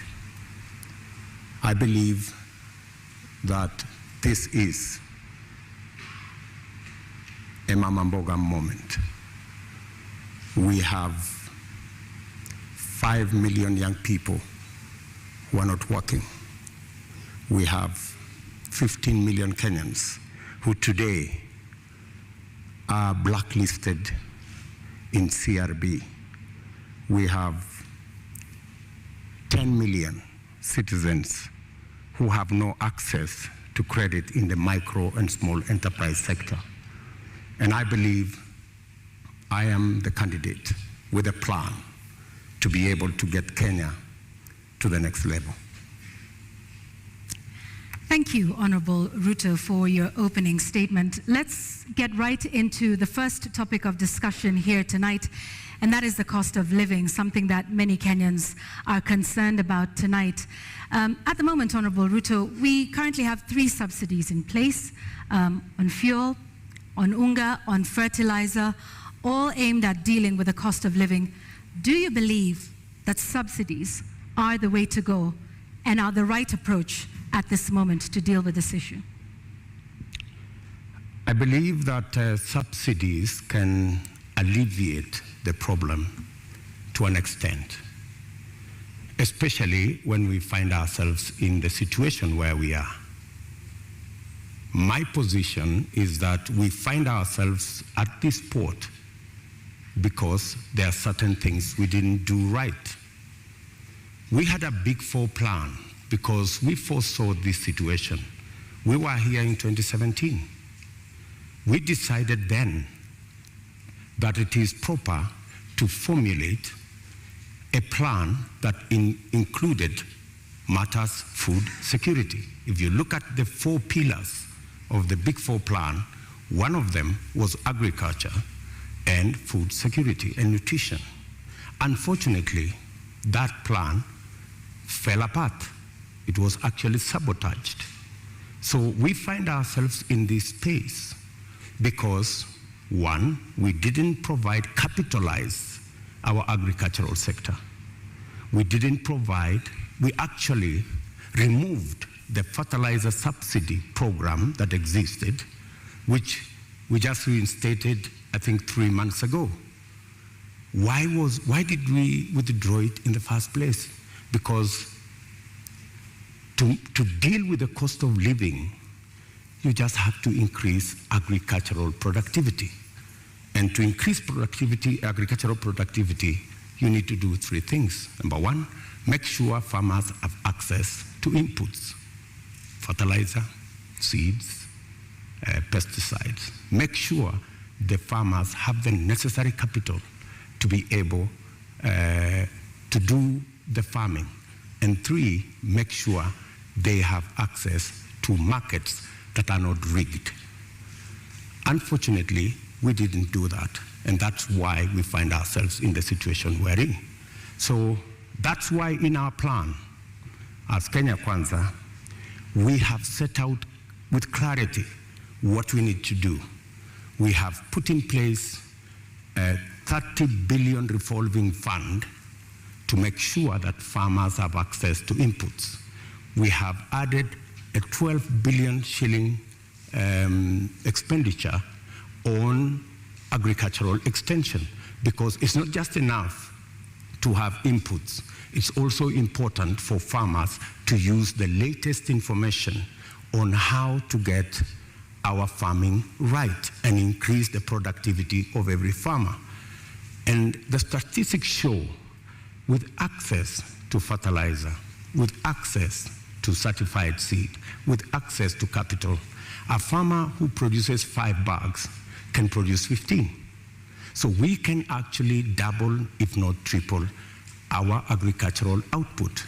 What that means is that the 2 million farmers who today are net importers of food themselves can actually produce surplus. And we can make sure that we have sufficient supply that ensures that the prices are reasonable for everybody. So the real solution to the cost of living, especially on matters food, because we all understand the biggest contributor to the high cost of living is the cost of food.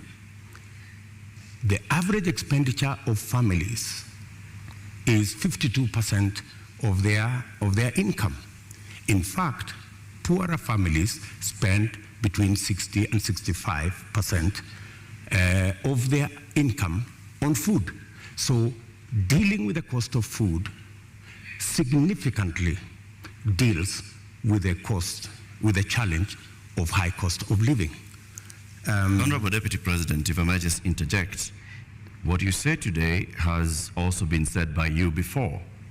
In the first term of your administration, you pledged the same, that you are going to deal with agriculture, you're going to support farmers, and that's when the first fertilizer subsidy was rolled in before it was embroiled in scandal. And you'd also promised the Galana Kulalu project. When you say today that the food security aspect of the Big Four agenda was sabotaged, what exactly do you mean? What failed in the Big Four agenda with regards to food security? Precisely that. It was sabotaged. By who and how?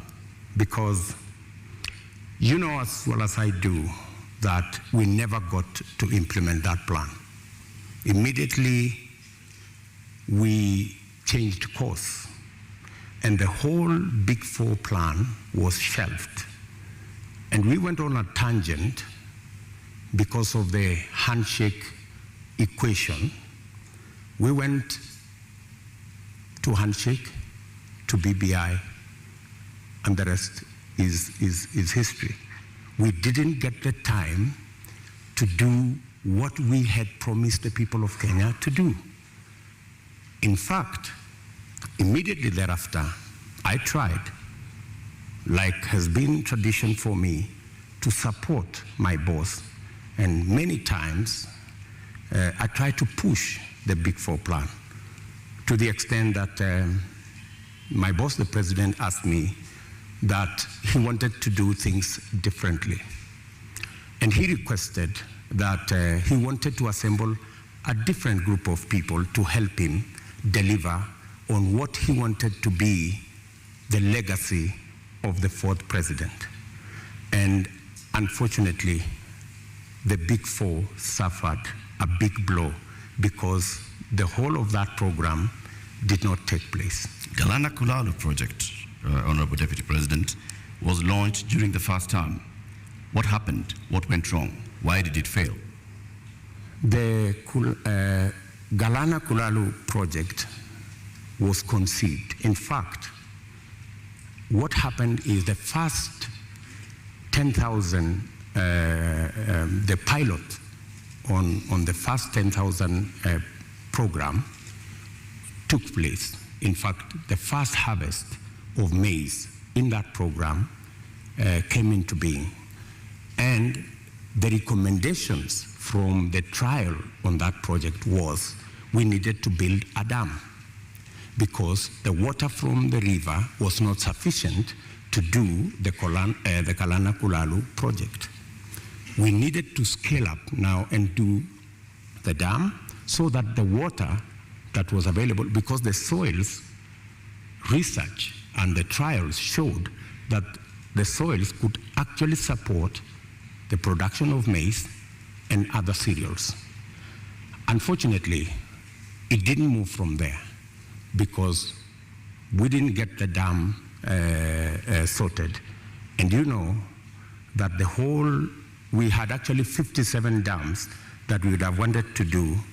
Unfortunately, they didn't happen. They suffered. So why didn't you do the dams, Honorable Deputy President? And the former ambassador of Israel to Kenya also said that they were facing frustration in supporting the Kenyan government on this. Why did you not do the dams? Why did you not go ahead with the implementation of the Galana Kulalu project? The Galana Kulalu project, as I have told you, was part of a wider plan to make sure that we move our agricultural productivity from rain-fed to irrigation. And it was not just about Galana Gulalu, it was a series of other dams, including what we call the High Grand Fall dams that was supposed to feed into the lower part of the Tana. It was Lowat Dam in Turkana. It was Radat Dam in Baringo. There was a big plan around that was now supposed to roll into place with now our targeted, because our second term was targeted at agricultural productivity and food security. And we had now made it the deliverable for our second term. And as I have told you, our second term program ran into headwinds. Honorable Ruto, just to continue to understand Galana Kulalu, because that was a big project that, had it have succeeded, might have solved quite a few of the issues we have with respect to food security. The Auditor General conducted a report and cited weaknesses in the contracting of it. First, that there was single sourcing, and that even the manner in which the contract itself was done, in terms of payments that were tied to the contractor. And so raising a number of issues around the manner in which the contract itself was put together, that then states that this was something that was going to fail anyway. And so what's your response to that with respect to the manner in which contracting is done in this country, particularly with Galana Kulalu, which is a big project under the first term of the Jubilee administration, of which you are a part? I quite agree that issues were raised around the contract, and that is why the contract actually was shelved with a balance. It didn't go the full hog, because when those issues were identified, it led to the contract being stopped so that those issues could be addressed. But by the time it was getting there, already the trials had been done, the pivots had been set up, the first crop had been harvested, and we already had the template on what actually needed to be done, because the contract, the initial contract, was for the first 10,000 acres. The real contract was for the 1 million acres, which was really the target for food production. But as I have told you, that is not the only project we were looking at for food production. And let me also say that even without the implementation of the Galana Gulalu, supporting the farmers as they are today would still guarantee us a situation where we would not be in the situation we are in. Today, for the first time in Kenya, the price of unga has gone to 230 in some cases. It's never been that bad. I must say, as a former Minister for Agriculture, serving under President Kibaki, I am the minister who assembled the infrastructure that provide subsidy on fertilizer. And we saw an increase of 5 million bags of maize when we rolled that plan. When that plan was, when the subsidy, fertilizer subsidy was cancelled 2 years ago, that is why we are where we are. We are not here because Galana failed. We are here because we didn't do what we needed to do with our farmers the way they are today. What Galana Kulalu was supposed to give us is actually that extra production that would even make it possible for Kenya to export. There is absolutely no reason why Kenya today is spending 12 billion shillings to import maize from Uganda or from Tanzania. We should be net exporters of maize, for example, but we are not. And the reason why we are not is because our agricultural sector is undercapitalized. We have removed the support that farmers always had. And that is why, for the first time, because of the things we didn't do, because of the removal of the fertilizer subsidy, for the first time, the price of unga has gone to 230. Honorable Deputy President, you say that a lot was done in the first term, and that is why we got to a point where in 2017, we still had rise in food prices? In 2017, it was specifically because of drought. And for your information, the prices of flour, maize flour, went to 140. It didn't go to 230. That's the whole difference. However, then, even in the situation of drought in 2017, what the debate then was, 2 kilogram packet of maize was retailing at 140. Today, it is retailing at 230 because compounded with the drought, we just did not produce as we should have produced because we didn't support the farmers the way we have always supported the farmers. Honorable Ruto, I'd like to speak about another issue that is a contributing factor to the cost of living, and that is the high cost of fuel in the country. What do you propose to do with that? Because there's also a current subsidy in place for that. What do you think is the solution to the rising cost of fuel, which, as you know, drives the cost of a number of other products? I think the first thing that we need to do is to look at the taxes, because 50% almost of the cost of fuel in Kenya is taxes.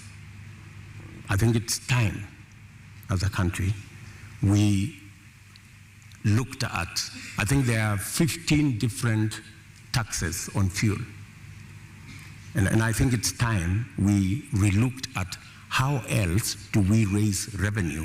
Which taxes would you be proposing to remove from fuel, the cost of fuel? I think majority of the taxes that are in that bracket, I think there are almost 15 different taxes that are there. I do not have the specifics, but those 15, I think we need to interrogate these 15 different taxes. Which ones can we put aside so that, like other countries, we can limit the taxation on fuel? Take, for example, let me ask, yeah. Yes, okay, take, for example, VAT. Correct. I think we need to rethink taxation, VAT taxation on fuel. That was the latest inclusion of taxes on fuel. And I think it was very controversial. Yeah, Honorable Ruto, VAT on petroleum products was indeed controversial. Let me take you back to 2013 when VAT was imposed on this as a condition by IMF. At the time, then Majority Leader Aden Duale said, and I quote, "The 181 members have been convinced by our party leader and our deputy party leader on the rationale of 8% VAT on petroleum products." He went on to say, 181 is a very big number and we will convince our members from the NASA side. So you, at this point in the year 2015, I believe, when this was passed, were pushing for 8% to be added on VAT. Today, you are saying you want to abolish VAT on petroleum products. Why should Kenyans believe you today? Why wouldn't they? I mean, we live in a dynamic country, and it's only fools who don't change their mind. If you are in a situation where the price of fuel has gone to 160, I mean, it's time to think. I mean, when this VAT was imposed, then the price of fuel was under 100. Honorable maybe, Ruto, when the maybe price, around 100 when the shillings. VAT was imposed, it was at the time a condition by IMF when we were seeking a precautionary facility. Today we find ourselves in the exact same position with a third tranche of an IMF facility, and once again they are calling for the same issue that we are facing with VAT then is the same one we are facing now. And at the point, IMF has in fact said that we do not need to be removing taxes on petroleum products. So with an IMF facility already in place, are you then saying you are going to go back to the IMF and renegotiate the terms of that loan that is already in place regarding IMF VAT on fuel products? What's wrong with negotiating with IMF? I think any reasonable government, looking at the situation where we are, looking at the cost of living and how many Kenyans are every day sinking below the poverty line, I think it takes a courageous government to sit down with our development partners, and they are fairly reasonable people, and have a discussion. And I think they are, if not 8%, we need to renegotiate on some of the items that are outstanding. And apart from looking at that, there are other instruments that we can deploy. For example, we have the fuel subsidy fund. We need to think about how that fund is being used, how we are deploying it. Are we deploying it correctly? Is it giving us value? And what changes can be made? We need an open and frank conversation with our development partners who support us. And to the best of my knowledge, they are not unreasonable. They are reasonable people, and they can entertain a conversation on negotiating some of the terms that have been offered to us. Honorable Ruto, I think that will take us into our second conversation tonight, and that is on the issue of national debt. And I'd like to pick up just where you left off. You say our partners, are open to renegotiation.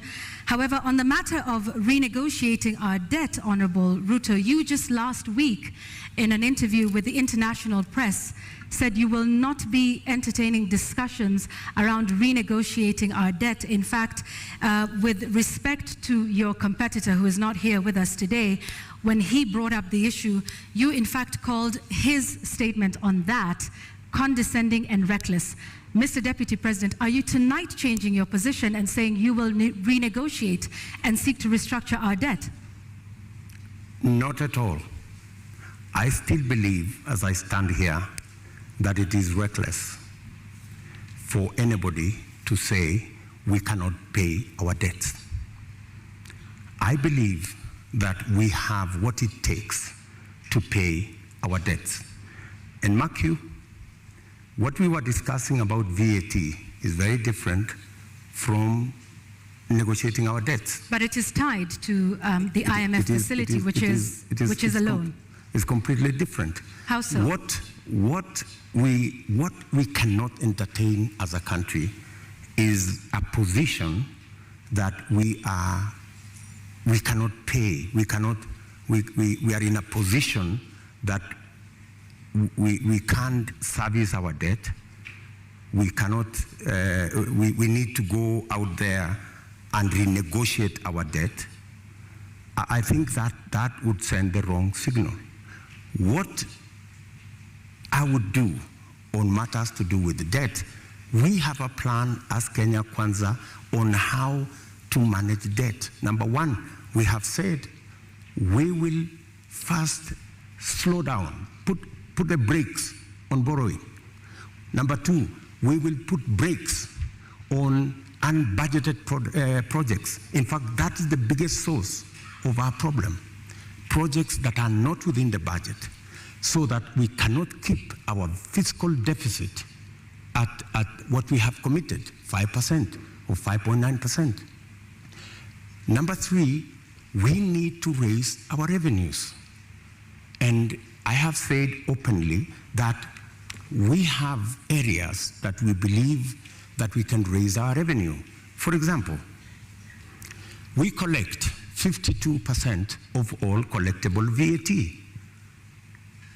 Just by automation and computerization, we can actually raise 95% of all collectible VAT. That would give us an extra 450 billion Kenya shillings. And added on to that, if you raise that kind of VAT, you can equally raise from corporate tax an additional 200, maybe 150 billion shillings. So there is room to raise additional funding, additional revenue for us to manage our debt without necessarily going to say we're going to negotiate our debt. So I hear you saying that our national debt as it stands today is manageable. Our debt today is a challenge. We need to deal with it. We are not sitting pretty. We are living, if I may say, we are living beyond our means.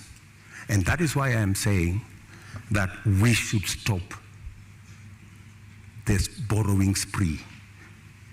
Let me give you, in our first term, we borrowed 2.2 trillion. From 2017, our handshake brothers have borrowed 4.2 trillion. That's what's the source of concern. And it's not a source of concern to me. It's a source of concern to Kenyans as well. And it's even a source of concern to our development partners. They are beginning to raise issues about our debt. And more so, the trajectory of continued borrowing. So that's why I'm saying our administration will first slow down on borrowing, remove unbudgeted projects, because that's the biggest incentive, and then go back to raising our own revenue. Do you and have there figures are that areas you are targeting? When you say remove unbudgeted projects, how much are we talking about? When you say slow down on borrowing, from what amount to what amount are you talking about? When you look at our fiscal deficit, right, there are too many projects that are not in the that are not budgeted for. For example, the Uhuru Gardens Museum. You don't see it anywhere in government budgets, but it's been built. So these are the kind of projects. Do you know how much? That, for example, in the last financial year, we've spent close to 15 billion in that project. In the last financial year, Honorable Deputy President, yes. Do you know how much of unbudgeted projects we spent? Actually, unbudgeted projects are in the region of 100 billion. Unbudgeted projects.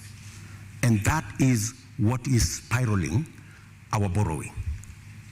And I'm saying that our first, and that's why if you go today to the website of the Ministry of Finance, you will hardly find any paperwork there. You will hardly find any, because there are too many projects that cannot be accounted for that are being done without a budget line. If you look at the expenditure on contingency fund, which is supposed to spend only up to 5% of the budget, sometimes it goes to 50% of the budget. So that is where we need to apply the brakes. And we are saying clearly, we not only have a plan on slowing down on borrowing, we also have a plan on raising revenue in targeted areas. Areas that would give us much more resources to run our budget, number one, and two, to also manage our repayment. And in that particular instance, you may want to know that almost 80% of all our borrowing is actually domestic, which means we are also hurting our own enterprises locally, access to credit becomes a big challenge. We must think of how we must slow down on borrowing locally and see how we can externalize government borrowing. And it doesn't have to be borrowing. Some of the programs, we must get the stock exchange to take up some of the areas of raising revenue. The stock exchange is a wonderful instrument. We saw it when we were selling the shares of Safaricom. Safaricom was looking for 50 billion. They got 250 billion. It tells you there is a lot of money out there. If we used different instruments, how do we use the different instruments of raising capital for long-term investment using the instruments we have, revenue, and using the stock exchange? So these are avenues that are available for us to be able to take our development forward and minimize on borrowing. Honorable Ruto, while we stay on the issue of national debt for a moment, for decades, the Treasury has refused to make public contracts that have been signed with some of our lenders like the Exim Bank of China or the China Development Bank. You've been part of a government that has refused to make this information public. Why? Those contracts and agreements, in accordance with the Constitution, are public documents. And the public have a right to know and to have access to that information. The fact that that information is not being made public is against the Constitution. So, under but yet, the Mr. Kenya Deputy Kwanza President, administration, you have not. This is something that you could do. You are the Deputy President of this republic. Is this not something you could do or make happen? When you are Deputy President, I'm sorry you've not been one, you would understand to what extent you can do things. And let me give you an example. Many people did not see the mettle of Mwai Kibaki until he was president.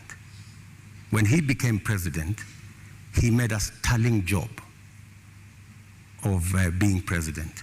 All along, everybody thought he was a lackluster performer. I am undertaking to the people of Kenya that given a chance to be president, things will be different in Kenya.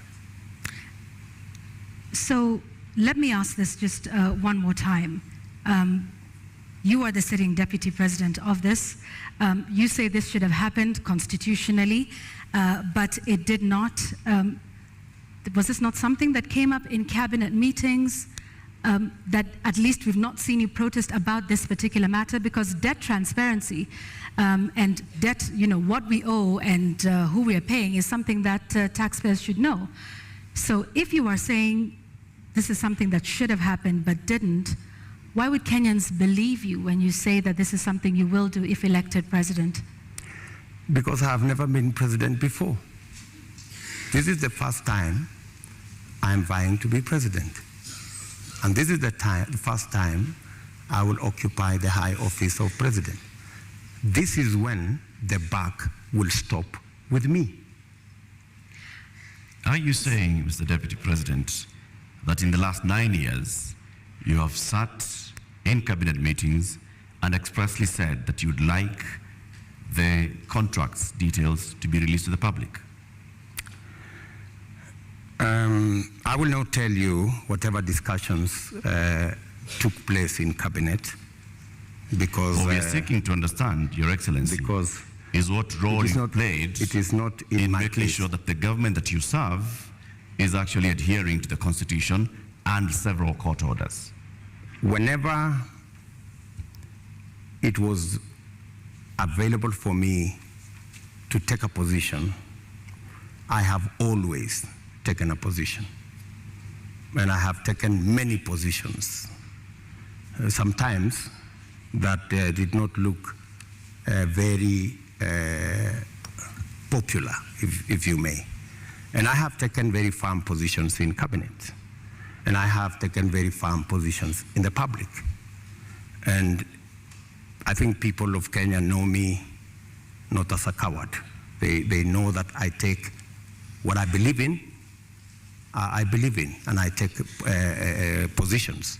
I am saying here that every contract signed by the government of Kenya is a public document, and it should be available to the public.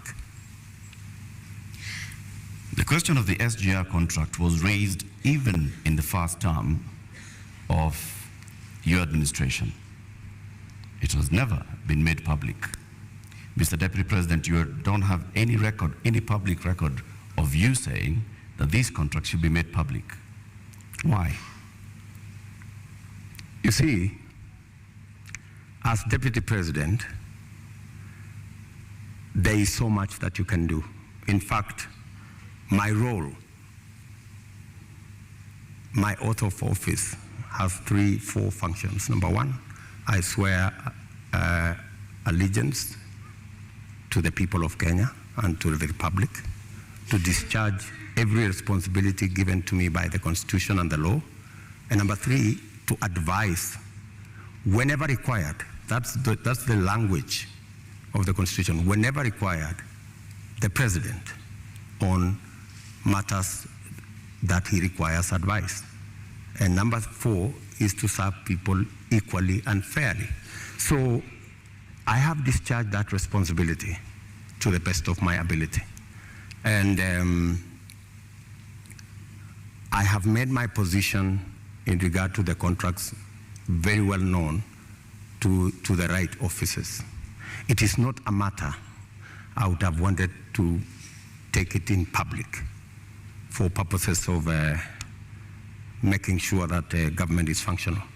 All right, I have just one last question on this before we move to our next topic of discussion, because you've informed us about, from what I understand, and you can correct me, Honorable Ruto, about the limited sort of powers of the Deputy President. Is that what you're saying in respect to making these contracts public? You said, and I quote, "I can only do so much as a Deputy President." Absolutely. Okay. However, in previous television interviews, you have stated that you and the President remain accountable for everything that has been done for this. So which is it, Mr. Deputy President? Are you responsible for not making these contracts public? Because you in the past have said that you and the President remain accountable and should be asked about everything that happens in this country. Precisely, that's why you're asking me, and I have answered you. I have said clearly that to the extent that my duty as Deputy President is concerned, I have discharged my responsibility. I have given advice to my boss on many issues, including that particular issue. So I have given him my advice, enumerating very well that it is the constitutional position that every contract is made public. I have given that advice to the President as is required of me. So, but you know the buck stops with the boss. Honorable Deputy President, let's now move to the next topic of our conversation this evening, and this will be on a matter of national security. You were recently in Elgeyo-Marakwet County, where you promised the people of Kerio Valley that you would do everything in your power to secure them. You've also been visiting other parts of this country, Marsabit, Baringo, Samburu, Laikipia, West Pokot. More than 300 people have died in the last 7 months alone in this country, killed by armed bandits. Livelihoods are lost. Children have not gone to school. Children have been killed. Kerio Valley residents have even petitioned the UN Secretary General, saying that their government has failed to provide them with security. In your manifesto, you say that security is a cornerstone of protecting people's livelihoods. Why has the government of Kenya, in which you've served as an assistant minister, as a minister, as a deputy president, been unable to secure the people of these counties? I quite agree with the feeling of many Kenyans. In fact, it's yesterday. It's not even last week. It's yesterday. I was in Elgeyo Marakwet, and one of the leaders there told us we have buried 114 people in that neighborhood. So it is indeed a live and serious matter. You have seen me in when we came into office in 2016. I called all the leaders from Baringo, Elgeyo Marakwet, Pokot, Samburu, and we had a serious leaders meeting in my office in Karen. And because of that meeting, for about 3 years, we went round, we mobilized all the governors, and we provided National Police Reserve in all those areas. And the situation was under control. But when we came into the handshake arrangement, a false narrative, very unfortunate false narrative, was rolled out that, all these National Police Reservists in Elgeyo Marakwet, in Baringo, in West Pokot, were actually a militia that William Ruto would use at some point. And all the National Police Reserve were withdrawn. A very reckless act. And with the withdrawal of the National Police Reserve, the situation went south. And that is why I was saying yesterday in Elgeyo Marakwet that we will do whatever it takes. And today, there is a program to build security outposts. And I'm saying, whatever it takes, even if it means bringing the military and military installations to support the police in some of these areas. In fact, you just reminded me, yesterday I overflew a huge tract of land where 3 years ago I was standing there and it was all maize. Yesterday, they haven't planted there for the last 3 years because of insecurity.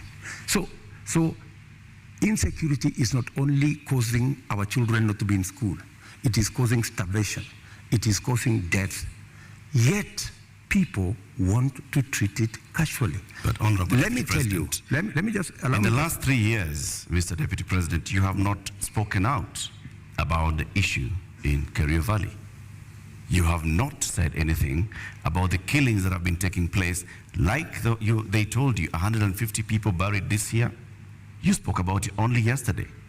Where have you been in the last 7 I have months? always been there. In fact, if you go and ask those people in those regions, I have always been present. We have buried many of those people with our own money. We've taken many of those people to hospital with our own money. I have deployed my personal resources to deal with that situation because I know it was a political political agenda. You know, the withdrawal of the National Police Reserve was really an unfortunate act, but because it was intended to punish William Ruto, you know, never mind that many people lost their lives, is a real tragedy, but that is the nature of our politics in Kenya. Honorable Ruto, unfortunately. Honorable Ruto, you're saying that was done to punish you? What other explanation would you have? You go withdraw security personnel in the whole of that whole region, You know, you subject people to... How would that punish you, Honorable Ruto? Because I am the one who had led the whole, in fact, I am the one who had taken charge. In fact, I was there every 2 weeks in that region. I was there every 2 weeks. I am the one who mobilized the resources. I am the one who mobilized the security men, the identification of the National Police Service. And so it looked like it was about me. It was never about me. Did you mobilize those resources on a personal basis or as Deputy President? As Deputy President. So why would your government punish the Deputy President? You live in Kenya, my good friends. And I am failing to understand it, sir. And you know... Are you telling the people of Kerio Valley that 150 of them have been buried this year alone just because a government is punishing the Deputy President? Not just that. The Mwaure and the Aror dams were cancelled intentionally to punish my supporters. That's it. We will come to that, sir. You, as the Deputy President, consume intelligence reports. Tell us, over the last 30 years, what is it that has led to this continuous cycle of violence in Kerio Valley, in Baringo, in Samburu, in West Pokot, even going as far as Marsabit County? What causes this, and what will you do, knowing the intelligence that you have?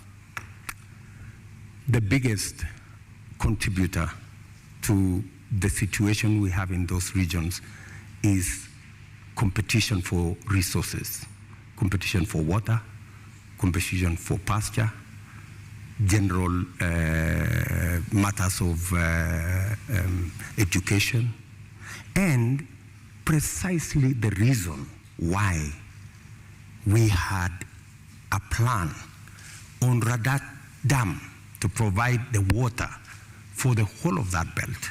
Aror, Mwaure, Lowat.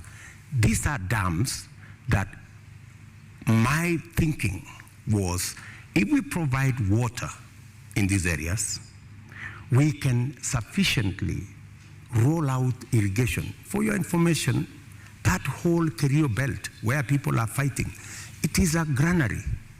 We have the best mangoes from that region. We have very good soya that can be grown in that region. The only impediment is water, access to water. And there are enough rivers to be tapped. My solution to the whole of that region is twofold. Let us provide water for livestock. Let us provide water for irrigation. And let us get schools developed, as well as making sure that we provide road infrastructure.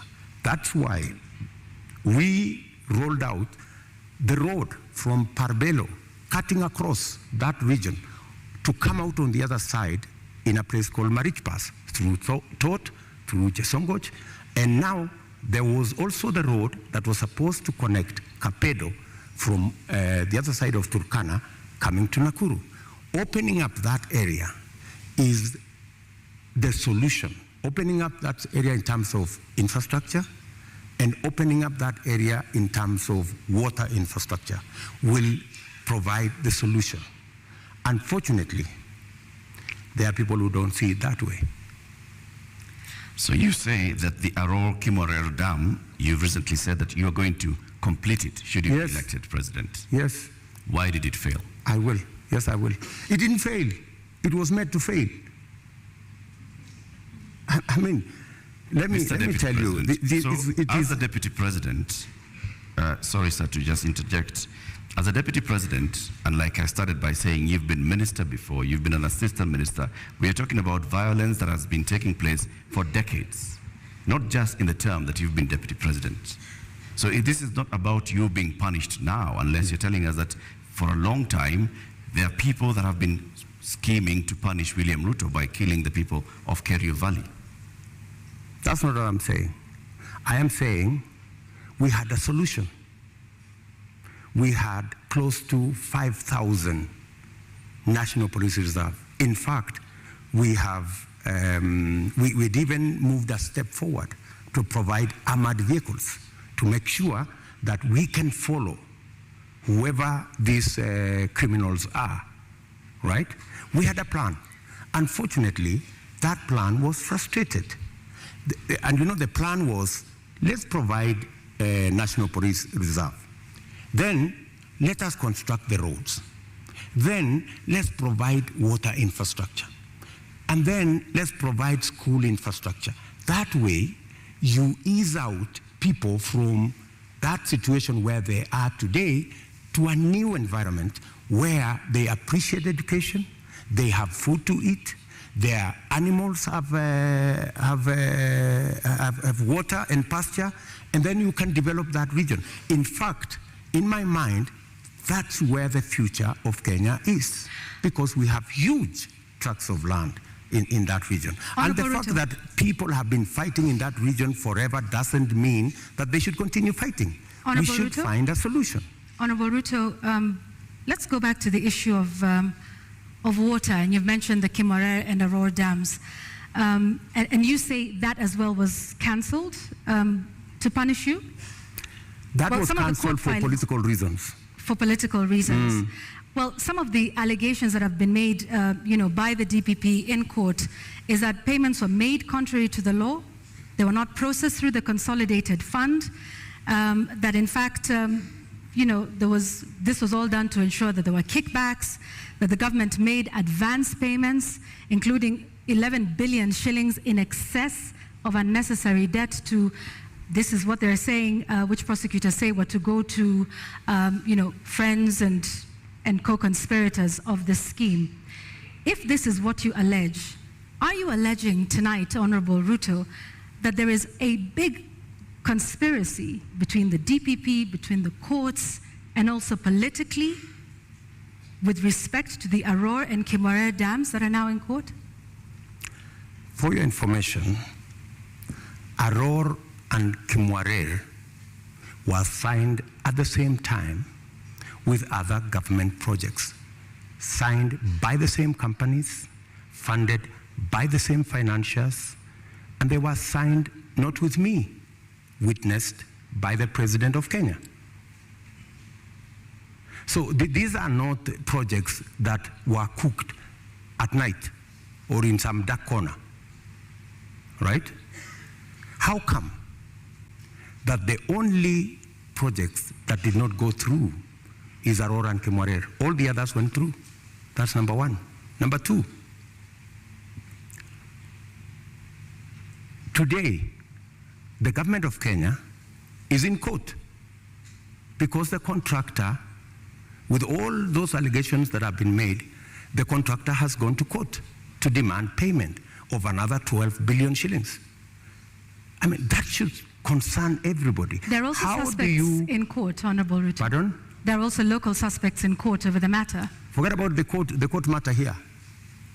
The contractors are in court in London, and the government of Kenya is already replying to the case in court, and they cannot afford to make it public because it's embarrassing. Why did the contractor not continue with the project? Because he was denied the land where to set up the dam. And that was an undertaking by the government of Kenya, that we're giving you a contract, we're going to give you land, we're going to give you this infrastructure for you to carry out, for you to build the dam. And the reason given then was that, the dam was going to be in a forest. How many dams are in the forest? We have Yamo Dam. We have Yamo Dam in the forest. We have many other dams in the forest. So I think, we have to be honest with ourselves. And that's why I am looking forward to the day somebody will step forward and actually tell the country, how will the government of Kenya lose 20 billion shillings that was supposed to build Aurora and Mwaure, and yet there is nothing on the ground? What was this? What was this sinister motive? Do you believe money was lost? I don't believe any money was lost. And even if money was lost, people should be taken to court. But you said around 2019 that it was 7 billion shillings that was lost. No, and not I the didn't 21 say that. that was being alleged by the DPP. I didn't say that. Check my statement. I am very clear about what I said. I said 7 billion shillings was paid. Right? That's what I said. And for your information, I said that 7 billion shillings that was paid was actually insured. The reason we should be asking is, why hasn't the person, the company who insured that money, why haven't they been asked to pay? Because the company that insured that 7 billion is a well-connected company. That's why the demand letter has not been put to them. So what you're alleging... And you see, Kenyans will one day really marvel at what really happened in this Mwaure and Aror Dam. You will be shocked. Tell us what really happened, because what it sounds like is you're alleging the investigating authorities, the DPP, the courts. There are suspects in court at the time, including former Cabinet Secretary Rotich, who I believe was charged afresh a couple of months ago over this issue. If this is all politically instigated, are you then saying that all of these authorities, different arms of government, are conspiring against you, from investigators to the DPP to the courts, to punish you, Honorable Ruto? Let me ask you, that matter has now been in court for 4 years. It has not moved an inch. It's been dancing. You know, this person, today you're being charged, tomorrow, no, remove this person, the next day, remove this person, the next day, change the charges, because somebody is actually waiting for another government to come and carry the shit, unfortunately. And that's what is going to happen. That's why that case has never moved an inch. Mention after mention, after story after story. I mean, surely, how can we lose 7 billion, another 12 billion that is going to be incurred by this government? And it's an act of political convenience. You just said we didn't lose 7 billion shillings. No, I'm just saying eventually we will. I mean, if it is not sorted out. And that's why I'm saying, when I come into office, I will make sure that the money is not lost. And I will make sure that the impediment imposed on this project, we will provide the land. The contractor will build the dam, and we will move ahead. To conclude the matter of national security, I think we'll also touch on constitution implementation here. Over the last 9 years, Deputy President, you have been chairing the Intergovernmental Budget and Economic Council. The Constitution establishes, under Article 204, the Equalization Fund, which was meant to fast-track development in some of these marginalized areas, the ones we've been talking about, and many others, to help them with water, roads, health, education projects. Why has this fund never been operationalized? Two things. My chairmanship of the Intergovernmental Budget and Economic Council extends to a limit. The issue you have raised about Equalization Fund is actually in the ambit of the summit, which is chaired by somebody else, right?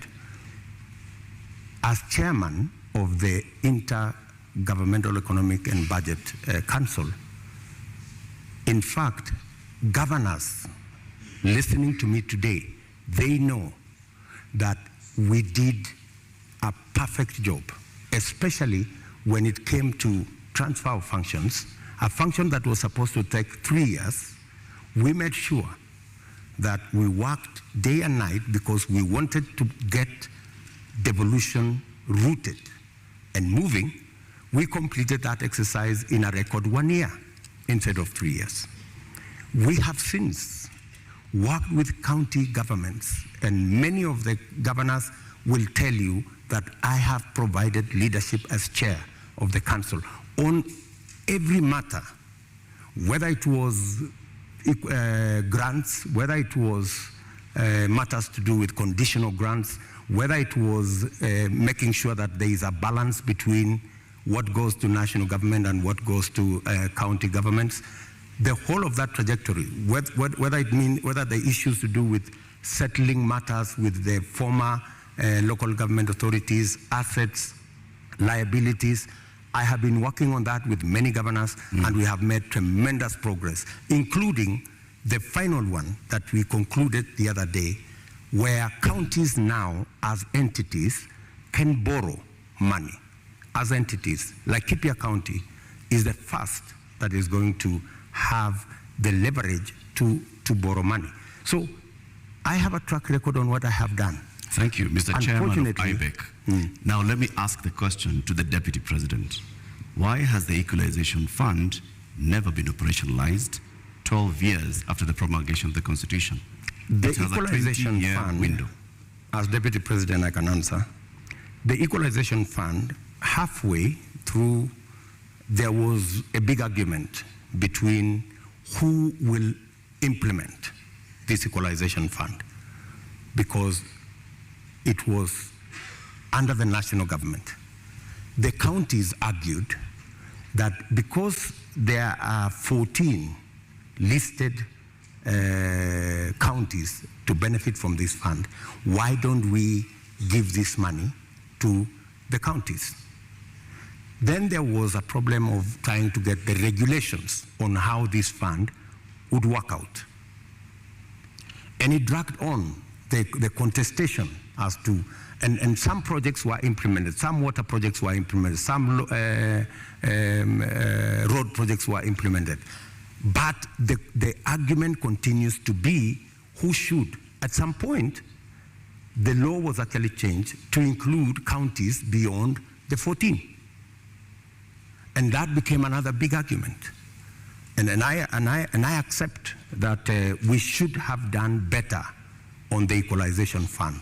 And that is why I have made a commitment in our manifesto that that Equalization Fund, whatever the balance of the time that is left, we will make sure that we devolve it to counties. In my belief, the counties are better placed to run that fund than the national government. Thank you, Honorable Ruto. I'd like us to move to the next topic of discussion here tonight, and that is constitution and governance. 13 years since the adoption of the Constitution of Kenya 2010, citizens continue to complain about non-effective implementation and a weak culture of constitutionalism. Honorable Ruto, which part of the Constitution of Kenya do you think has not been implemented with fidelity, and why? I think we should sort out the 2/3 gender rule. I think we owe it to the people of Kenya, and especially to the women of Kenya, that this part of the Constitution is implemented. I believe that we need to sort out certain matters to do with devolution, like the one I have said, the Equalization Fund. I think it was wrongly put under national government. It should go to the counties. I also believe that there are functions that should not have been made contingent or shared functions between the national government and the county government. Regional authorities, for example. Those are functions that we should either agree to be managed by counties jointly or to be subsumed into county governments. If it is Kerio Valley, how do we split it so that the counties in the Kerio Valley we have a Kerio Valley Development Authority. Should that be managed by the national government? I don't think so. I think it should be managed by the counties in the Kerio Valley. So these are some of the functions that I think we need to clarify. We need to complete the implementation of the Constitution. I have raised, for example, the matter of the Judiciary Fund. I think we have wasted too much time in implementing the Judiciary Fund.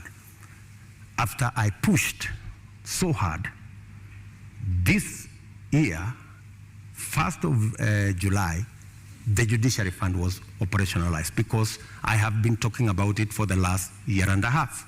So these are some of the sections that I believe that we should be able to conclude the implementation of the Constitution. Let's go back to the 2/3 gender principle. In your view, why did we fail in terms of getting this since 2010? I think, speaking for myself, I have made a commitment, and I know it's doable, to make sure the 2/3 gender rule is realized. There are different proposals. There are proposals that require constitutional change. There are some that do not require constitutional change. And I have assembled a team of very competent constitutional lawyers to look at how we can have a framework in 90 days of our government, and within 1 year, make sure it is implemented. And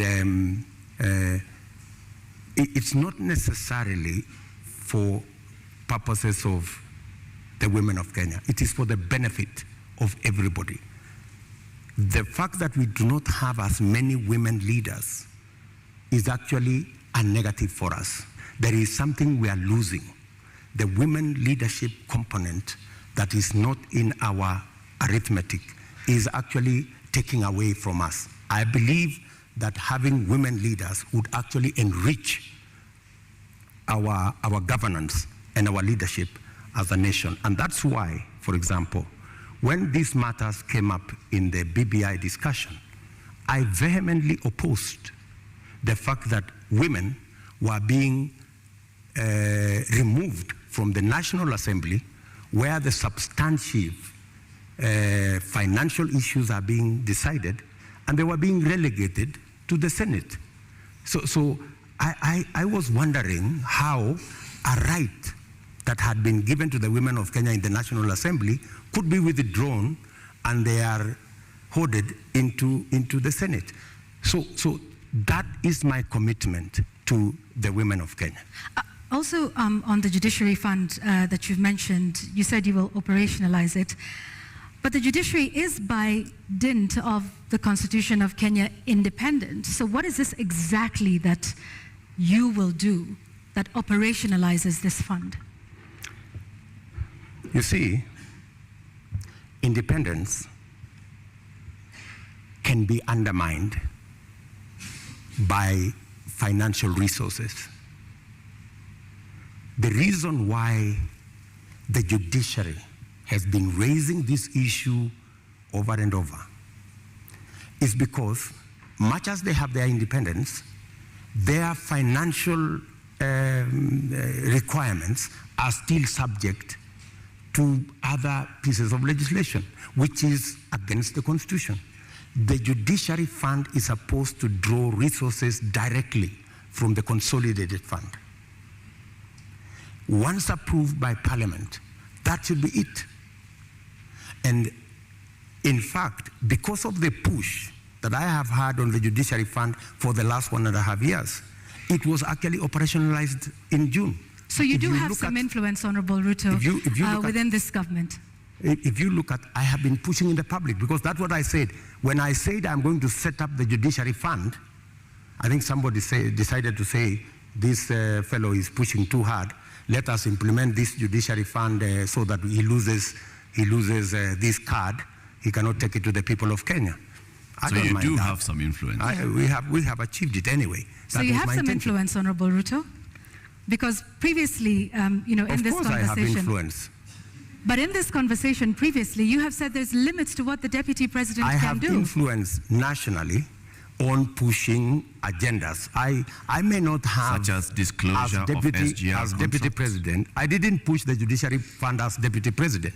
I pushed it as a leader. Why couldn't you do that then for a number of the other issues that we have discussed here tonight that you have said you did not have influence over? I have pushed back, for example, on the issue of the BBI. I pushed back heavily, and I deployed a lot of influence. And actually, by God's grace, we managed to stall it. Our competitors are saying they are going to go back to it immediately after the election. But I think it was a complete waste of resources, and it was actually not made in good faith, because a constitutional change that seeks to undermine the independence of the judiciary is a dangerous constitutional change. A constitutional change that seeks to subsume the executive and the legislature and take us back to where we were in the Nyayo days is actually taking us back, not taking us forward. And that is why I made my position very clear in the public domain. Honorable Ruto, do you believe in the independence of the judiciary? Pardon? Do you believe in the independence of the judiciary?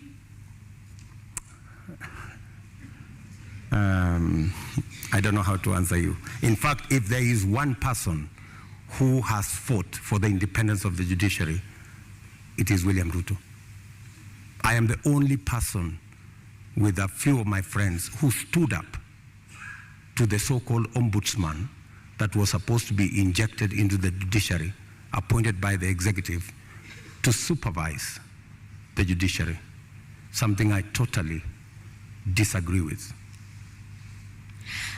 You talk about you being the biggest defender. However, the administration which you have served since 2013 has been cited several times for disobeying court orders. Let me give you one example, or a few. Former Air Force commander waiting for 6 years to be restored to his rank and given 71 million shillings compensation. NYS service official injured in the line of duty, yet to receive 3.6 million shillings by the courts. There is a number of those, including the matter involving the swearing in of judges. This is an administration in which you sit. In fact, former Chief Justice David Maraga has often lamented the executive's disregard of court orders. You are the second in command of the executive and of the Republic of Kenya. What are your thoughts then around the independence of the judiciary, and why have there been so many court orders disobeyed under your watch as Deputy President? Two things. I am an ardent believer in the independence of the judiciary. When the judiciary issued a ruling nullifying our election, I went out of my way to persuade my boss for us to go back and do the election again. Because much as we criticized that judgment, because we believed that we had won that election fair and square, but because of our commitment and belief in the judiciary, we still obeyed the dictates of the judiciary. That's one. You have raised incidences where, of course, judgments have been entered against government and they have not been sorted out. And I quite agree. And in fact, that was one area we identified even as we developed our manifesto. If you look at our manifesto, we have squarely identified that as an issue, that we cannot continue this situation where government leads in disobeying orders. Honorable Ruto, yes, that's indeed a good matter for me to interject. Just hang on one second, Honorable Ruto. Yet you have sat in that administration which has defied court orders. We haven't heard you raise issue on that. And in fact, now that you brought up the 2017 Supreme Court petition, you were rather unhappy with the Supreme Court judges. You called them those 6 people. You called them wakora. Does that demonstrate respect for the judiciary? In fact, I had occasion to have a one-on-one with Maraga. And I told Maraga an incident when I first came into Parliament. I met Paul Muite, a seasoned lawyer and a legislator, and he told me this, which has really stuck in my mind. He told me, young man, when I first became a member of Parliament in 1997, 98 actually. So he told me, when you support a government,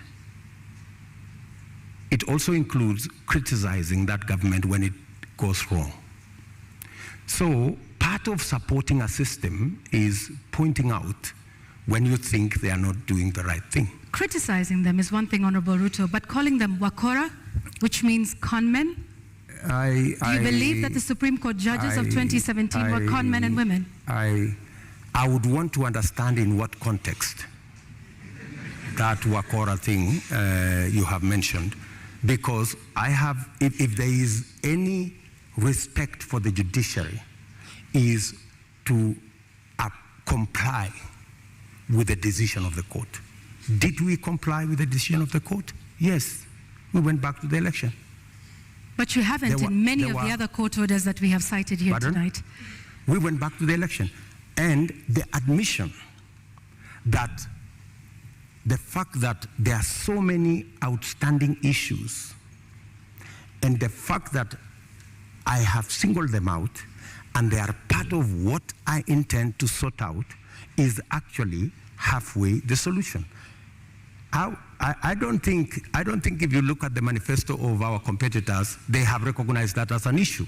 I have recognized that as an issue because I believe in the independence of the judiciary. I believe government should lead from the front in obeying court orders. And in fact, we have said in our manifesto, if you read it clearly, it says we will look at all judgments that have been entered against government.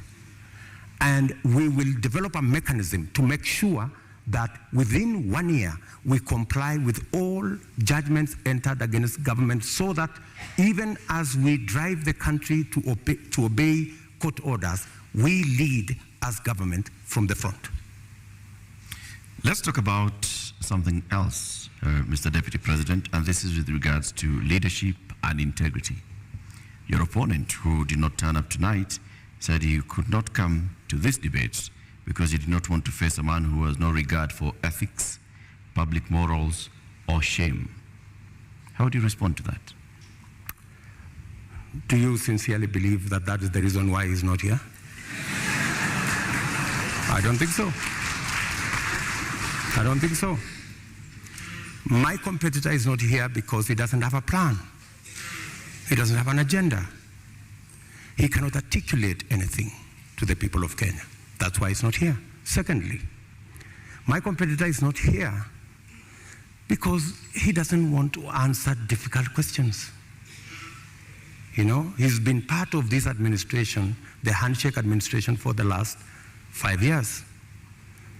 KEMS happened, and many other things happened. In fact, my competitor could not come here because he's not the real candidate. He's a project.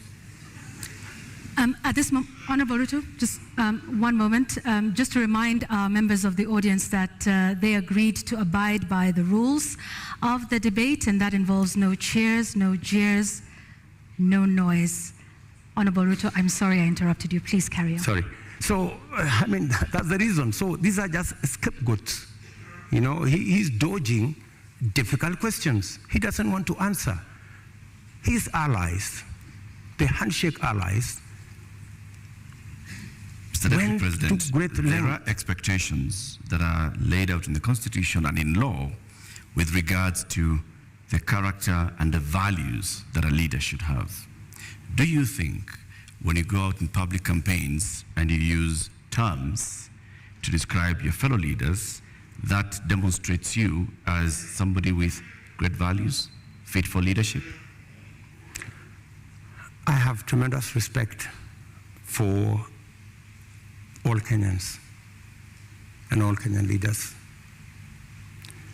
I have not in any way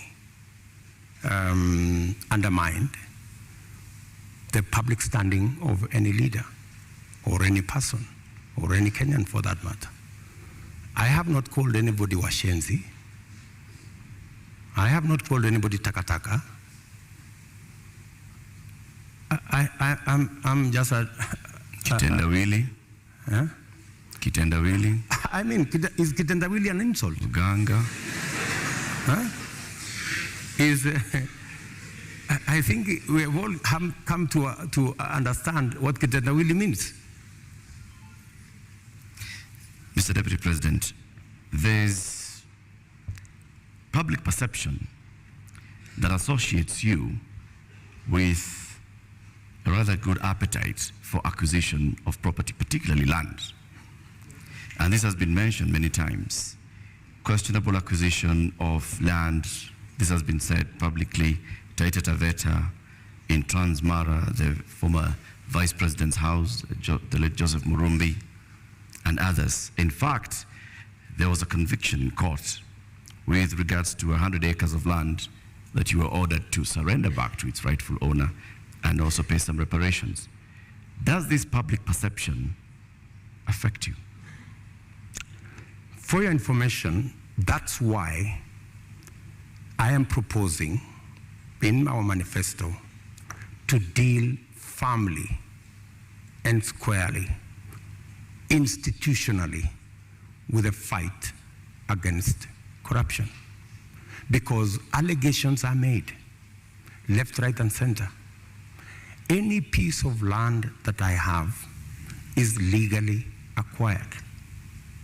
In fact, I think we need to discuss the Muteshi land. You've talked about the 100 acres. I was a victim of fraudulent sellers of that land. What the court ordered me to do was to pay for the 3 years I had occupied the land. And they calculated and said the income from this land would be approximately 5 million shillings for 3 years. And that's what I paid. The people who sold the land to me were taken to court for fraudulently selling the piece of land to me. Those people are in court. The Mr. Deputy President, my question was, all these allegations. Taveta land issue. There was that, there's a Taveta, there's Western Hotel, there's Transmara. As a person, yes. As a person, what does this make you feel when you hear that there's all this public perception about you and irregular acquisition of land? You see, acquisition of property is a legitimate endeavor. How you acquire it, if it is legitimate, you've paid value for it, and I want to tell you, I have paid value for any property that I have. Maybe the whole story has, like everything else that has been said, and all manner of allegations have been raised about many people, you know. My competitor, Dominion land has been mentioned about him, Molasses land, so many other pieces of land. Does that make you guilty? Not at all. I think the presumption of innocence and the fact that I can stand up to scrutiny. And for your information, I am probably the politician in Kenya that has been audited, left, right, upside down, inside out, on any matter, you know? And maybe because I have raised my head beyond what many people think I should. If I was a quiet business person, I am sure I wouldn't attract the same kind of labeling that I've been subjected to.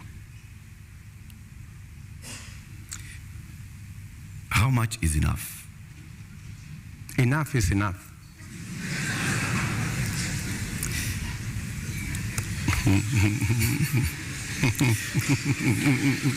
Mr. Deputy President.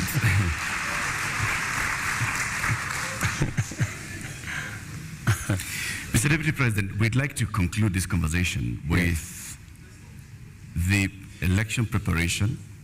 We're just 2 weeks away to the August 9th general election. You've previously said that yes, you are willing and ready to accept the outcome of the election. Are there any circumstances under which you will not accept the outcome of the election? For a minute. Accepting the outcome of the election includes going to court if the results if you have an issue with the results. That's accepting the outcome of the election. Okay, you say my competitor has won. I have a doubt, and I will go to court. Why I made that deliberate statement is because we have had a situation in Kenya where every other election we foment a crisis around refusing to accept the outcome of election. And it has cost us lives, property, and many other things. And I needed to be on record, and which I am, that I will accept the outcome of this election.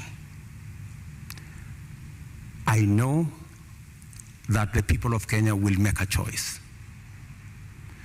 If it is me, I will prepare to govern the country on day one. If it is not me, I will accept that my competitor has won. If I have any issue, I will go to court and accept the outcome of the court. Honorable Ruto, we've come to the end of this conversation tonight. We would like to give you 2 minutes to give us your closing statement tonight.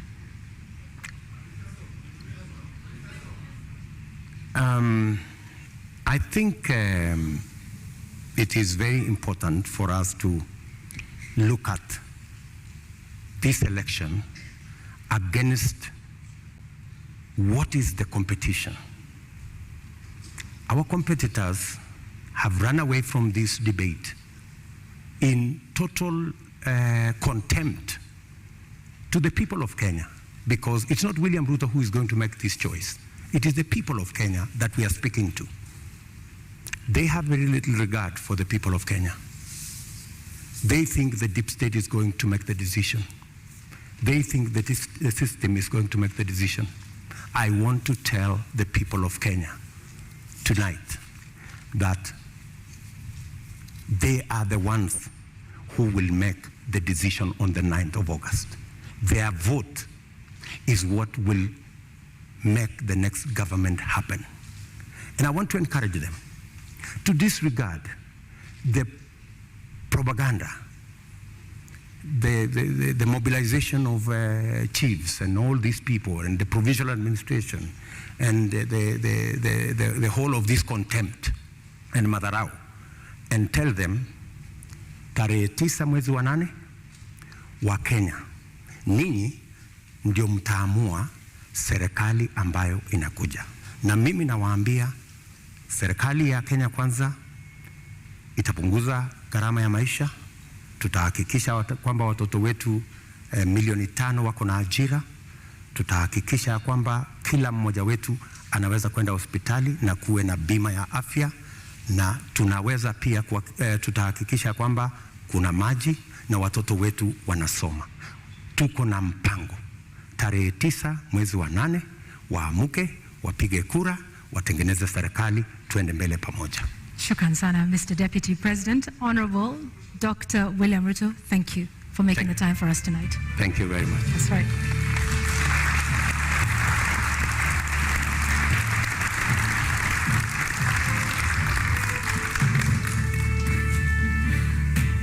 Well, ladies and gentlemen, and the viewers here in the audience, following this at home, and of course those here as well, we have to end it here for now.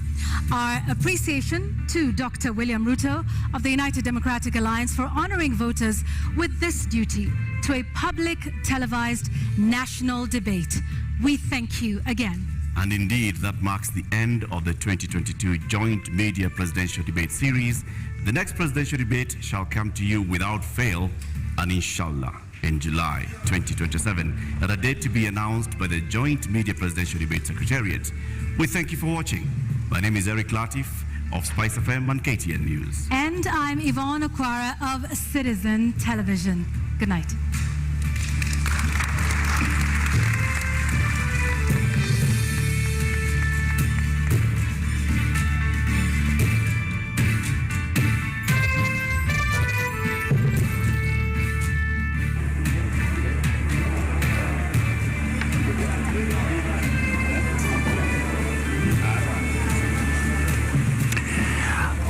right. The 90 minutes have gone, and my panel here saying they have flown by because we have seen an engaging session. I mean, it wasn't a debate that we had expected, but no less engaging. How to, and very quickly in this post-debate analysis, we don't have that much time, but just some key points that you saw in this debate. How did it go for the Deputy President? Well, I think first of all we have to, thank the Deputy President for coming. I think it was an important national moment. I think I agree with him. The people will decide at the polls, and that is the nature of our democratic process. I think again we are trapped in a debate that tries to distance everybody from the Jubilee administration when, to be honest, I don't think there were fundamental differences between the Deputy President and the President on many issues. If I had the time, I would go through this. I think the displacement happened with the handshake, and therefore it is much more of a political dynamic rather than a policy dynamic. And lastly, I think... all right, the Irungu syndrome. The Deputy President is coming out, and so we have to... Yes, okay, let's go to Ken Mwaure and just see. Well, we didn't quite get to down to the real manifesto issues. I would have hoped that my competitor would have been here so that Kenyans can have the benefit of looking at both sides. Unfortunately, and it is understandable, that there is only one plan in this election, the Kenya Kwanza plan. The other side have sketches, and that's why they are not here. We are the only side that has a plan on fighting corruption, conflict of interest, state capture. The other side are actually hostages, and in fact, they are sponsored by the people who are actually culprits of conflict of interest, and that's why they're not here, because they do not want to offend their benefactors. Unfortunately for all of us, we didn't have the benefit of the other side, but I think the people of Kenya have information.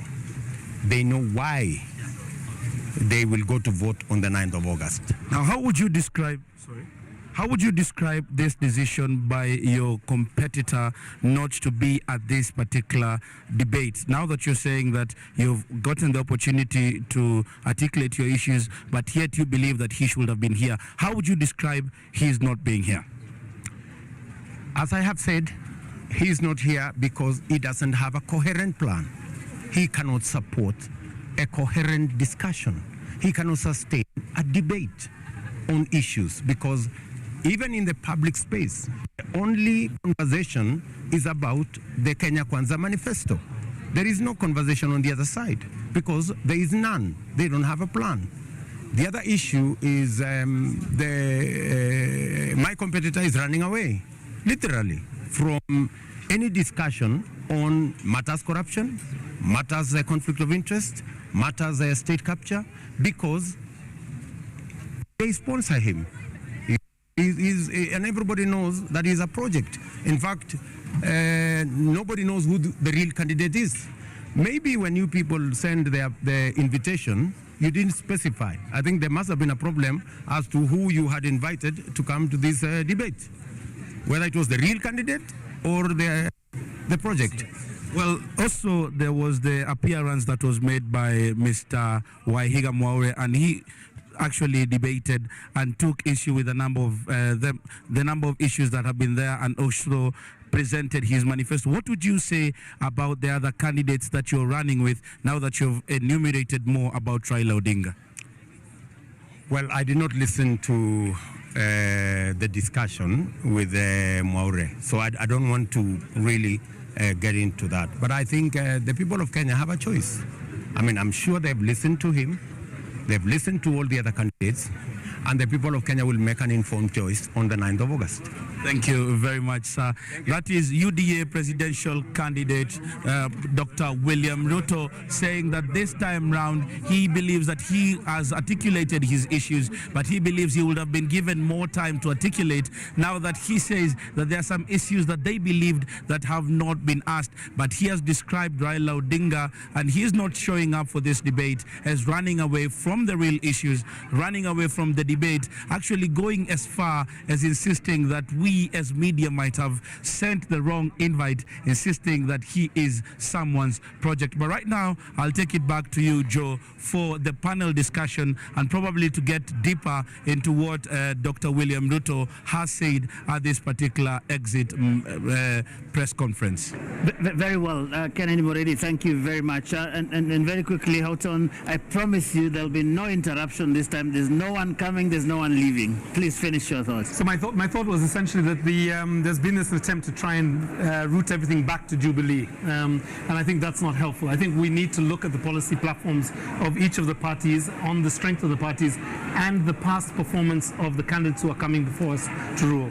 The last point is this, that I did like the point that he mentioned about accepting electoral defeat. I think it is so important in an election where we have over 14,000 candidates running for 1,500 positions, that people start thinking psychologically, preparing themselves for the off-ramp and to do something differently. That you can win or lose.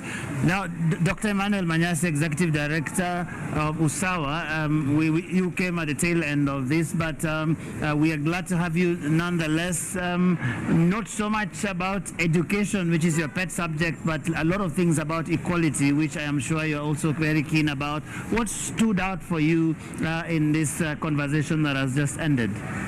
Thank you. I listened to this conversation. I listened to the earlier one. I get an impression our leaders don't appreciate the magnitude of the problems we have. Yes. And if they do, they haven't thought through the solutions that they're offering. Because I think so far what we've had is the normal things we've had many times over the years. We will do this, we will do that. But I feel strongly that it was unfortunate to miss education. Unfortunate because that is the first crisis the next president will face. We have 2.5 million children who must go to our secondary schools that are already congested. That must happen in January. And then we must prepare for another 2.5 or 2.6 in 2024 because we must have 2 double intakes into secondary school to phase out 844. I had wanted to hear that conversation, especially because the candidate who came, there has been attribution to his campaign that they will want to abolish CBC.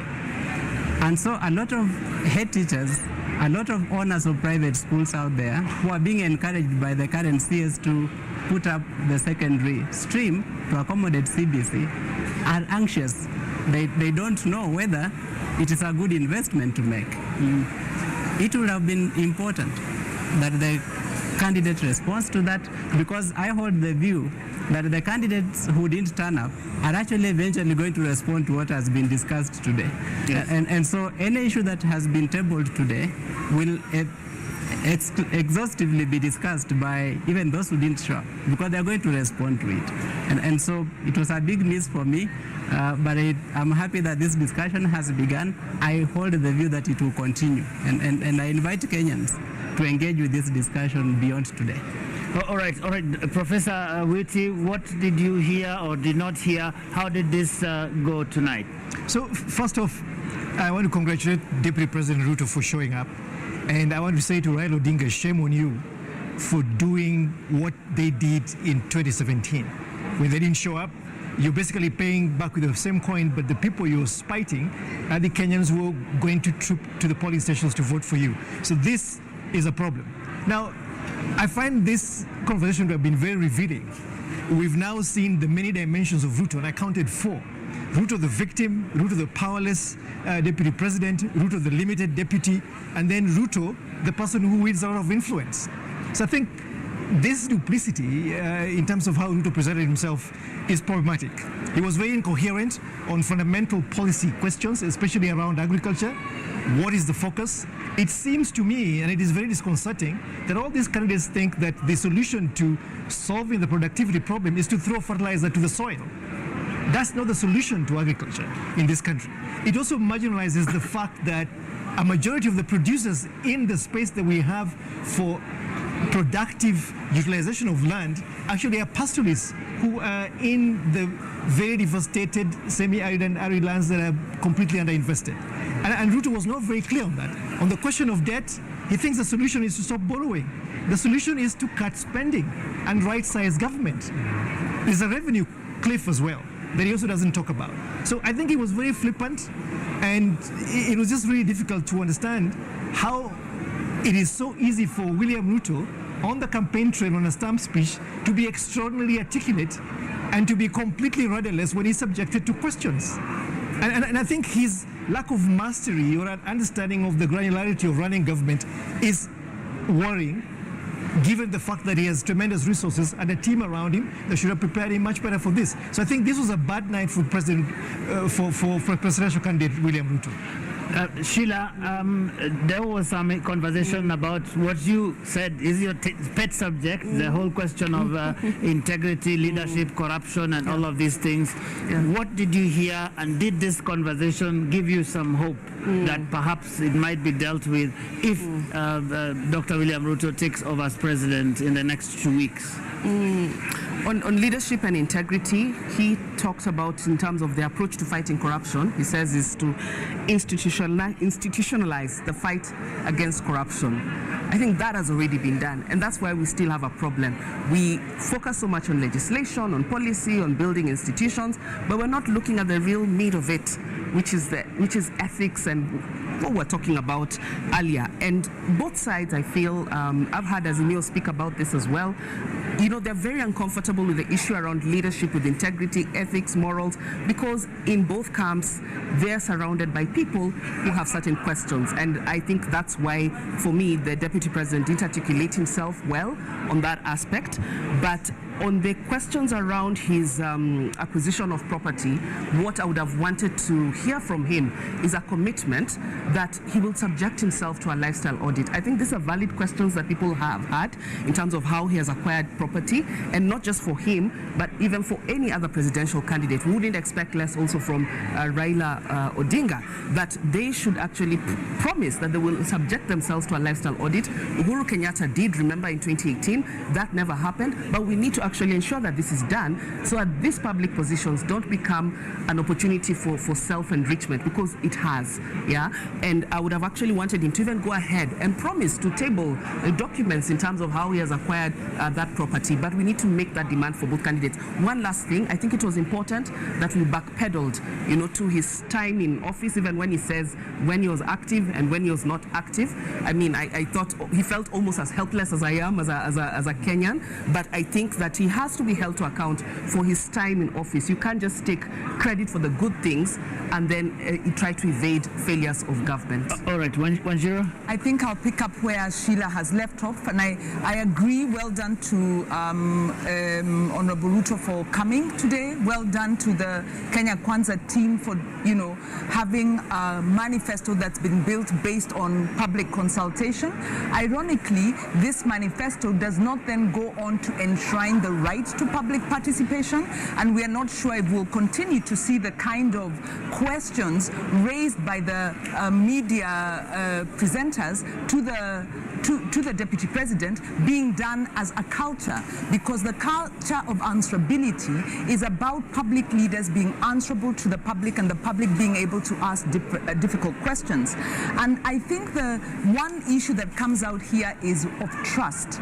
We are seeing the Kenya Kwanza campaign trying to rewrite the 5 years of the bromance, and the Deputy President really at pains to paint himself as helpless when we know they were smiling at each other, making decisions together, and, you know, fist thumping and all of that, and a lot of abuse of office.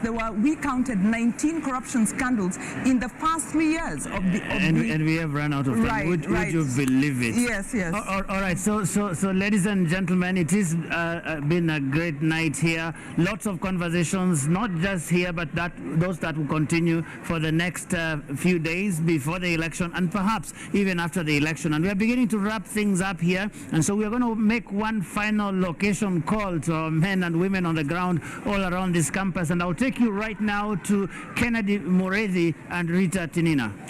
Well, the purpose of this debate is for you who has registered as a voter to get any extra information that you have not gotten this far from the political rallies that have been held by the different politicians who are yearning to rule this country after the August elections. And what we do know is that 4 invitations were sent to the presidential candidates. 2 of them turned up and they have sold their manifesto. Have they been able to convince you? Well, that is only a question you can answer on the 9th of August 2022. But here at the Catholic University, we have followed it through from the first debate that involved the governor candidates of Nairobi. Then we went to the deputy presidential nominees until today, when it culminated into the presidential candidates, and they have said what they needed to say. Indeed, here at the Catholic University of Eastern Africa this evening,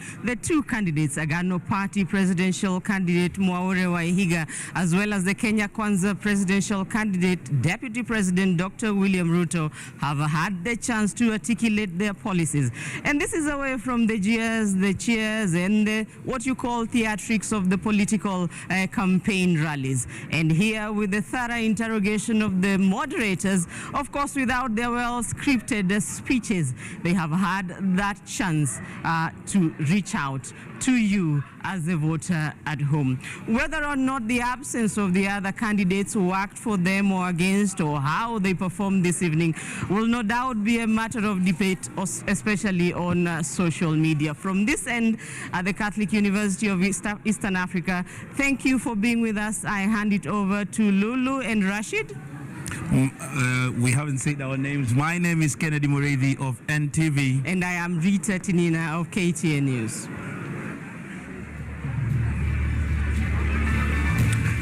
Na mtazamaji, ili kuweza kufanikisha na kuweza kuwajibikia sura ya 12 ya katiba sehemu ya kwanza na sehemu ya pili, ilibidi mwamvuli wa wanahabari wawaalike wote wawaniaji urais hapa nchini Kenya. Wakaalikwa, wakaalikika, wawili wakaghairi, wawili wakafika, wakapokelewa, wameingia moja kwa moja katika chumba cha mjadala. Maswali wakauliza, wakajibu, wakajaribu kuchachawizwa, wakasimama imara, wakajieleza. Kwa kweli itakuwa sisi ni watovu wa nidhamu na shukrani tusiposema asante kwa waliofika, manake wametendea haki mamilioni ya Wakenya walikuwa wamekaa kusikiliza kwa redio na kutizama kwa runinga. Na mama, kwa hakika Rashid, wengi wanajiuliza siku hii ya leo, nani amefanya vyema, nani ameuza sera zake vyema, nani amebana kidogo. Lakini la hasha mtazamaji, hilo halikuwa kusudio letu. Kusudio letu ilikuwa ni kukunyoshea wewe mtazamaji barabara iliyo safi, barabara iliyonyoka, barabara ya tarehe 9 mwezi wa 8 mwaka 2022 ya wewe mtazamaji kuweza kufanya maamuzi yaliyo bora, maamuzi sahihi. Kwa hivyo mtazamaji, tumekupeleka saluni, kunyoa au kusonga, hiyo ni hiari yako. Naam kabisa, hiyo ni uamuzi wako. Ikumbuka kwamba hili alikuweza kufanikishwa bila ushirikiano wa kudumu kutoka na watu tofauti kutoka vyombo vya habari tofauti. Kuwataja mmoja baada ya mwingine nikimkosea itakuwa dhambi, lakini nasema asante kwa wote waliohakikisha kwamba unapata mjadala kwa mpigo, kuanzia mjadala wa waniaji ugavana kaunti ya Nairobi, mjadala ule wa waniaji wenza wa urais, na siku hii ya leo ukapata fursa ya kujua mengi kuhusiana na sera na ajenda za waniaji urais. Sisi hapa, mimi Rashid Abdalla na mwenzangu Lulu Hassan, tuko tunapeperusha bendera ya Citizen TV. Hivi sasa kuna bendera moja pale ya NTV ambayo inapepea ikizungumza na wachanganuzi. Turudi kwake Joageo, alikunje busati hili kwa heshima, hadhi na taadhima. All right, thank you very much, Rashid Abdalla and Lulu Hassan, wrapping things up there, out there, and we are just about to do that here, so I'll get some quick thoughts around this table before we finish, and I'll start with you, Dr. Manyasa. What are your final thoughts? 13 days to the election, 1 minute each. I was frustrated that people are saying after that this debate will mean nothing, meaning that the illiterate Kenyans and the literate make their political decisions the same way. I am hoping that this conversation has made an impact on the voter, and that the discussion that ensues from here to August 9th makes an impact on how people vote.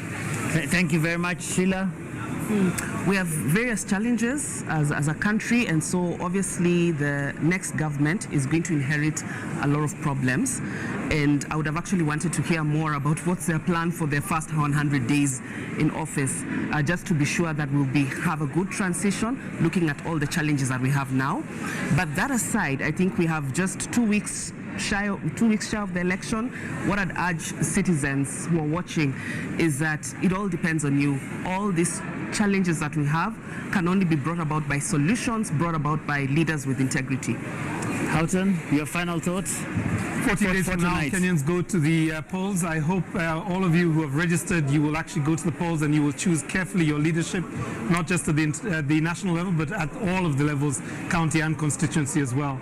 I think the other point is that look for candidates that are committed to creating equality under the law, the right to health, the right to education, the right to housing, and freedom from extrajudicial killings, and also freedom from forced evictions. I think that's the future we have to lean into, and that's the future we must vote for on August the 9th. Professor Witi?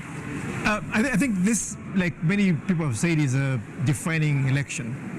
In many ways, the country needs transformative solutions. It is very interesting to read the specifications in the manifestos. It is also very enlightening to listen to the politicians and how much of their manifestos they really understand and can articulate. There's a worrying disconnect there, listening to Mwaure and listening to Ruto. And it begs the question, to what extent can we really hold them to the specifications of these manifestos if they don't really understand and internalize and are able to articulate them to a wider public? So let's go out there. There is still time for us to go through those manifestos. I think there will still be political opportunities for Kenyans to engage. But I think we need to be wise to really understand the consequences of our electoral decisions in 2022. All right, Wanjiru, you get to have the last word on this. Right, I think, thanks, Joe, and this is a difficult election, and I am left with questions, and maybe other Kenyans out there as well. And one of the questions for me is, by staying away from this debate, has Raila Odinga been able to distance himself enough from the worst excesses of the Jubilee administration? I'm also asking myself, if we are looking at William Ruto as a candidate, can we trust him with the instruments of power, given the obvious shift of his positions and, really a lot of prevarication around his role in government? And then the final question is one that he raised around, can we trust the deep state or the state to deliver a credible, free and fair election for Kenyans? Yeah, so those are the questions. All right, I think that's a good place to end it. So the candidates have been here, all four of them for the presidential candidate, and the rest that have been coming here since we started this series of debates on the 11th of July. They have come, they have spoken, you have listened. We over here in the media, we have discharged our responsibilities. Now the responsibilities turned over to you, the voter, because in the next 13 days, you will have to make that choice either way, both at the national level and at the county level, in various positions for which people are contesting.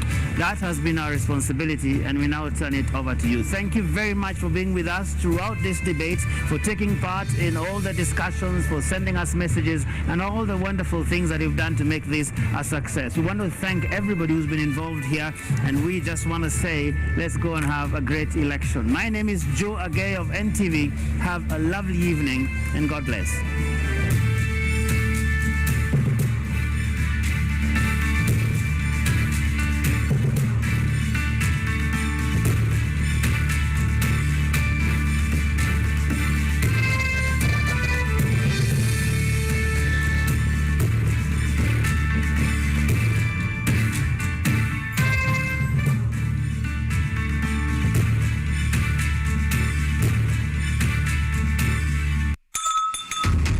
What is a secondary school in Kenya? It ranges from 106 high-cost national schools, educating 3% of the learners, where you find ultra-modern libraries and laboratories, the most experienced principals and teachers, and the best teacher-student ratios. To 7,019 some barely established, understaffed, lacking basic facilities, sub-county schools, educating over 60% of learners. Given that KCSE is the most consequential examination in our education system, isn't it fair that we level the ground for all learners to excel by narrowing the capacity gaps between the worst and best schools to deliver quality education? Usawa Agenda calls upon the 5th President to institute a sub-county schools upgrading program and change the capitation model